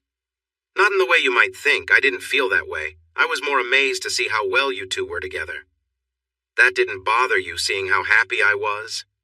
Not while I was watching. But I did feel a bit down when I went back downstairs. I felt unsure if I could ever make you as happy as what I just saw. Sweetheart, don't think that.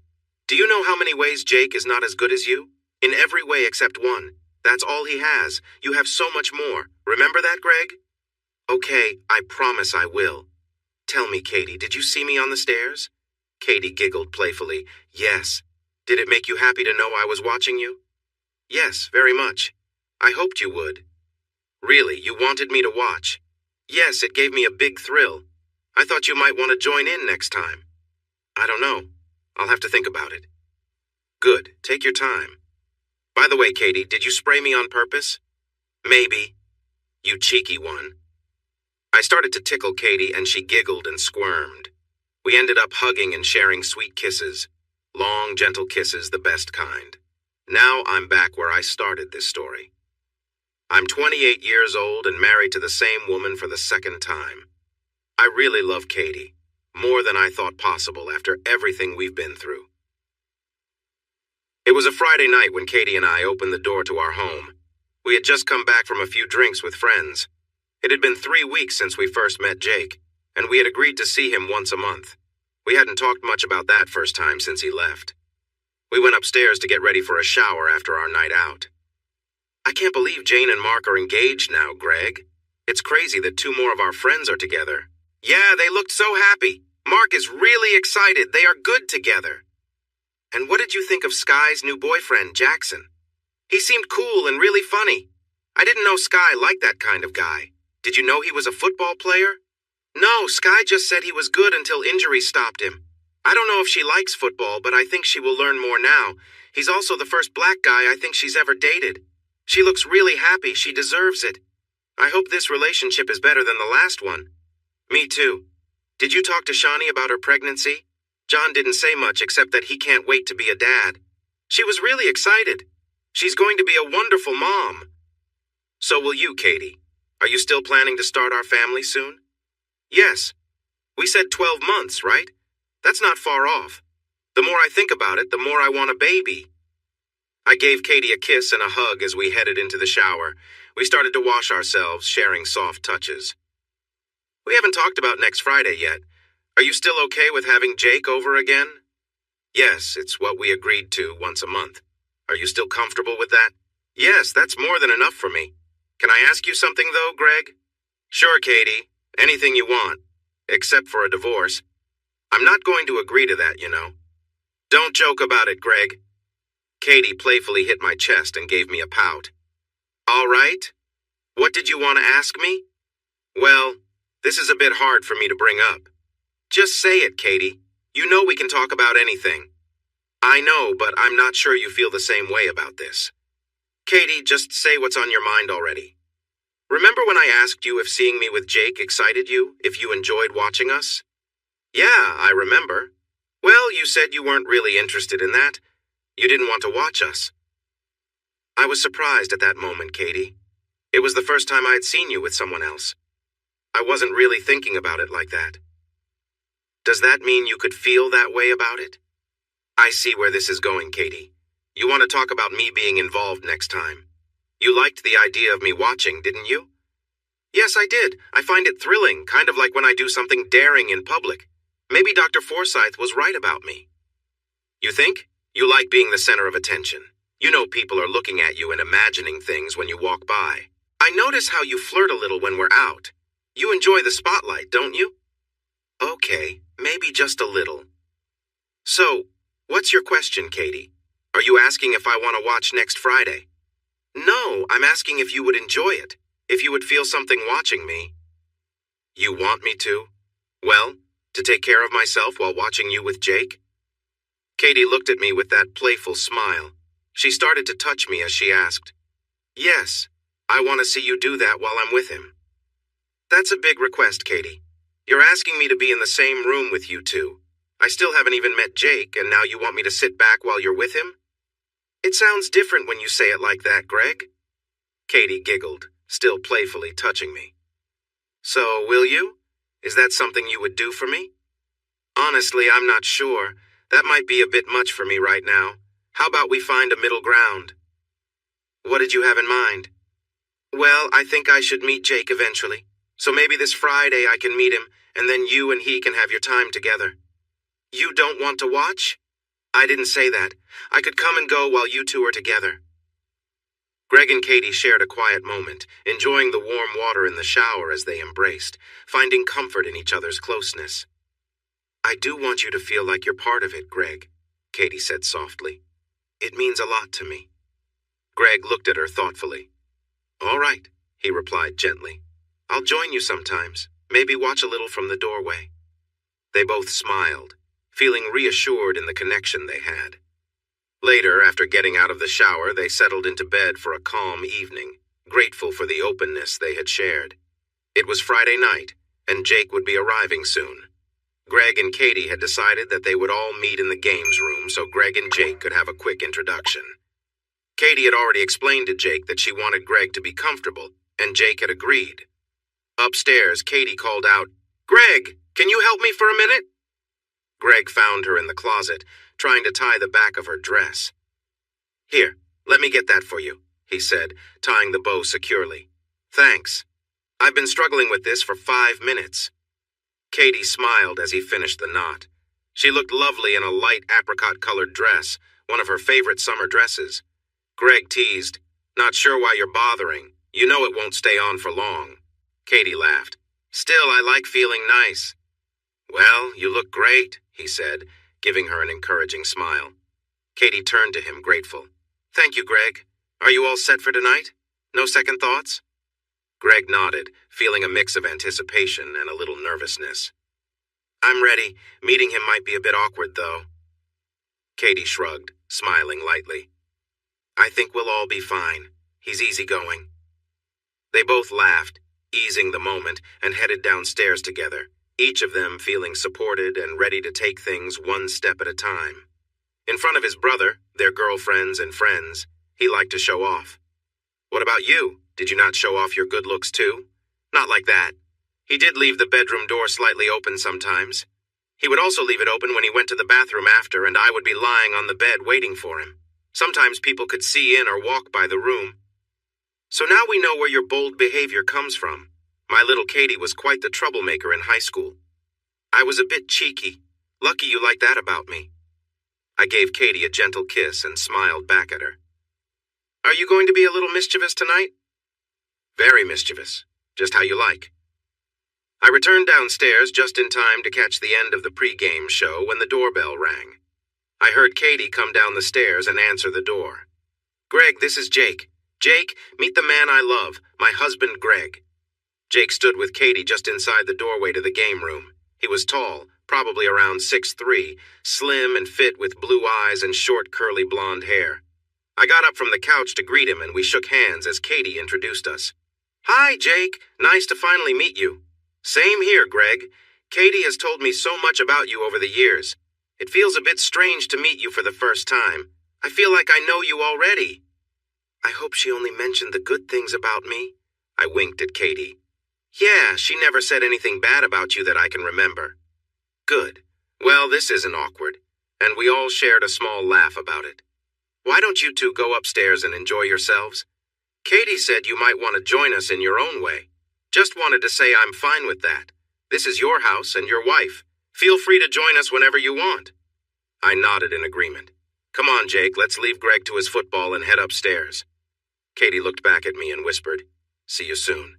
I settled back on the couch and focused on the start of the game, thinking about when I might join them. I figured I'd let them get started, maybe let Katie enjoy herself a bit before I went up. I grabbed a beer from the bar fridge and got comfy for the next 20 minutes.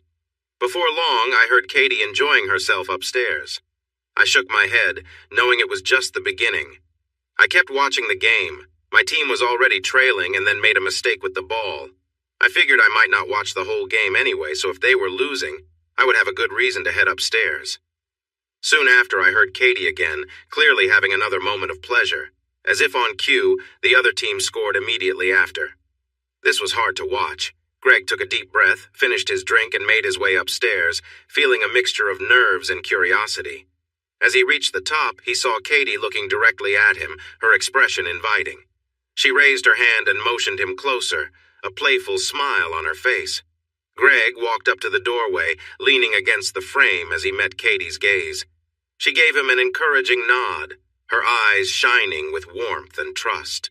Greg felt himself relax as he stood there, simply observing the moment and feeling more connected to Katie in a way he hadn't expected. Katie, sensing his support, gave him a small smile. "Come closer, Greg," she said softly, reaching a hand toward him. Greg stepped forward, feeling comfortable in the shared moment, appreciative of Katie's openness. She continued to hold his gaze, her expression gentle and reassuring.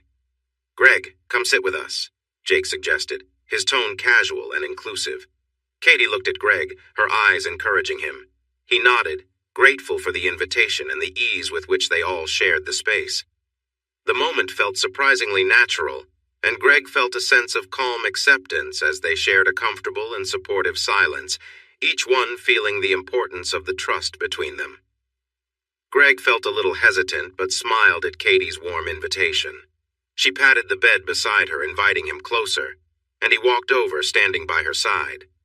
Katie, relaxed and at ease, reached up and gently took his hand, letting him know that he was part of this moment too. As they shared a quiet look, Greg felt surprisingly comfortable. The three of them had found a calm understanding, and he felt included rather than out of place. He brushed a strand of hair from Katie's face, and she looked up at him with a grateful smile, her eyes showing appreciation for his presence. "Come here," she whispered, pulling him gently onto the bed. Greg leaned in, and they shared a gentle kiss. The moment was filled with trust, connection, and a sense of companionship that made Greg feel closer to Katie than ever.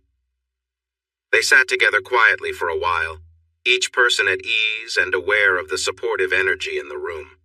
For Greg, it was an unexpected but comforting experience, a true moment of togetherness and acceptance, reinforcing the trust and openness they had built over time. The evening turned into one of warmth, shared companionship, and a renewed bond that Greg knew would remain with him. Greg and Jake shared a few lighthearted words, each trying to keep things relaxed. Jake, noticing the tension, joked, "No need to feel odd, man. We're all just here because Katie's incredible." Greg chuckled. "Right? She really does have a way of making things fun." Katie, amused by their banter, paused and looked up with a playful smile. "Can you two stop chatting? Just enjoy the moment." Jake laughed. All right. Focus on the moment, got it." He exchanged a friendly glance with Greg, both of them appreciating Katie's warm energy. As the three of them shared a few more laughs and lighthearted moments, Katie looked between them, grateful for the easy atmosphere. She gave Greg's hand a gentle squeeze, signaling her appreciation for his support. Jake, too, gave a nod of respect, and they continued in quiet companionship, each person grateful for the trust and ease they felt together. It was a night of simple connection and mutual understanding, reminding Greg how meaningful openness and trust could be. Greg watched Katie's expression, captivated by the emotions reflected in her face. She held his hand tightly, her fingers pressing into his, and he could sense the intensity of her feelings in that moment. As she came down from the peak of her emotions, she looked up into his eyes, sharing a quiet, understanding look. In that small exchange, there was a sense of connection and openness that needed no words. When they paused, Katie and Jake decided to take a quick break and freshen up.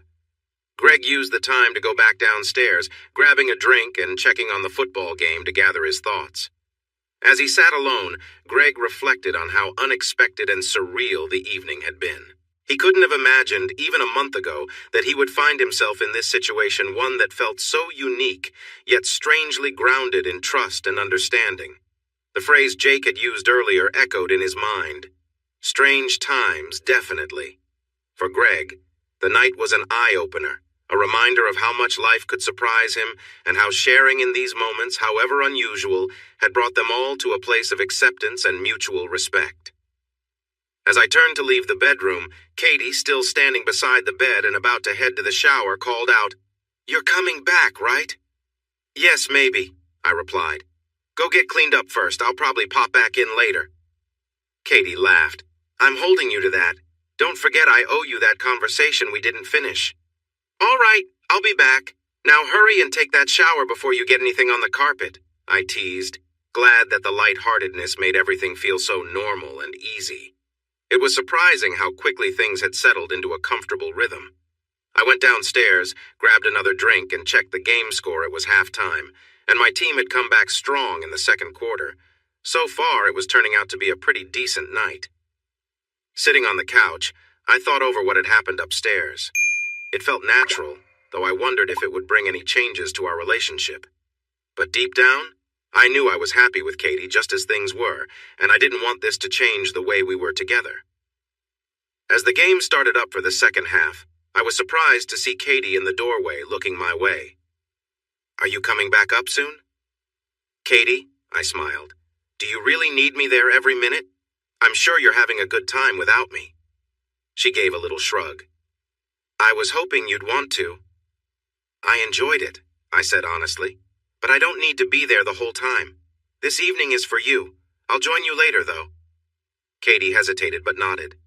"All right, just making sure you're okay with everything." "I am," I reassured her. "Just relax, have fun, and I'll be up in a bit." Katie smiled and headed back upstairs, leaving me with the game. After about 20 minutes, with my team now in the lead, I figured I'd go back up and check in. This time I set my drink down and took a moment to collect myself. When I reached the room, Katie was at ease, laughing and enjoying herself. She looked over with a big smile. "Took you long enough," she teased. I simply nodded, feeling relaxed in the moment. The evening was turning into a mix of lightheartedness, trust, and companionship, exactly what I'd hoped it would be. I stood there, a bit confused, watching the woman I love as she was close to another man. I could see Katie start to move with more energy, even though everything seemed to be going well. She bit her lip and kept looking into my eyes, her breaths getting louder as she continued to press back against him. "That's it. Keep moving," Jake encouraged her as he matched her rhythm with his own. "I want to hear you enjoy this," he added, pushing for her to show more excitement. Katie started to close her eyes, clearly feeling the moment. Her body shook, and she let out soft sounds of pleasure as she buried her face into the bed. Then she looked back up at me, her focus still on my eyes. "Kiss me, please," she said, reaching out. I moved closer, kneeling at the edge of the bed. I held her face in my hands and kissed her. It was a difficult kiss, with Katie still responding to Jake's movements, but we shared a moment together. Even amidst the situation, the kiss was passionate. We tried to connect, but soon Jake's pace changed, making Katie break the kiss to lean down and moan. Just moments after her last big moment, she found herself feeling that way again. She reached for my hands, and I held them tightly as she went through the waves of feeling. After a moment, she pulled me in again for another kiss. Then she turned to Jake and asked him to change positions. He moved her gently while pushing inside her again. From where I was, I could see how everything worked together, and it felt strange to witness. Katie turned her head slightly to look at me, holding out her hand again. I leaned in for another kiss, whispering to her softly during the moment. "How does that feel?" I asked. "Oh yes, it feels amazing," she replied with a smile. Katie turned to me, a look of excitement and warmth in her eyes. She reached up to give me a soft kiss and then looked at me with her usual playful smirk. "Are you really here with me, Greg?" she whispered. I smiled back, nodding, letting her know that I was present and part of this moment with her. As I held her hand, she laughed and teased, "You make everything feel so right." She was visibly happy, and I felt grateful to be a part of her joy. We stayed there for a while, simply enjoying the connection and warmth between us. The experience was new, but it was rooted in trust and openness, a shared understanding that left us both feeling closer. I knew then that no matter how different this evening had been, it had brought us a deeper bond and mutual respect. After the evening's events, Katie lay back on the bed with a tired but happy look. We exchanged quiet smiles, taking in how unexpected yet surprisingly comfortable the evening had turned out to be. "That was a pretty unique experience," I admitted, chuckling a little. Katie laughed softly. You're telling me. I had no idea it would be this comfortable for everyone. I didn't think we'd actually enjoy ourselves this much. Neither did I, honestly, but here we are, and it turned out all right? Katie leaned over, her eyes bright. Thank you for being here with me tonight. I know it was different, but it meant a lot.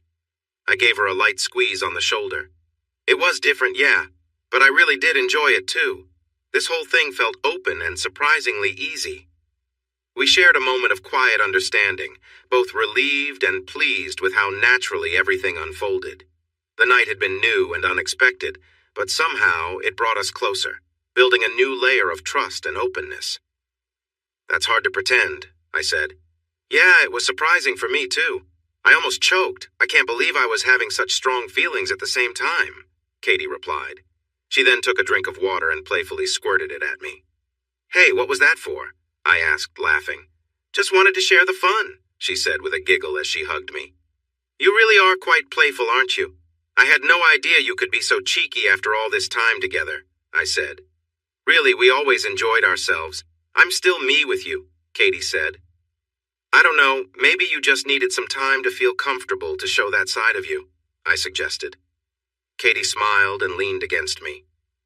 I think my time with Jake was about having fun without deeper feelings. But with you, I love you, so I always wanted our moments together to mean something special, she explained. Maybe so, but I like this side of you, and I hope it stays. Okay, Katie? I said.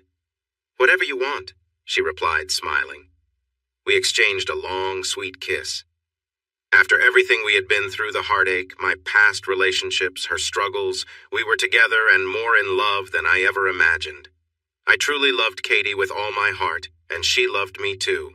A few months later, Katie decided to stop taking her birth control, and we found out we were expecting our first child. We were excited about the future, maybe 2 or 3 kids, but we hadn't made up our minds yet. Life was moving forward, and because we chose to trust each other again, we were making things work. We couldn't be happier. Hey everyone!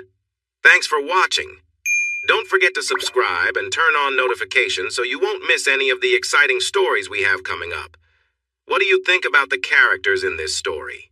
Let us know in the comments. We'd love to hear from you.